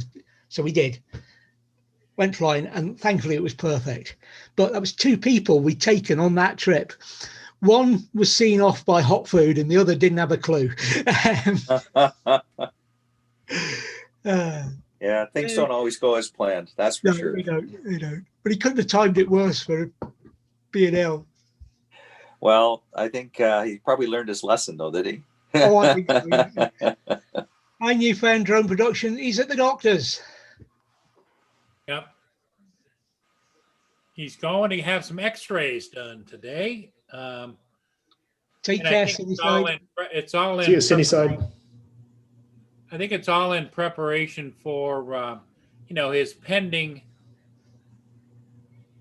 plumb job they're going to do on his lower part of his body. They're going to swap out some veins and arteries and stuff on the lower part of his body because he's had, I think, 3 or 4 stents put in him, and they just aren't. It's not working. Yeah, and I just dread any surgeries. It's just like, if technology can just get up there where we're with like the Star Trek days, or whatever, it's like no problem. We'll just put some nanites in your body. Oh yeah. They'll go to work and they'll start repairing stuff and fixing stuff, and then when they're done, you'll just pee them out. Yeah, there you go. You won't feel a thing. You might feel a little going on in there, but it won't be too uncomfortable, If only. Yeah, not in my lifetime. No. I've known some programmers. I wouldn't want them programming stuff going inside me, I tell you. Yeah, no kidding. Well, Paul, I gotta take off, buddy, and get some chores done. Thanks for coming in and keeping the faith here for Roger. My pleasure. I know he appreciates it, but I'll probably see you guys tomorrow. Okay, Hugh. Sometime. Take care, Hugh. Bye-bye, Hugh. And no running that snowblower yet. Oh. Yeah, you know, what was the name of that movie that was so sci-fi? I'm talking about years and years ago. The Fantastic Voyage, where they shrunk them down and went Yes. Oh yeah. yeah, Yeah. inside the body. Hmm. Yeah. Yeah. And that's what they were, in this little capsule traveling through the human body. Like a little submarine type of thing. Yeah. Hmm. Yeah. That was awesome. Very then you futuristic. Well, you know what? And then you have some things that, you know, when you think about it, a lot of sci-fi over the turn of time, some things become closer to reality. Yep. Yeah. Oh, Like, I mean, you look at Star Trek in the days where they had communicators. Yep. I was right? just about to hold up my tablet and my phone. Yeah, exactly. Exactly. And then let's talk about like the whole thing of artificial intelligence. Yep. Right. And, you know, sci-fi movies really, you know, the creators and the writers really had some forward thinking as far as what an artificial intelligence could be like, would be like.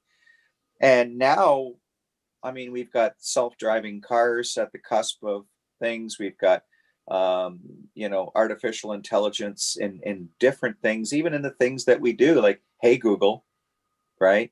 Or Yep. Hey Siri.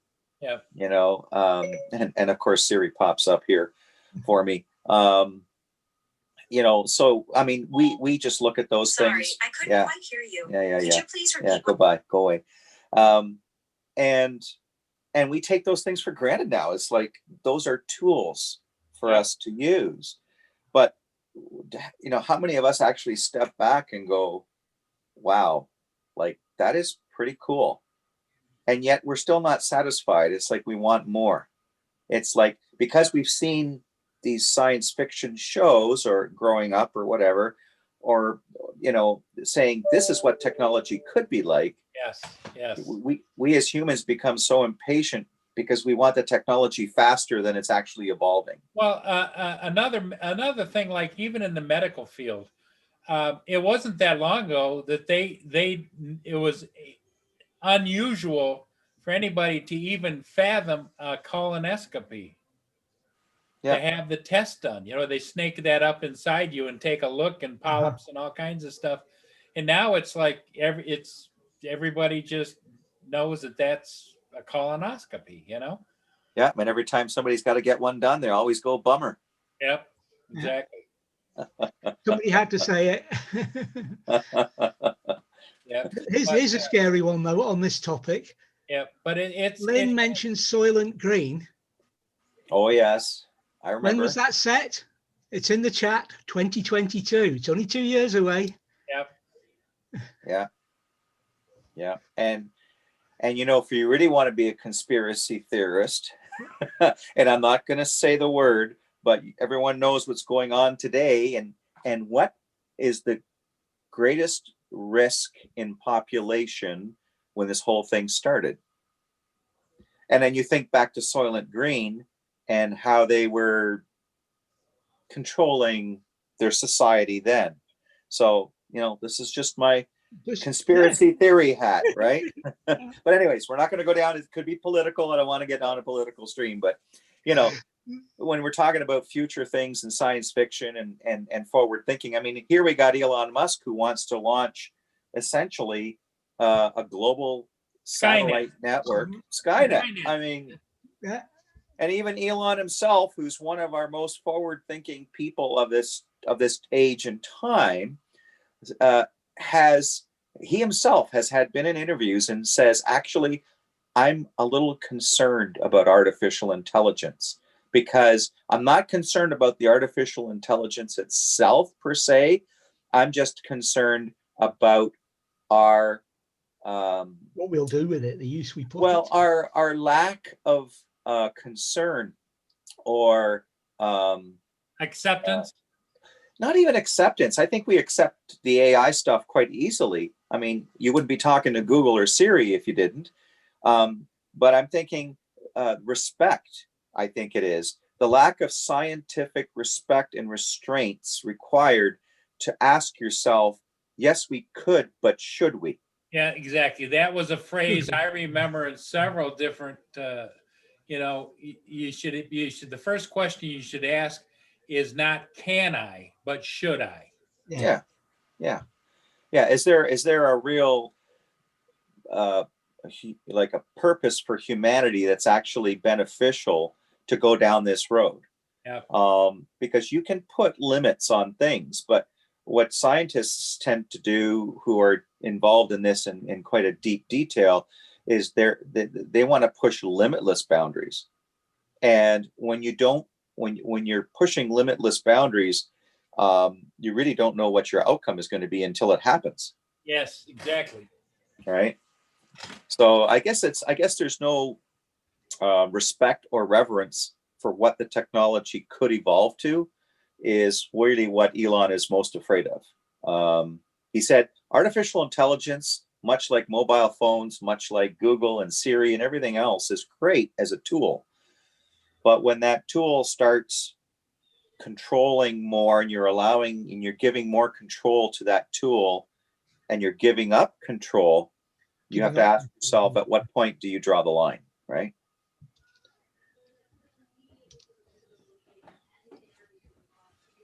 Yeah, Furball Kim says that's why Asimov suggested the third law rule. Yeah, agree. That was robotics, not necessarily AI, because the two are different. Well, unless your robot has some form of artificial intelligence in it. Yeah, but yeah.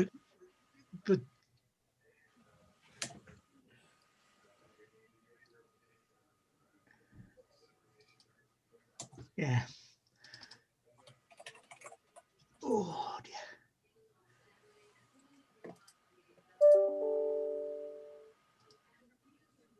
I'm trying to work out why my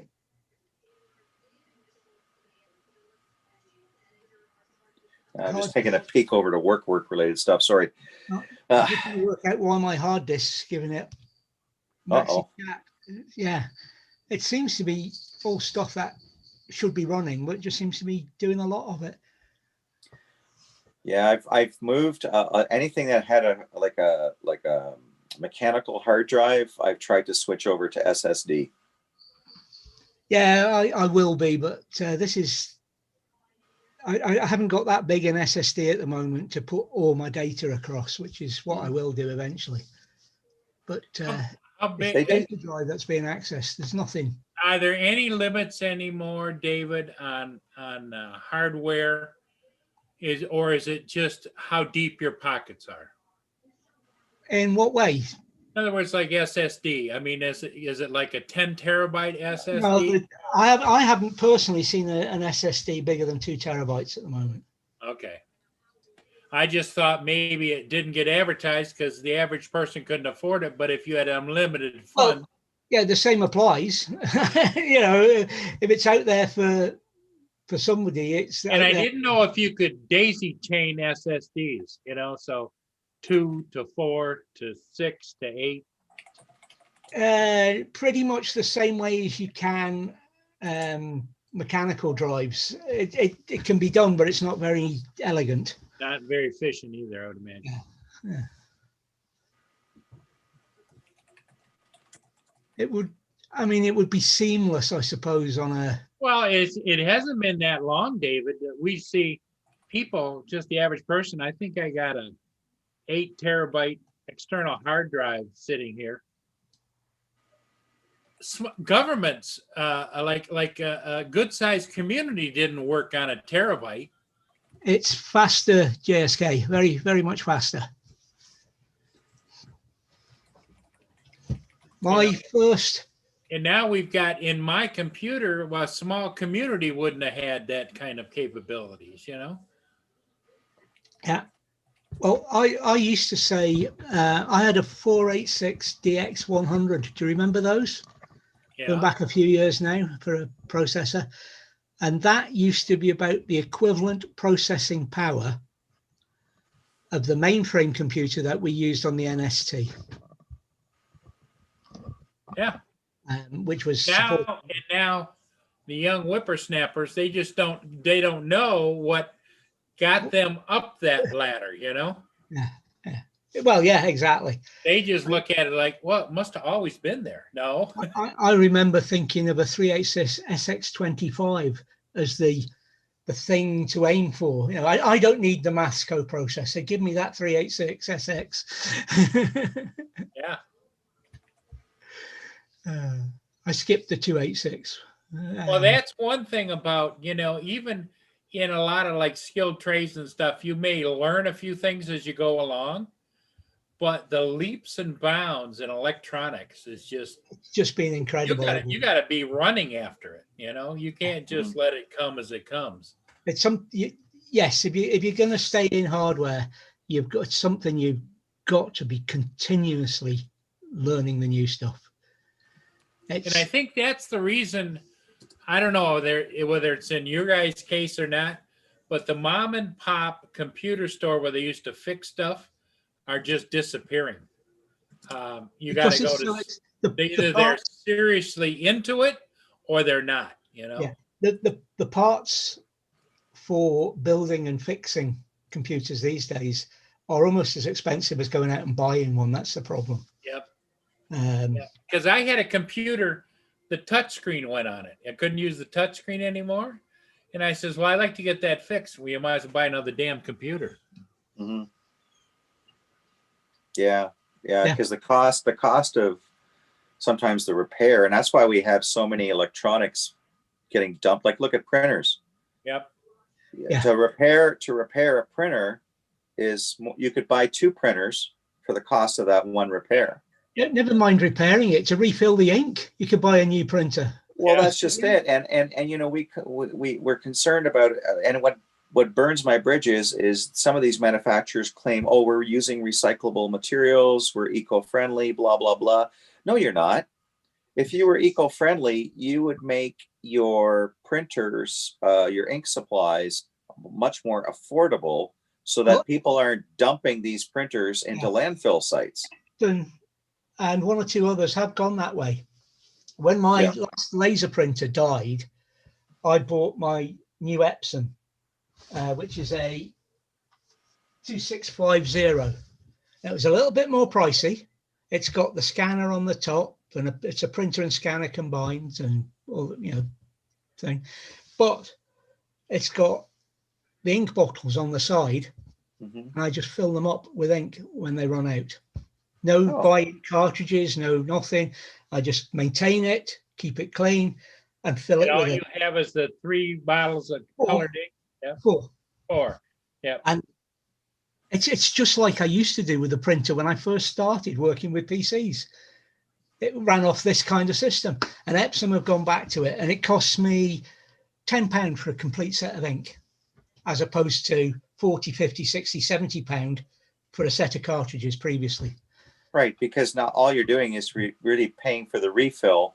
You're not paying for all the electronics that goes into the cartridge, because when you look at the cartridge is actually the print head.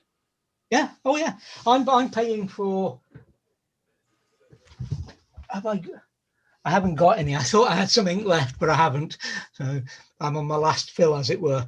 I get a bottle of about 100 ml, and that lasts me thousands and thousands and thousands of things. I'm still on the first ink since I bought the thing. Wow, that's pretty good. So it's an Epson printer? David?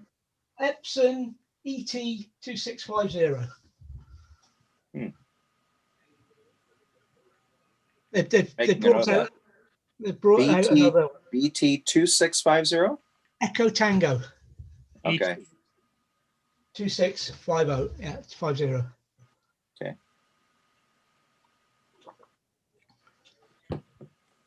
Yeah, it'd be interesting to see, because that's a lot more cost effective than. Yeah. I looked at it and I said to Lindsay, it's a bit more than we were going to spend on. We were just going out to. My days of needing the laser printer, color laser, were gone, but it needed replacing it needed not toner, God, my brain's not working these days. It needed parts that Yeah. were going to be fairly expensive.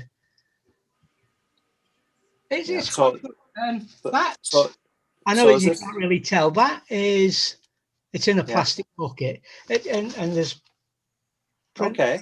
on the Okay. back. It's reasonable print.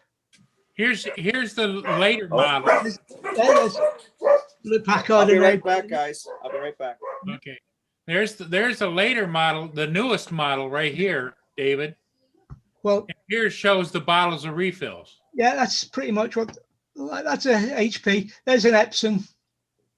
That's the later model Epson. Yep.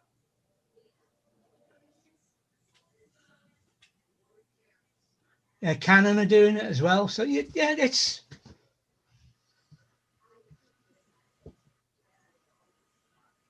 Yeah, It's there's all becoming- kinds of them, isn't there?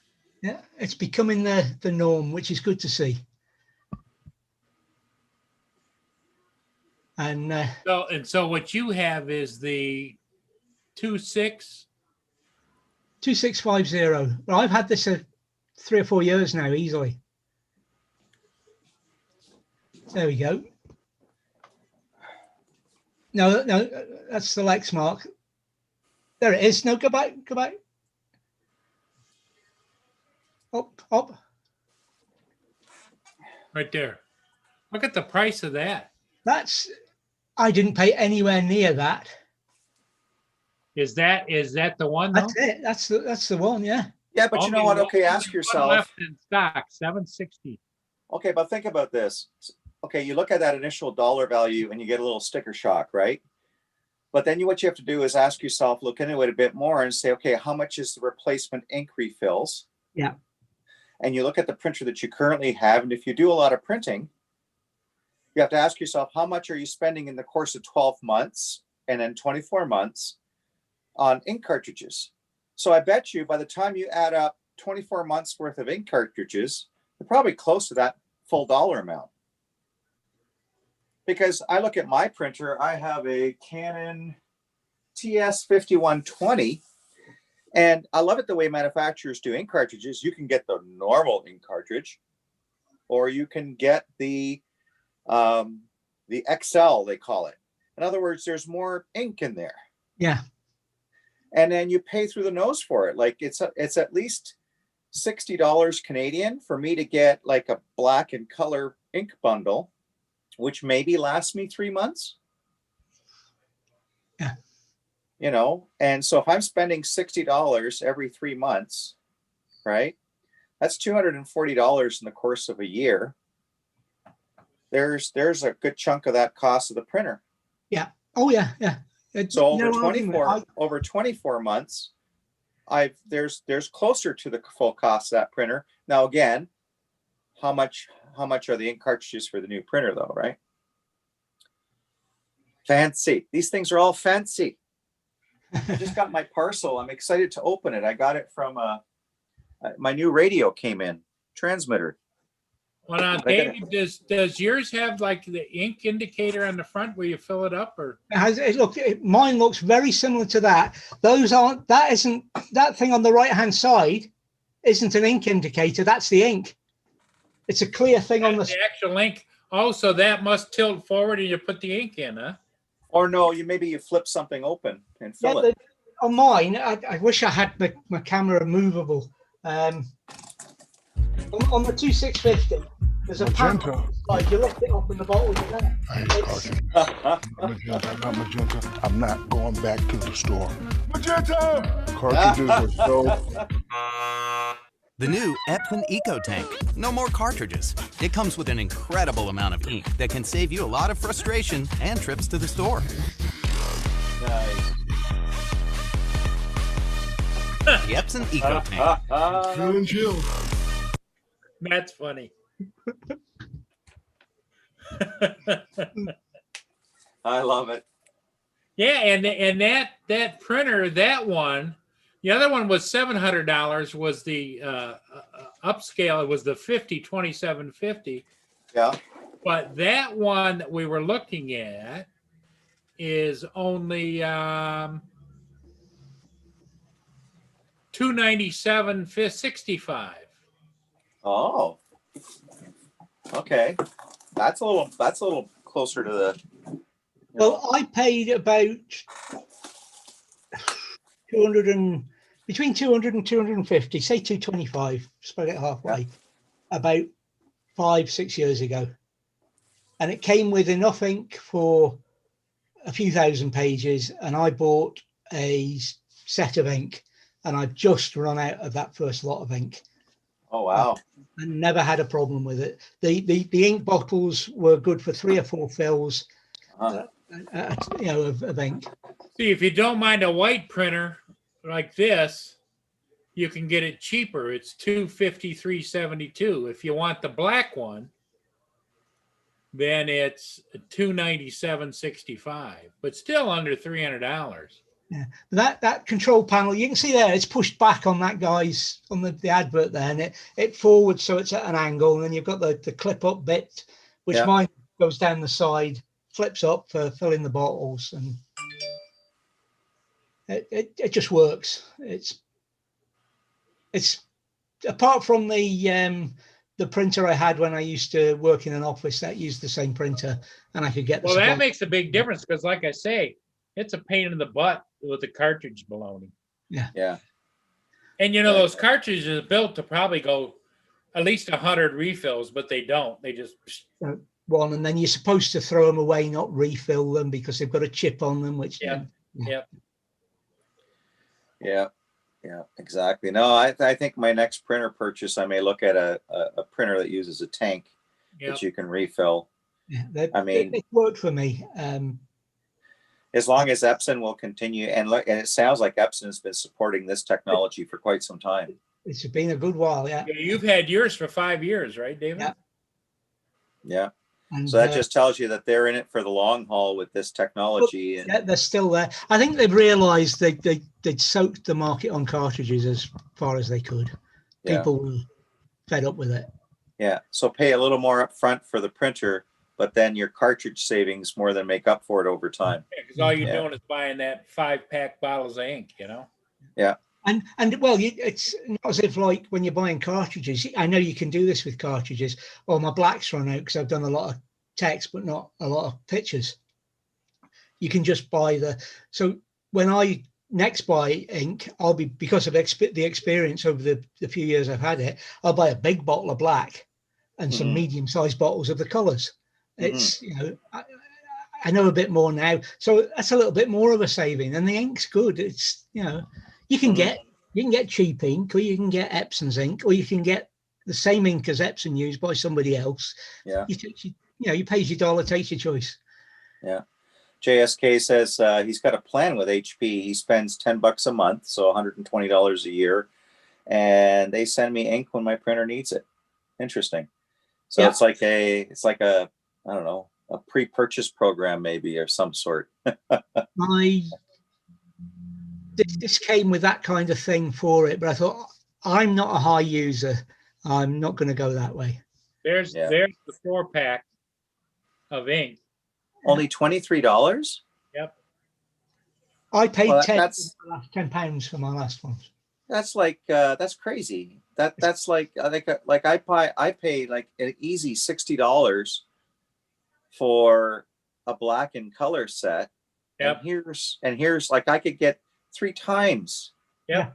Well, no, because each one of those bottles holds more than a cartridge. You probably got 2-3 cartridge worths in that bottle. And you even get the rubber gloves. There you go. It's 100 ml in each bottle. 100 milliliters, and you're not getting anywhere near that in cartridges. In the cartridge, Yeah. Wow. Interesting. I used to think, when I had my previous inkjet printer, I used to think, the heads could do with a clean or an alignment. And I used to worry because of the amount of ink it used doing that from a cartridge. With these, they get cleaned every week or so. I push the button, clean them. It's not a worry. I'm not spending, £5 worth of ink just to do this. It's nice. Huh. Very nice. Hey, so this is what came in via what was it, UPS today? Oh, there you go. You got a new controller. Yeah, a new controller. DX8. A DX8 Spectrum. Is that So for the maybe- helicopters? Is it? Yeah, it's for the helicopters. It's going to replace this guy, which is you know, an oldie, Oh yeah. but a goodie. Still a good one though. It's still a good one. There's people would like to have that. Well, I got this posted on RC Canada, which is a forum for radio control enthusiasts. So I got it up there. I think I'm asking $175 for it, which is still a good price. And the nice thing is I've upgraded this one to have a lithium battery. Oh, there you go. So now, you know, better than the old, lithium ion battery that used to come with it that was small, or you'd put in the AAA batteries in this little holder and then put it inside. Yep. So now it lasts longer. So this will be a good buy for someone. But I had to upgrade the controller because the new helicopters, like the generic ones that I'll be flying, need this type of technology Okay. that the other one just doesn't offer. So Well, it's like anything else. Technology changes. You just got to exactly. keep rolling. Exactly. So I'm looking at this box and I'm a little concerned because it's got a bit of a, as you can see, it's got a bit of a, but it looks like everything is packed up really well in here with a foam. Styrofoam inside, yeah. Yeah, it's all, Oh yeah. yeah. So hopefully nothing took a hit here. We'll find out when we go to turn it on. It should be, here we go. I don't think the battery's in it yet, but the smell of new electronics. Yeah, there you go. That's nice. Yeah. Yeah, it's Buttons. it'll be fun. It's got buttons. Let me play with the buttons. Buttons. There you go. There you go, Desmond. You can feel it. You can touch it. Okay, virtually. Here, I'll move the sticks for you. Ooh, smooth. That's what she said.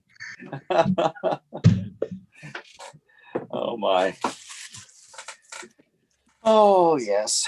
Well, that's it. Interesting, eh? Printers. So yeah, I think that's great, David. I think, you know, I'm definitely going to look at That's that a good tip option. for printers. Yep.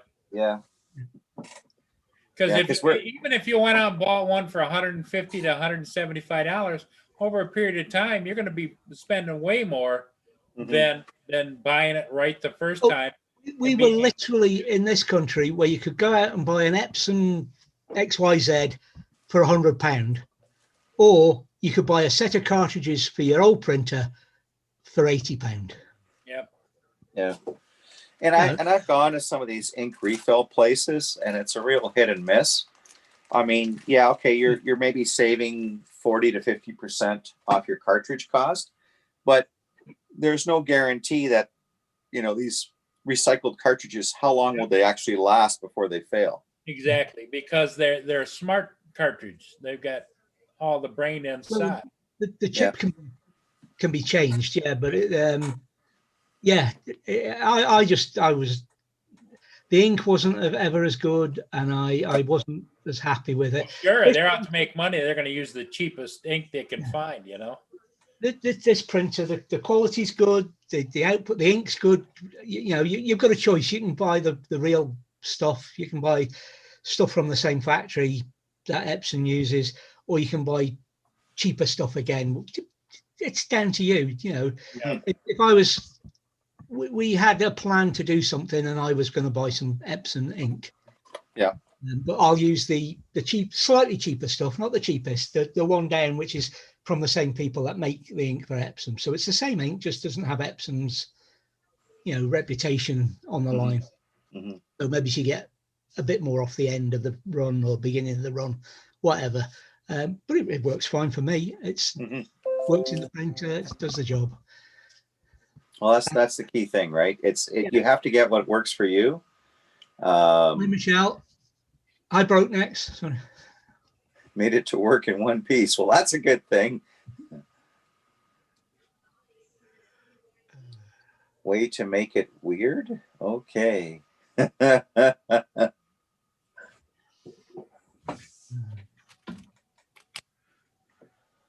Well, whatever my computer was up to, it's stopped now. Oh, you're such a good girl. Yes, you are a good girl. Yeah. David and Rich, hold down the fort. Mia wants to go Okay. out. Uh-oh. Yeah. I figured someone was trying to get Paul's attention there. Probably rubbing up against him going, yeah, I got to go. Can you let me out, please? Yeah. Well, mine are all languished about in various parts of the house. I've got my black and white Baxter here. He's just chilling. Got a nice dog bed for him, 2 of them in this room, and he's sleeping on the floor instead. I'm like, okay. Well, our cat got my attention, got some food in her bowl, sniffed at it, ate a few bits of it, and then's gone off back to sleep. Now she knows there's food there when she wants it. Well, Doing what cats do, in other words. yes. Yeah. Cats are a lot different than dogs. My Yeah. son's got 2 cats, and one is severely, well, he picked it up as a shelter rescue years ago, and it has its issues. It looks like a big, huge coon. It's huge. He's named it Orlo, and it's a fitting name because he's just big, and he's got to weigh a good, I would say he's probably close to 20 pounds, and that's big for a cat. That's yeah, it is. Even for a big coon. And he and he's got some arthritis in his legs, so he doesn't move around very well. So Jacob's sort of his nursemaid these days. And I give my son credit because I don't know if I would have the same tenacity or the same fortitude to keep on doing what my son's doing.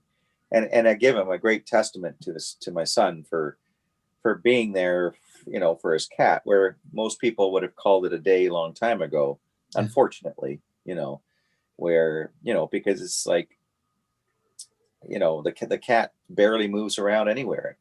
He's lays in one spot most of the time, not far from the litter and the food. And, he makes his way over to it, but you can tell he's in a lot of pain. And my son gives him some, joint stuff he puts into his food to help him with all that and everything else. And so, yeah, the cat's getting well cared for. I can only hope I get that good of a care. when I get to a point where I'm less mobile. Yeah. Sorry to hear you've been out of power, Michelle. That's yeah. But our cat's a rescue as well, so we don't really know how old she is. But we've had her 7 or 8 years, so she must be 9 or 10, I would have thought. Oh, but, wow! She doesn't act like a 10-year-old cat. She acts like a 2-year-old cat.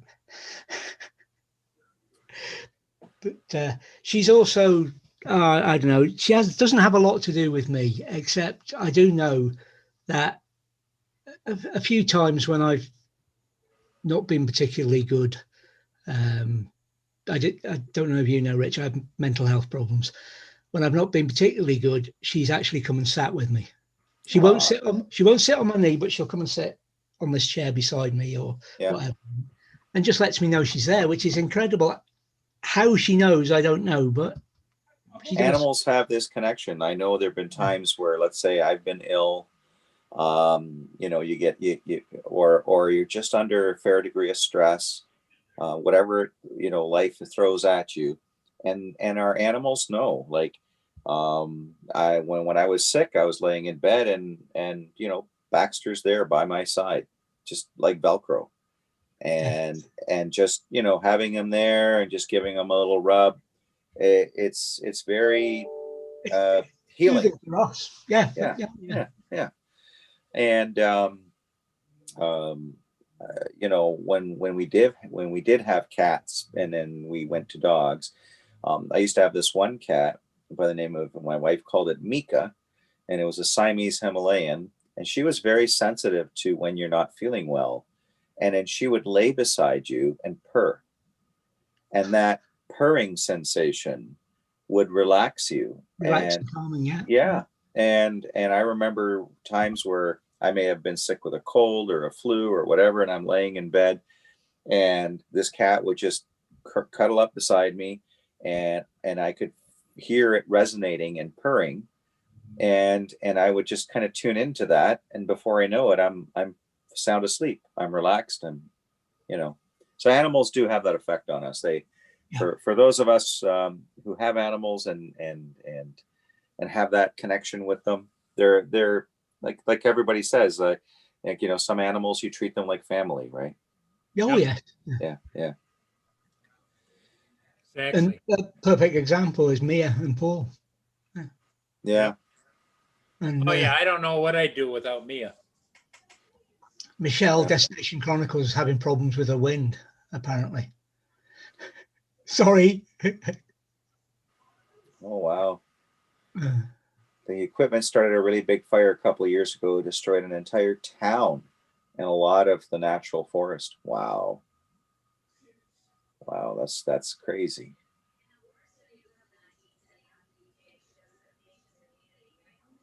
Plugged into the solar generator. Well, that's good. At least you've got that backup. Interesting. Yeah, I don't know how solar would work here in Canada. I mean, I know people who have it, and I know the solar technology is getting better, where the solar cells are more sensitive to light, and so you don't necessarily have to have a direct sun, high bright day in order to be able to pull energy, and be able to then convert it.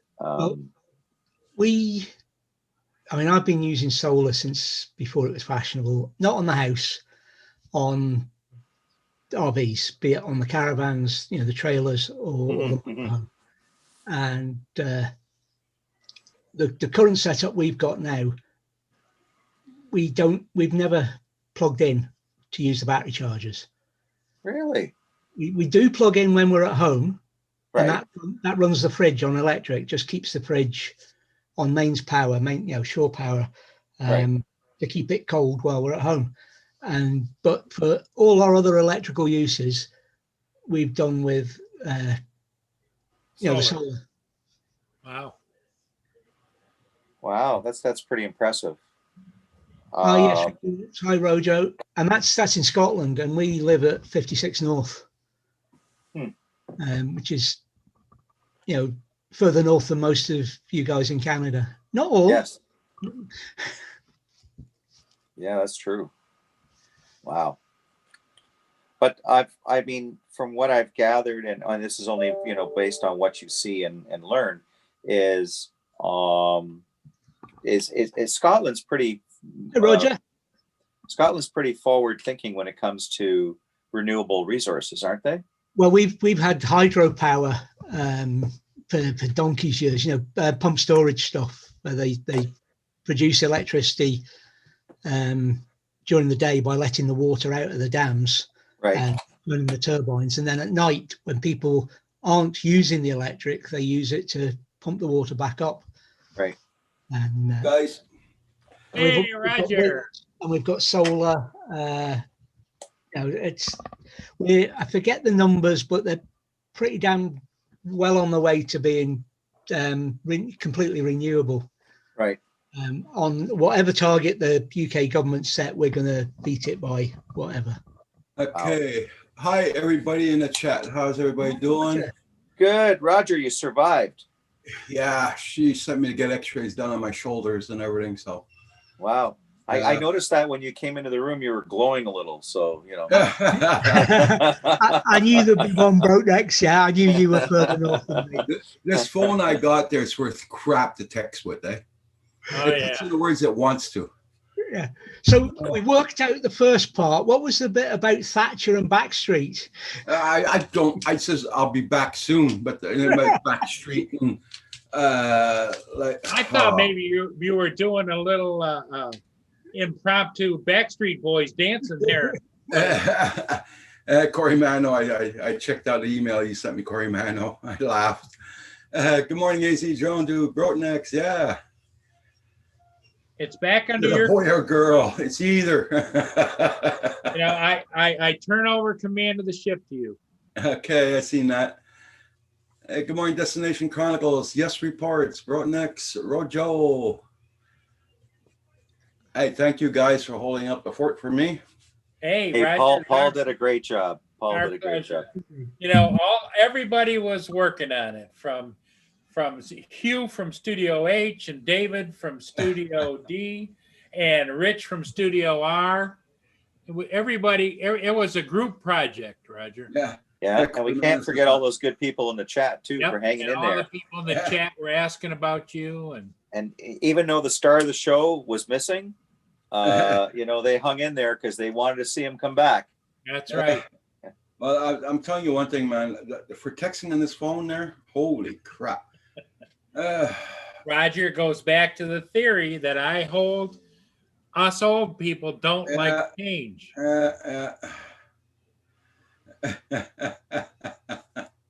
Yeah, I saw that, Corey Mano. Leave it to Paul. I know.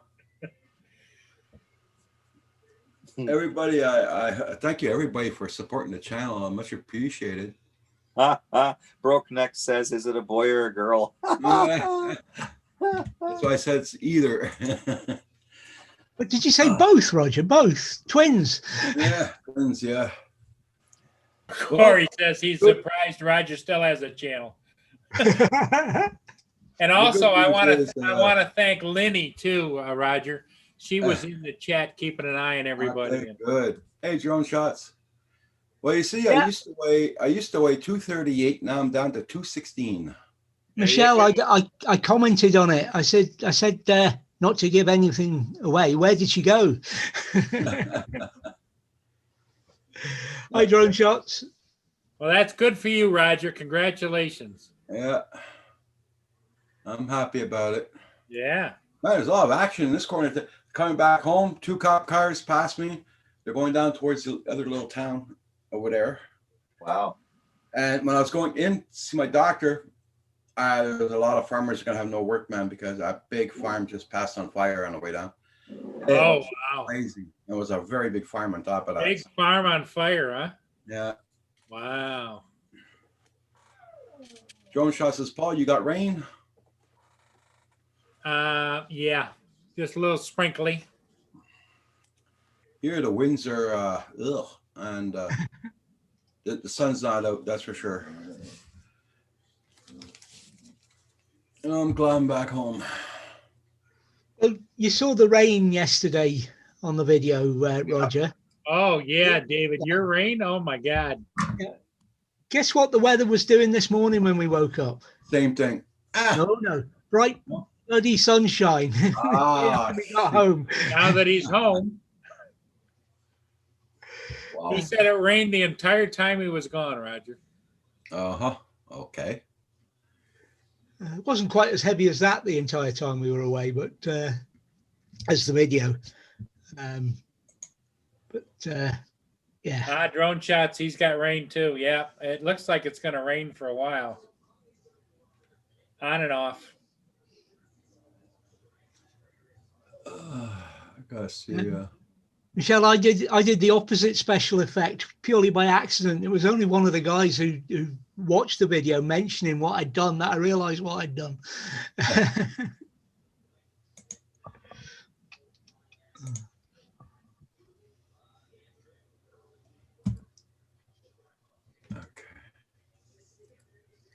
So how was the traffic, Roger? Not bad, or?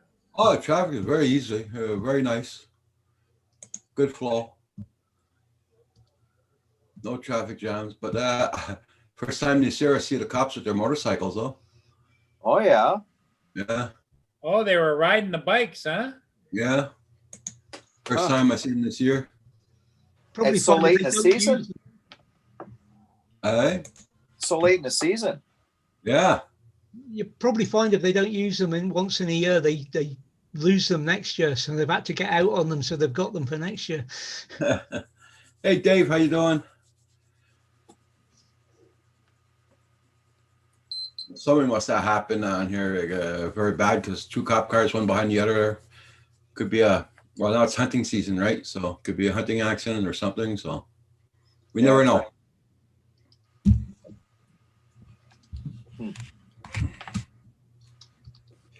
can't be for pot because everybody already took their pot plants out. So Oh my. bro, next, what's this traffic you talk about, Paul Murray? I don't know this term. I know it all too well, bro. Next, yeah. Yeah, Broke Necks, he's up there in the wild north. No traffic jams up there. Anybody going out flying today? Good morning, Rojo. No, Probably not. the weather's not the best, No. unfortunately.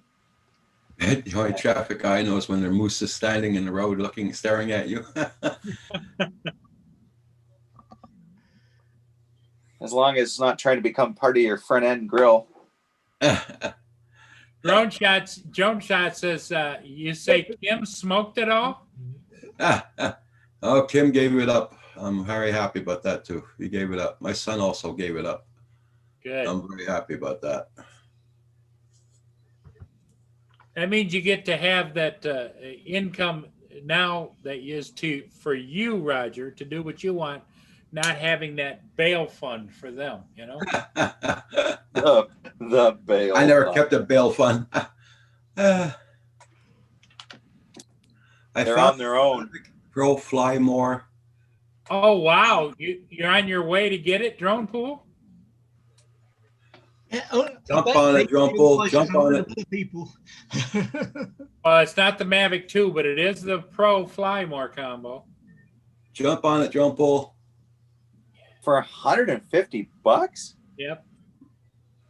Wow. That's crazy. How much? Yeah. Sent me the photos of it connected to the app and hovering. Oh, nice. Yep, $150. You cannot pass that up. No. Just make sure the camera works on it. You beat feet over there. Give it a test fly and buy it on the spot. 2-hour drive. Yeah, he might be working though, Drone Pool. Well, call him back, tell him you'll be there. Yeah, no kidding. For $150? Congratulations. What do you mean, Dave? Congratulations. Good Just about the survived. twins. Roger, I think he's telling you survived. Ah,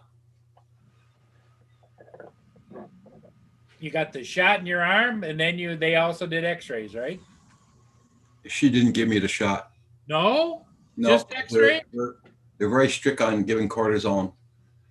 So, and Oh, really? Yeah. So, So that's why the x-rays. yeah. Hmm. That's why the x-rays. So in other words, they could call you back and say, well, we'll look through the x-rays. Come on, we'll give you a shot. Yeah. So then you gotta Charge go hip twice. Yeah. I should be getting my report in about half an hour on the computer if my x-rays are okay or if there's something. Wow, that's pretty quick. Yeah, that's how they're doing it here now. Huh. I even got my activation number here. They look at my files, all my medical files. Wow, that's pretty crazy. That's quick. Yep.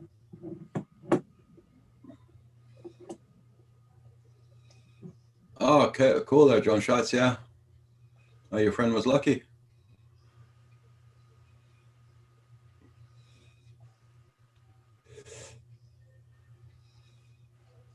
Everybody, check out the Buddy's channels. Make sure you got them supported, and don't forget to hit that like button. Friend got a 3 battery and controller for $100. Oh, after they lost their drone, yeah. Yep. Drone Pool, I would say if you can get it for the 150, Run. don't Yeah. hesitate. Oh, Joe, you got work this morning?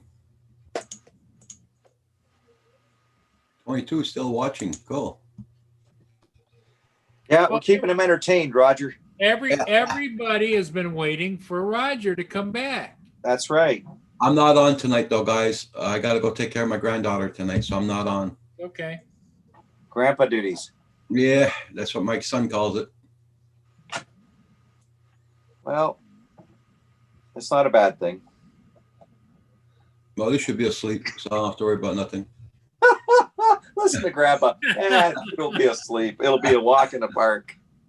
I'm walking in there at 8 o'clock tonight, and they're getting back around 9:30. So, Well, just in time for a late Roger episode, I think. Yeah. You could give her milk and cookies. hold on a second, guys. Wait a second.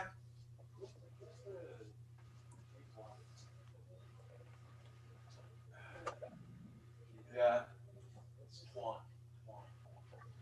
I think Roger's ordering pizza for everybody. So just hang tight.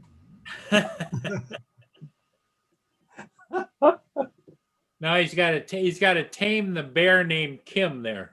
Oh yes, Yeah. the one that just woke up. You mean? Yeah, well, he's in the kitchen with him, holding the chair at him. Now calm down, Tim. Now calm. Yes, I know we're out of milk, but you'll be okay. That's right.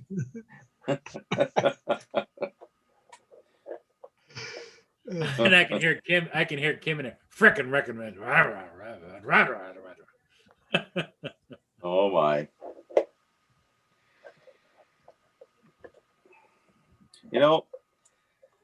I go to pull this lithium polymer battery out of this new controller. Oh, but Roger hasn't seen my new controller that just came in today.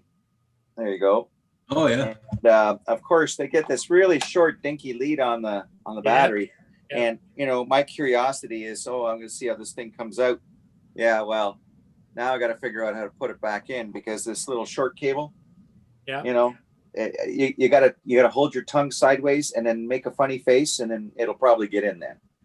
Well, does it looks like it's got holes on the back of the battery where you charge it while it's in place? Is that right? Yes. Okay. Yeah. So they must have figured the same thing. Let's make the battery easier to charge. Yeah, that's what they've done.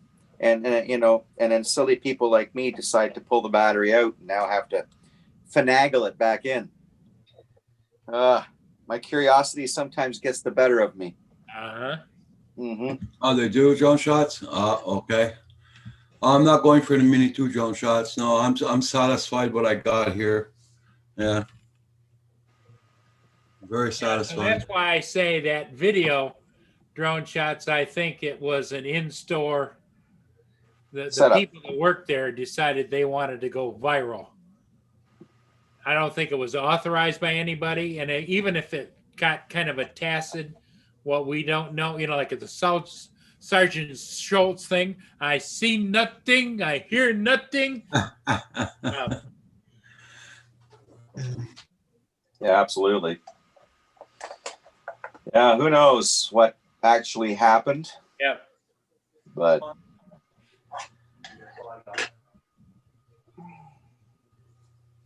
hey, Roger, put a couple of poutines on for us, okay? That's right. We're getting hungry. Poutaines. Yeah. You Poutine. want to Yeah. know- see, Kim's in the kitchen making poutine for everybody. No, Kim's upstairs. Yeah. Oh. Hey, JSK, how you doing? Welcome You back. mean, Roger, you don't have an intercom yet. Every time he starts yelling at you, you got to go to the stairway. Yeah. But you haven't gotten an intercom yet? No. Oh, you got to work on that, buddy. You just push the button and go, hello, this is the receptionist. Couple of I'm rechargeable sorry. radios. Roger is not available at this time. Please call back later and leave a message. Yeah, I should. And if this is Kim, bugger off. Well, I think there's a way. I'm not sure, Roger, but I think you have an assistant, an Amazon assistant next to you. Kim has one upstairs too, hasn't he? I think it has intercom abilities between the two.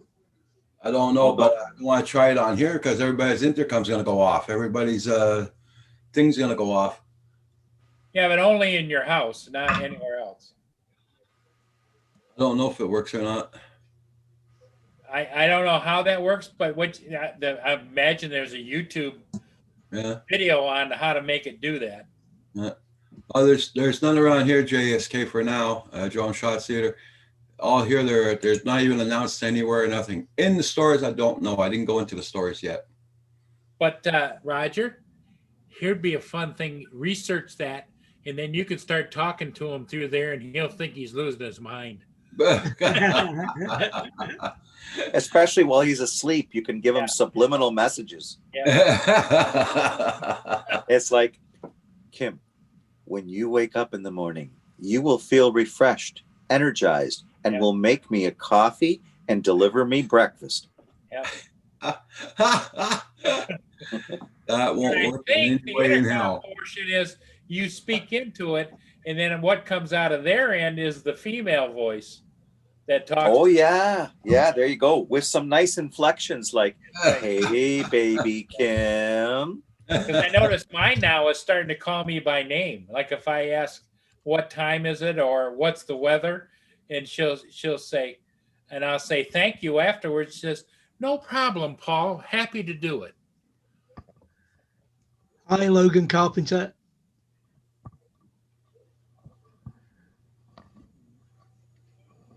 Drone Shot says they're not online, in-store only. I can't even imagine them selling them in the store just yet when DJI hasn't officially released it. Yeah. It's not been announced. So, yeah. No mind Yeah, a release but, date. like Drone Not Shot even- says, they're in the stores, but they're not allowed to sell them until the 4th. So maybe they have them on display, Yeah. or they're starting to put them on display And in that order was to. a display model that they Yeah. opened anyway because they had to. There you go, Roger. Blind Neil put a link in there. How to use the Alexia as an intercom. There you go. There you go, buddy. You're all set. You'll be able to go, "Hey, Alexa, send a message to Kim." And then she says, "What do you want to say?" And then you can turn around and go, and there you go. You just know that's what it would degenerate into, though, isn't it? Yeah. Well, the funny part would be to hear the answer back from Kim. Yeah.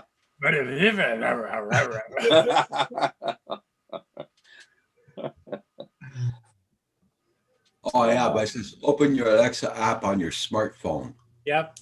and tap. I don't have a smartphone. Yeah, but you've got the Alexa app someplace. Or you put the Alexa app on your smartphone. You have a smartphone now. Yeah, I do. your phone. I do. That's a smartphone because it, Okay. Yeah. Well, I'll have to check into that. You go into the Google Play Store and you look for the Alexa app, Yeah. you download it, and you log into it with your account information. And then you can set up all the devices in all your. the different things you can make. It's like that's how I get the notification twice a day to feed me. Now, Furball Kim says, "Hell no." Do it, Roger. Do it, Roger. Do it, Roger. Yeah, Drone Shots, you can pay for it. Yeah. I'm not buying it, Drone Shots, that's for sure. I got enough of the Mavic Air 2. I'm okay. I got the Mavic Mini already. I'm okay. Yeah, for now. I've been, like I said, if I was walking into a Best Buy and I saw one and I said, "Hey, can I buy that? Can I take a look at that? Can I buy it?" and took it to the counter and paid for it, I'd be out of there like a, "Yeah, sure."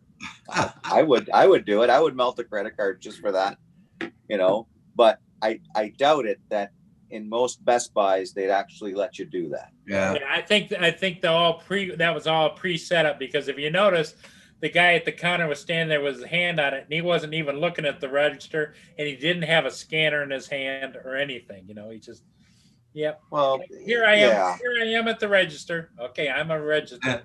Drone Shot says, "Yeah, but Paul needs 2 of them." And then the inconsistencies were with the box covers that Yep. Paul Where and the I were printing discussing earlier.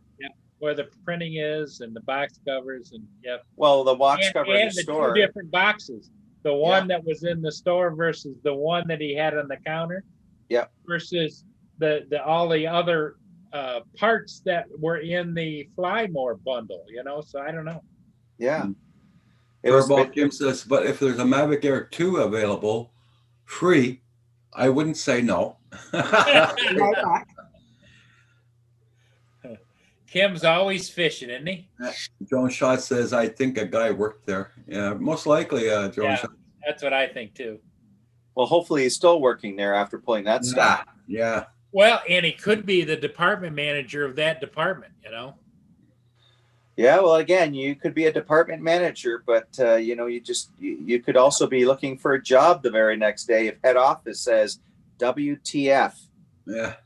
right? Well, or if I were the head office, I'd just give him a good talking to and kind of wink, wink, because it's really good for Best Buy. Yeah, but I can see DJI getting their nose out of a twitch because he did hypothetically release a lot of information. Yeah, but as long as Best Buy's management claimed that, well, we didn't authorize that. That's unauthorized. As an employee made a mistake, and we have addressed the issue. That's right. That employee, and yeah, we've spoken to that employee and taken corrective action. yeah, exactly. Yeah, exactly. Yeah. But yeah, I don't know. This case is the guy did a second video showing all the sides of the box. Yeah. Oh, well. Kudos to him. He's got a lot of views on his channel. Oh, 57,000, wasn't it? Yeah. And how many subscribers now? I don't know. He started off with 30. Yeah. Last time I checked, he was up to over 200. So, yeah. Well, it's the kind of video, Rich, I think, where people will watch it, look at it, but they won't necessarily. I don't know. But if I had one right away, I'd be flying the freaking thing already and putting up videos. Yeah, but he can't because you can't register. Can't register exactly. Yeah. It won't give you any video feed. It may give you telemetry for the aircraft between the controller and the aircraft, but it won't give you a video feed because you need to register the aircraft with DJI. Yeah. Okay. Right. And he's at 400 subs now. Okay. Yeah. How many? 400. 400. I mean, if he was smart, and I suggested this to him, I said, if this is all true, consider yourself blessed. And as soon as this becomes released officially by DJI, you make sure you register it right away and get out there and start using it and start putting out video content. Yeah. Right. Because if you really, because you'll have a jump on everybody. For sure. Even those people that got them ahead of time and are bound to NDAs. Yeah. Right. Yeah. The only thing I can is the one or two quirks about the video that you've all mentioned, but the two things are there's nothing on DJI News. There's nothing, which is the DJI's website. There's nothing on the rest of DJI's website. Mm-hmm. And there's no advertising, no release date. It's all rumor. That's the only thing I have got against this video. Yeah. Because he did put two up. Yeah. Like Hugh was saying earlier, he thinks that just somebody with some really good photoshopping skills went to town and made it look very believable. Yeah. Right? Because you can buy that propeller guard aftermarket on Amazon. And like Hugh said, you can print off stickers. Yeah. And, he can print off a sticker that says, on the side of the aircraft and basically would have the same gray background color as the drone. Yeah. You just have to take a picture of the drone in decent light and do a color match in Photoshop. Yeah. And then if you know how to work in layers, then you can create. A guy last night do a Photoshop tutorial on how to restore a photograph. Mm-hmm. And this photograph had proof right across the center of it. And he went through, he trimmed it, and he got rid of the proof, and he put the background in, and it just looked as if there was nothing wrong with this thing. Mm-hmm. And it didn't take very long. Drone shots, yeah. Here's the guy that did it, Roger, and now he's up to 62,656. Ah, ah, 704 subscribers. wow. Yeah. And he had what, 30 when he Yeah, first he started off had- with 30. Yeah. Yep. So this, either, like I said, either he's extremely lucky or very creative. He's going to end up getting monetized off just that one video. Most likely. Yeah. Yeah. But there's a lot of dots that don't connect in this video, especially the box covers from what's in store to what he took home and then to what he's pulling out. So if the box that he has in his hands is not the Flymore combo as it was visualized in the shelf, supposedly, Hey, the tank. and he's pulling out all these Flymore combo pieces like the bag, the charging hub. The other buzz is that if you see the hundreds, the multiple videos that have been as a result by all these other players using his video, it just it leads to trail back to him, and he's getting the views and everything else. Yeah. JSK Enterprise asked a question there. I have your answer. The big YouTubers must get it early. Does DJI let them register it early so they can have videos ready to upload on the release date? And the answer is yes. A lot of the software that the big YouTubers get are the pre-production beta, and they have to actually go to a specific location and download it and install it because it's not available through your regular channels, right? And yes, so they do that, and the drone will come somewhat pre-configured for that person.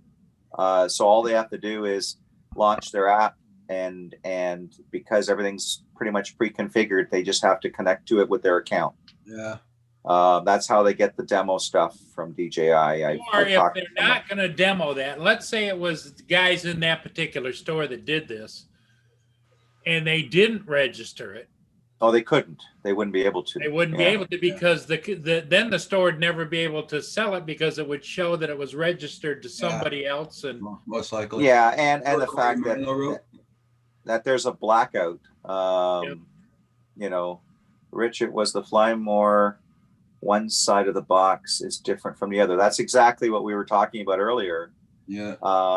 In the store, it showed the Flymore, and when he brought it home, the other side of the box didn't show the Flymore, which I haven't seen DJI do before, because that would be confusing, especially for the retailer. Which side do you present when you're stacking it on the shelf, right? Yep. So you couldn't have a graphic image on both sides that's contradictory to what's in the box. It wouldn't make sense. At least when you're thinking about this with a common sense perspective, right?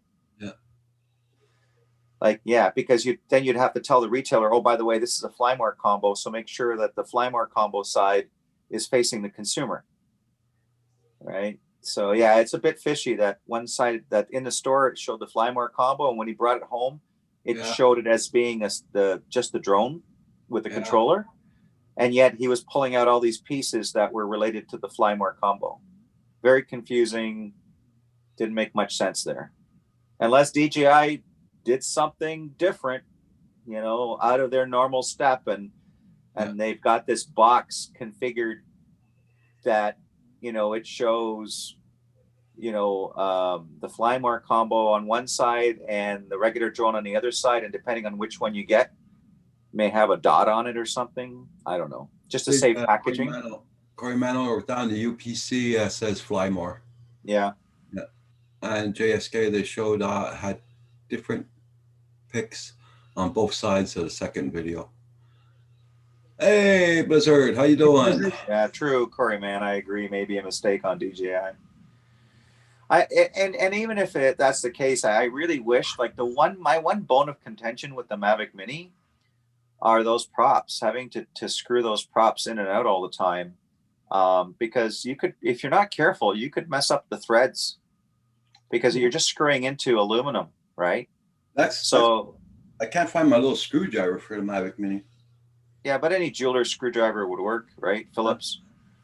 But you just want one with a big enough head on it with fine enough so that you get good grip in there when you get in there, and you're not stripping the screw head. Yeah.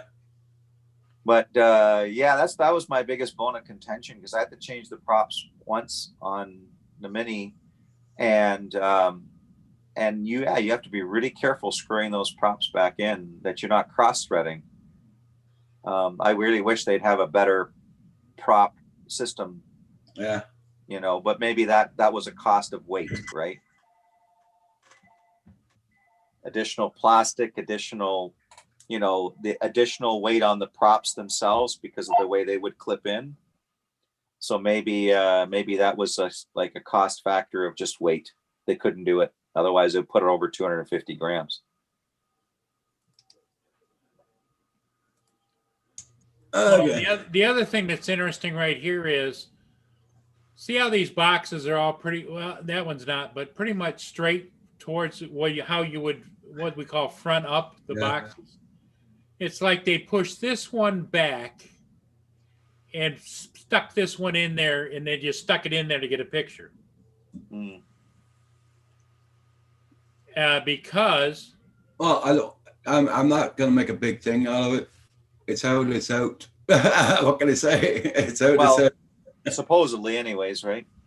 Yeah. Because remember, I was saying that center ring was empty. It is. Yeah. What it is that's where the Mavic Air 2 should be for $988.99. Mm-hmm. Like they're going to not put that up there, or they're going to switch things around, and they're going to put the Mini 2 here, because here's the regular Mini. Yeah, but if you go to like my Best Buy, everything's empty. There's nothing in the shelves. Really? Not even display cases. Nothing. That's how poor they are up here. Wow. Yeah, they got nothing out. And even though like that little camera Paul was showing there the other day, the one he has in his drawer there, nothing at all. Nothing at all. No cameras. That's how poor our Best Buy is up here. Huh. No displays on the counter in the counters. Wow. That's pretty poor, Roger. Oh, that's it's. I mean, you go there for nothing. What the hell? You got nothing at all. Yeah. Oh, you got to order online. Well, what's the use having your shelves here? Take them out. What's the use of having a store? Yeah. Oh, look who's in the house. Howdy ho. Hey, John boy. What's going on? How you Go doing, over John? to Best Buy and buy the Mavic Mini 2. You have to get the Mavic Air 2 first. Nope. Yeah, JSK, your Best Buy is empty too. Yeah, I know. They're all, here in Quebec. I know they're all empty. Yeah. How's everybody doing today? Another day, John. Another day. Roger went to get a shot in the shoulder and ended up having X-rays instead. Yeah. Yep. And they told him to bend over and reach for the soap. Yeah. What's wrong with the shoulder? I got shots in the shoulders a month ago, and that one worked, but this one didn't work at all. I got problems putting my arm up. Cortisone. Gotcha. Yeah, so now they took X-rays of both shoulders there, see what's going on. Which I was surprised to get them done right away like that. Yeah. My doctor gonna have the results this afternoon. She might have them already. Oh, you have a female doctor? Time to get some food in your belly there, the tank. Yeah. Well, I stopped at Tim Hortons on the way down. I bought myself haven't said well for a long time. Hi, Trading Nichols. Trading Nichols. How you doing? Yeah, Roger's got a female. He doesn't like to talk about her much. I think there's a little something going on there myself. What? Female doctor. Yeah. She's been my doctor for over 16 years. Is she? Nice. Perfect. Yeah. Is she cute, Roger? Yeah, she is. Ah, okay. Now we're getting Don't somewhere. get any further than that, Paul. Don't. Roger, don't lead Paul down the dark side. I know. You opened the door, Roger. In fact, you didn't even Yeah. open it. You just unlocked it. Well, yeah, that's all it takes, right? Trading Nickels, I just supported your channel. You're at 13 subscribers right now. Oh, he's kind of sick, he says. I'm kind of sick.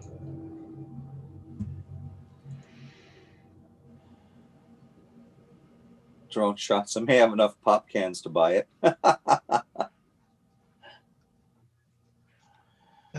Oh, Oh boy. my. So how's John been? So far, so good. Just busy at work. Hey, that's not a bad thing. It helps pay the bills. Tomorrow I'm going to the auction. That's my list of cars. Nice. My stuff on it. Yeah, I know trading Nickels, but with Paul, we gotta watch out what we say because he likes to. What? What? Yeah, Paul's right. an angel. Ask Lynn. Uh-huh. Yeah, he needs horns to hold up the halo. Yeah, Blizzard, I know what you mean. I outlived one of my doctors so far. Yeah. Kim also. Kim finally got a family doctor, and next thing you know, in a month he passed away. Oh, Yeah, somebody stop. wants out again. No, somebody pulled in my driveway to pick up the daughter from upstairs. And the end of the day is they crossed the line, so Yeah. and I'll be calling the attorney's office tomorrow morning. Unpleasantries. The Yeah. things we got to do sometimes, eh? Yep. I just Oh, hate we always are trading Nickels. Yeah. when they make me out to be the bad guy, you know? I got 3 rules in here trading Nickels. It's no politics, no foul language, and no racist remarks, and we're all good. Those are my rules I always stand by. You could have told us those before you went off to the doctors, Roger. Yeah. We forgot those. And no discussing about leftovers in the fridge, which could essentially have a pulse and a life of their own. That's just Drone that's, shots. He has a brand new that's telly out in a box. Makes 2 years. He never took it out of the box yet.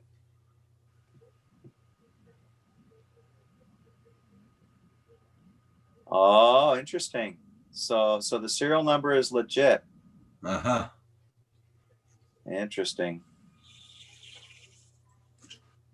Well, I mean, it's interesting to see what DJI can actually do in this instance. Would they contact? I mean, if this person is not related to Best Buy in any way and they're strictly a consumer, I don't think there's much that can be done. But if this person's an employee, I'm wondering if Best Buy can demand that this be returned and held until such a time that, but again, it breaks the tradition of DJI where they would do like that, coming soon announcement, and then that obscure picture of something different, like they've done traditionally, and have a launch event for the next new thing.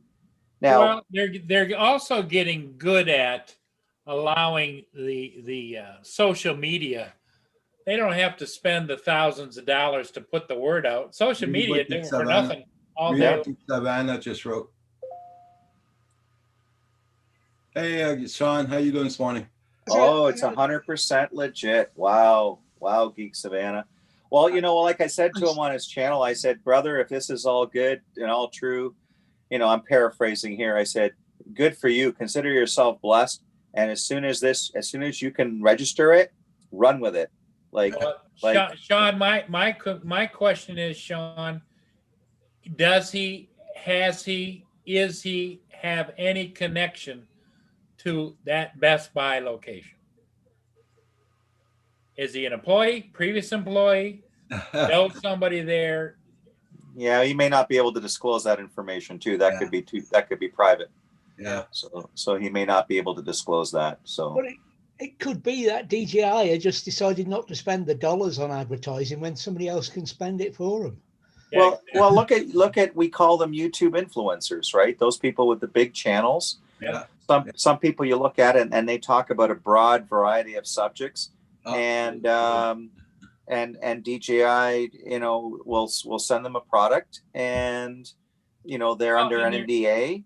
they're happy. then- They're happy to give thousands of dollars worth of free advertising because they gave me a drone, or Well, they gave me an item. And it's more than thousands of dollars. You figure the ad campaign that even a company like a corporation like DJI has to do. Yep. And it's mostly across the internet, right? Yep. And even that takes money and time and people and resources. And when you can get YouTube influencers to do it for you. Yep. And some of them end up with a drone. Some of them may have to return it back or have the option of purchasing it at a discount. I don't know. And But I'm sure there's choices. There's choices, right? Might be on a sliding scale too, Rich, about how their review went on their drone and what kind of response they got. Is okay, pay us half, pay us a quarter, or we'll just give it to you. Yeah, I think it works more based on the value of the product. Like if they're going to send somebody like a new Inspire to review, that thing's worth a few bucks, right? And I'm pretty sure that person has to have some sort of an ironclad agreement between them and DJI that they're 100% responsible for that. And to make sure that it either gets back to DJI, with DJI making all the arrangements with shipping, and or if they decide to keep it, then they may get it at a discounted price. But I mean, even Captain Drone, our Canadian counterpart here, he openly said, even if he gets something shipped to him from overseas, being in Canada, many times he ends up paying the duty and the taxes on these free items. So these items aren't really free. I mean, yes, he may be saving in some instances on the purchase price of those items, but he's still paying out money for duty and taxes, which the sender has no control over. Yeah. It's all that Canadian stuff. Yeah, the Canadian stuff. But what I do find interesting with DJI, unless things change, at least in Ontario, is I can order a product from DJI and get it shipped to me, everything in, so I don't pay any duty, I don't pay any taxes. It's all in the price. Where if I went to go to a local Best Buy, I'm averaging paying up to $100 more, if not more than $100 by the time I end up with taxes. Well, it's like me with the M8 I had to pay $200 in taxes there from Best Buy. And if you would have ordered that same drone directly from DJI. I didn't know Best Buy takes PayPal. I didn't know that, so I bought it off of Best Buy. Then I looked at DJI. Whoop, they take PayPal. Ah, shit. Yeah, and sure, you got to wait a little longer to get it from DJI. It could take up to 5 days or before it gets shipped. But that's how I ordered my Mavic Air 2. And I put out a video on how to save money, and at least from a Canadian perspective, right? Yeah.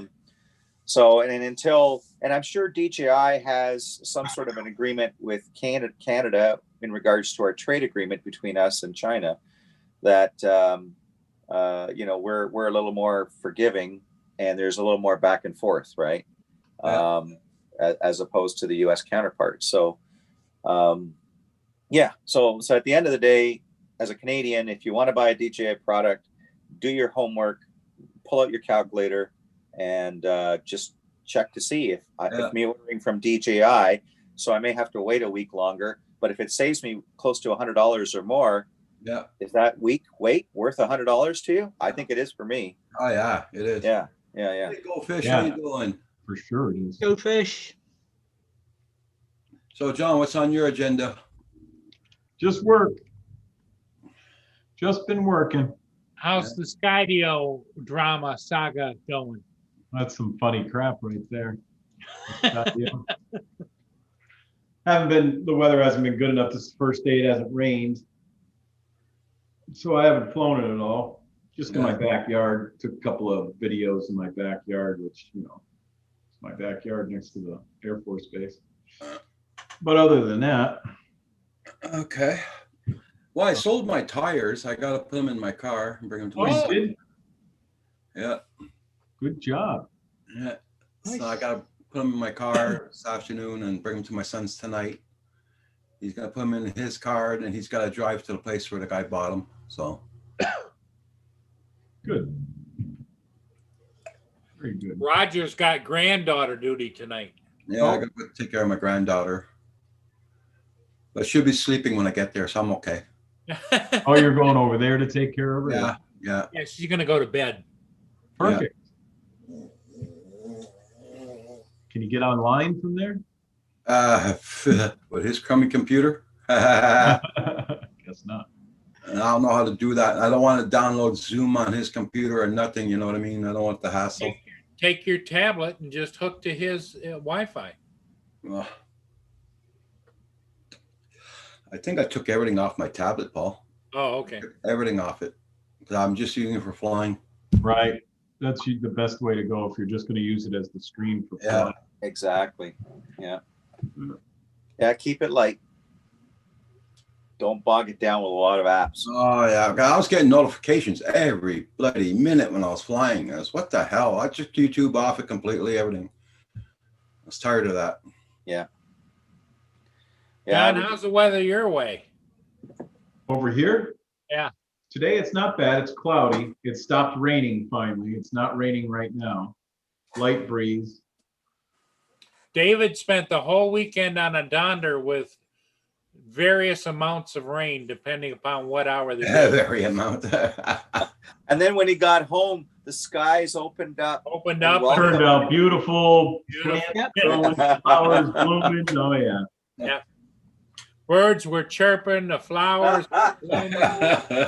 I wouldn't go that far, but There was a rainbow that Yeah, appeared. rainbow, everything. and then in the distance, you'd hear angels. We might get a dusting of snow this weekend. here, John, here's a quick look. I think everybody else has seen it, but here you go. Here's a quick look at what was typical of my weekend. Oh my! Hey. See the rain going down the window? That's what it was here. Right up until today, this morning. Yeah, crazy. Woke up this morning. Well, when he got back, David didn't know to walk in the house, or should he waddle into the house like a duck? Right? It wasn't that bad all weekend, of course, but that wasn't even the worst. Hey, go. How Wasn't you even- doing? Haven't seen you in a while, Go Fish. I go fish.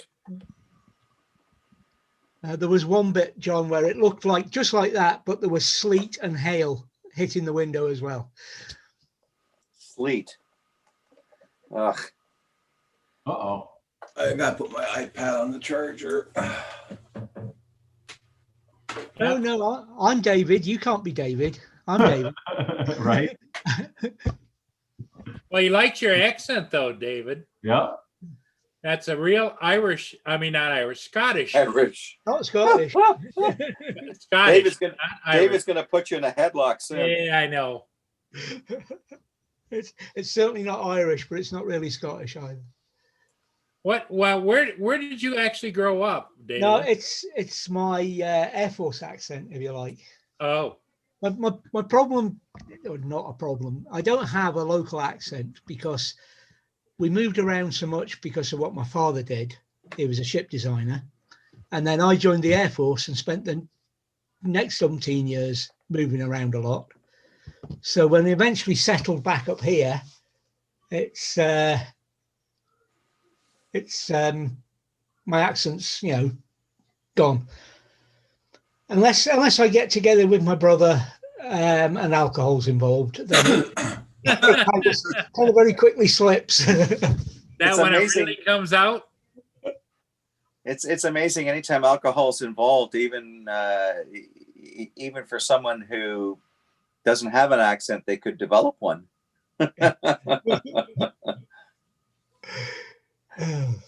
Oh my.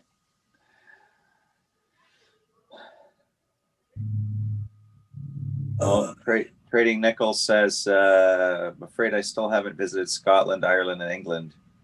Traveling got shut down while I was in Germany. Well, you know, oh well. Maybe I'll be rich someday. Yeah. Yeah, that is on my bucket list, to do some travels across Europe, but yeah, not anytime soon at this time anyways. Oh, that's cool, Trading Nichols. If I can ever persuade Lindsay to retire, then we'll maybe get across to Europe again. But it's been a few years since we've been even in France. Everybody, please check out everybody's channel. Make sure you got them supported.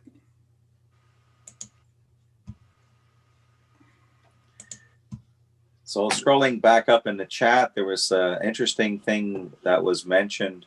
Let me see if I can get there. Where are we here? Excuse me. Sean was mentioning Geek Savannah. He said, I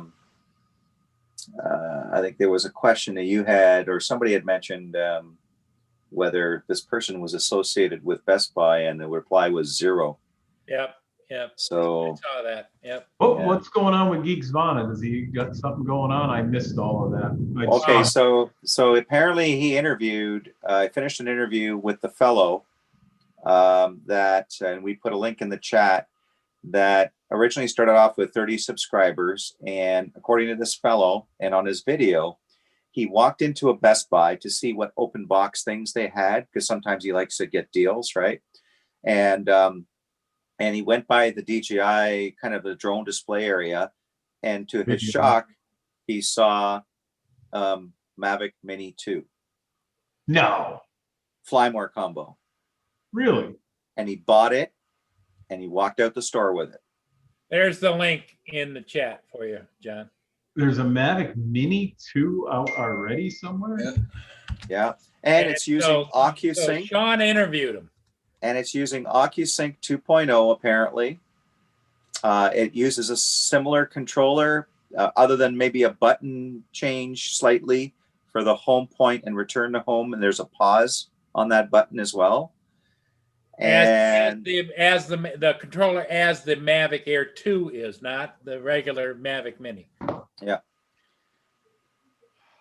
And apparently a 4K camera, and and larger sensor and things like that. Like, would they accidentally put it out? That's kind of what we're surmising is somebody, because, like, you know, you look at the DJI boxes, right? And unless you're really paying attention, if you're just a, you know, shop clerk and somebody says, hey, can you restock the drone section, and you're not thinking about it, and you grab this box, I mean, it could have been just one of those. And what did he pay for it? For $3.99 or $4.99? No, I don't know. It doesn't say. Look at him running out of the store with it. Holy crap. Now, of course, the last flight in the video, it can't be the drone, because you would have to register and activate the drone with DJI, which he can't do just yet. Oh, he can't? No. I didn't get that far. Unless DJI actually allows them to, but I don't see them doing that until this thing becomes official. Mavic Mini 2, look at that. And everyone's checked the Best Buy stores. They don't list them, right? Well, of course not. And of course, you can never get through to one on the phone. I can't get through on mine. I tried phone Drummondville here, and no way you can talk to anybody. No, it just says, taxes, Geek Savannah says. 65 with taxes. They So I'll answer be the about phone 800. all the time when I call the Best Buy. That'll be about 850 here. Yeah. Or, Not working. And yeah. his drone's not working yet. Okay. I got to send that to go fish. Look at that.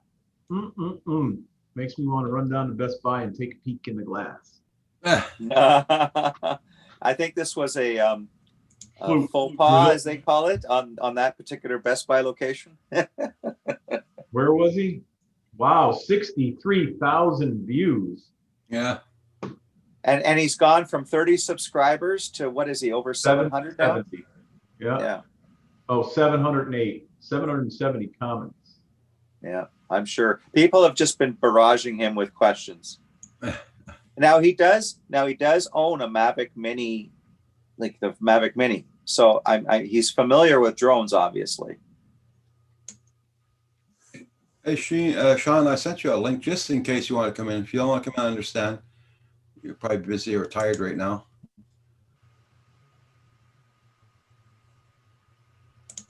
Or maybe Sean's got an NDA and he can't do a lot of chitty chatty. So it uses OcuSync 2, huh? Yeah, Yeah. which means That thing will go by all intentions, you should be able to hook that up to your smart controller. darn tootin'. Yep. That's huge. That is huge.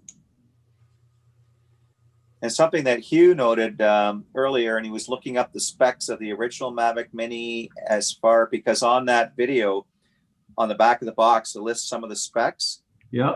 And one of the specs is its wind tolerance, or, you know, at a rating, I think it was at a 5. And I think it's slightly improved over the original Mavic Mini, but I forget by how much. I think it was by a factor of maybe half or something. Oopsie.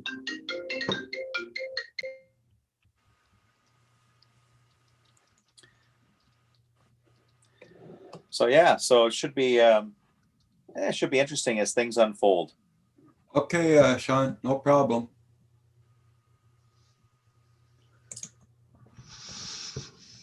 Well, we're subscribed, so Sean. So as soon as we see that, man, I think we're all going to be taking some interest in that interview.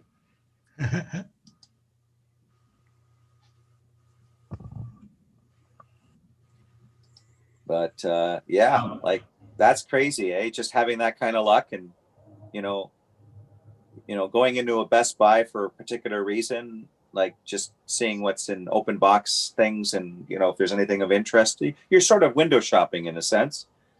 I used to do that all the time. Yeah. Yeah, I used to love going into whether it was a hardware store or a high tech store, and just kind of look around, kill some time, look at the new TVs I can't afford, and look at all the technology, right? Just to how I get used to inspired. get exercise in the winter. I'd go to the mall and just walk around the mall on all 3 floors and stop in the stores and but yeah, no, they don't list it anywhere, but that definitely says Mavic Mini 2. That's interesting. John, did you ask him in the interview what the price was at Best Buy for that? Yeah, it's in the chat. Price in the chat, $655 with taxes, Paul. Oh, okay. USD, yeah. Well, that's getting close to the Mavic Air, so Yeah. But yeah, but that's the Fly More, right? but still, Still no sensors. there's No, too but small of a gap. but Too small of a gap. You might as well just jump up to the Mavic Air. Of course, the portability of that Mini, especially if it has a 4K camera and OcuSync on it, just doesn't have any. It probably doesn't have any sensors, right? and Yeah, but here's the catch. Everybody's supposedly forgetting. going to work with the smart controller, right? Rich? Yeah, but even beyond that, it's still under 249. It's still 249 grams. It is. Yeah. Yes. So what does that mean? You don't need a flight certificate. You don't need to go through all the regulatory stuff. You can just walk into a Best Buy, buy it, and fly it. Mm. Right? Talk about another huge market segment. Because on the box, when you look at that video, John, on the box it says 249 grams. That's crazy. It's just I crazy. didn't look. Yeah, that is if they have OcuSync in it, and they didn't before. Yep. That'd be nice if they had a firmware upgrade, and bink with the old Mini, but It's There's a smaller battery also. it is. I don't know. no, I thought the spec says it was higher. Yeah. I think they've gone, it's like we all know that lithium battery technologies are evolving. So now you're able to get smaller cells, but have higher densities. Right. So now you can reduce your weight of your or overall footprint of your cell and still have the same density as the full-size cell or the comparison cell, right? Sheen says the OctaSync is in the controller. Yeah. So it must have the same flight time or less or more? Or? More, I think. A higher power battery and lower MAH. Yeah. OcuSync can't just be in the controller. It has to be both ways. Well, there's probably it's probably a firmware side on the drone, right? Yeah. Yeah. So the chipset must be able to handle that. That's in the drone. Mm-hmm. Now, what would be really cool if it had ADS-B? But I don't know, because then you're, like you said before, you're now contending with the Mavic Air 2. Right. Yeah. But however, saying that, sorry to mention, but DJI did make a statement a while back saying that all their drones yep, will eventually have ADS-B. So I'm wondering if this does, in order to be more compliant with what's happening in the United States and more likely eventually in Canada.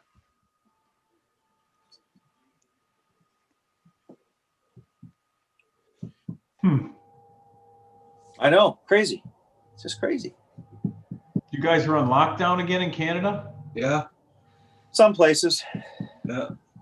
In Waterloo, it's not so All bad. of Canada, but some places. But we are where I am. We're on lockdown.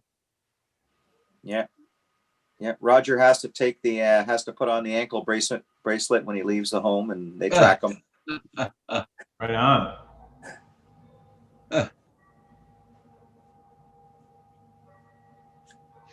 Yeah, but I mean, cases spiking badly in Canada. Yeah, we knew it was going to happen. Like, you know, it's like they're reporting it as if they're surprised by it. Shocked, right?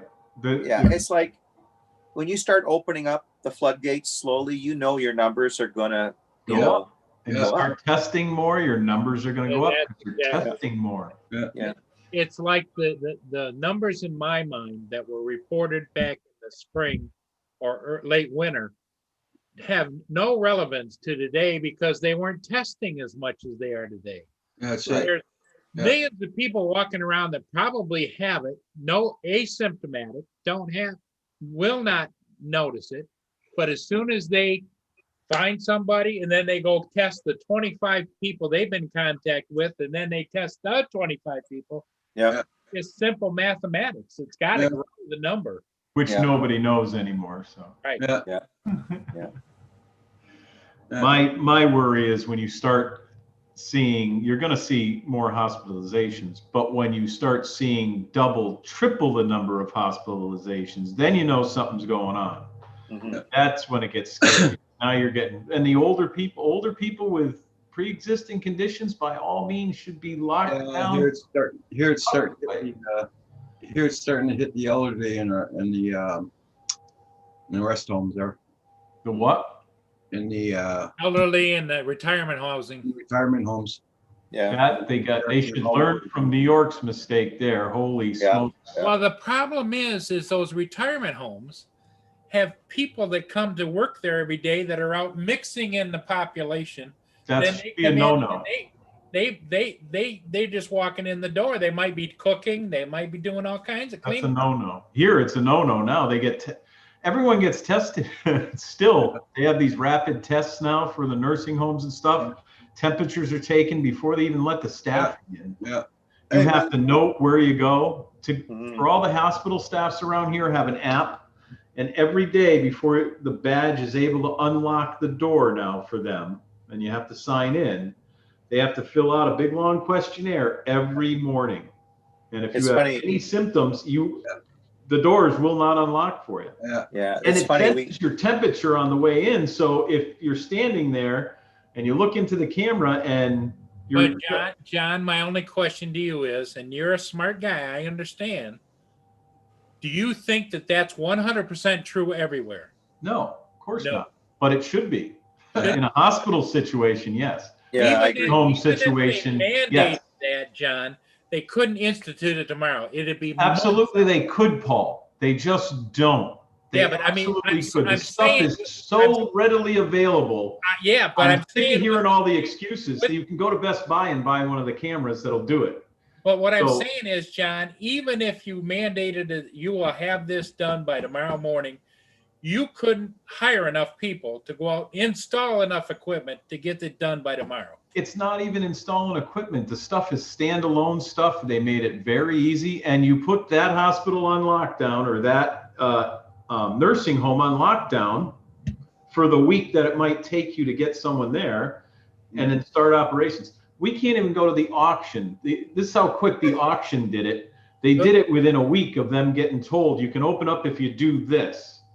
They went out, bought all the equipment, boom, they have a nurse standing at the only door you can get in. You get your temperature taken twice to make sure from 2 different nurses, and and they form a line with people 6 feet apart, have to have a mask on at all times. They're watching you on cameras all the time. They send someone right out there if you put your mask down when you're inside. Yeah. I mean, if an auction can do it, a nursing home with all the money they waste, or all the money they have, I should say, Yeah. should darn well be able to do it. Mhm. I don't care if it took a month, still, even if it took a month, Paul, Mhm. lock it down. Don't let anyone in. As they are all around here, you cannot visit anyone in the nursing home. There's nobody allowed in the building that doesn't work there. And they have the same thing implemented. You have your temperature taken. If you think you've been exposed, they instantly give you a test. You're isolated. It can happen. It's just we're so lazy that it doesn't happen, and there's so much red tape. The military does it instantaneously too. So, I know I get what you mean, and you say I'm a smart man and everything, but the technology's there. It's available. The money's there. They say that it's not. It's just ridiculous. It's all a big freaking joke when it comes to that. They should be concentrating on those nursing homes. That should be that's your weak link in the chain, Absolutely, the weak link. We can't go visit anyone in a nursing home. You know how they do it here? They have a window, and you talk through a microphone to the person on the inside through a window in a room that's sanitized, and you can only go up there. And it's every 25 minutes that someone else can come, and you have to stay outside. So I've seen them do that. Here you're not allowed any visitors. Since this thing started, you're not allowed any visitors in nursing homes. well, no one can go really visit. That's it. You're through a piece of glass, and you got an intercom system. It's just that there's a lot of nurses. That work 6 jobs, Yeah, that's it. They work at a different nursery. and that should stop. During the pandemic, that should stop. There's no reason for it. Yeah. Because we're on a very, very big shortage of nurses here and helpers. Yeah. But anyway, hey guys, I'm gonna probably close this down. I gotta eat something there. It's past noon. I just got home. I'm hungry. Past 1 now. He No, it's comes on here and he shuts it down. I don't know. Anybody would think it was his channel. holy smokes. Yeah, the guy who Hey, showed man, up late to Amanda. the party. Hi, Amanda. Nice to see you. Everybody in the stream, thank you for being here, and we'll be seeing you all tomorrow morning. I'm not on tonight, guys, because I gotta go babysit my granddaughter. So I'll be at the auction tomorrow. If I have a minute, I'll Yeah. sign in from down there if I Hey, can. everybody give a big thumbs up to Roger and a big thumbs up to Paul for keeping an eye on things while Roger was away. So thank you, everybody. Good job, Paul, like I always. couldn't Good have done job. it without David and Hugh and you, and even John came in at the last minute. Last minute. I'm last minute, John. I'm sorry about that there, John, but I gotta get going. I gotta eat something. Yeah, that's all right. All right. It's late for me too. I got stuff I can do. Okay, All right, guys. Take care, everybody. Good Until morning, next time. Peter. bye. Stay Hi, healthy. everybody in the chat.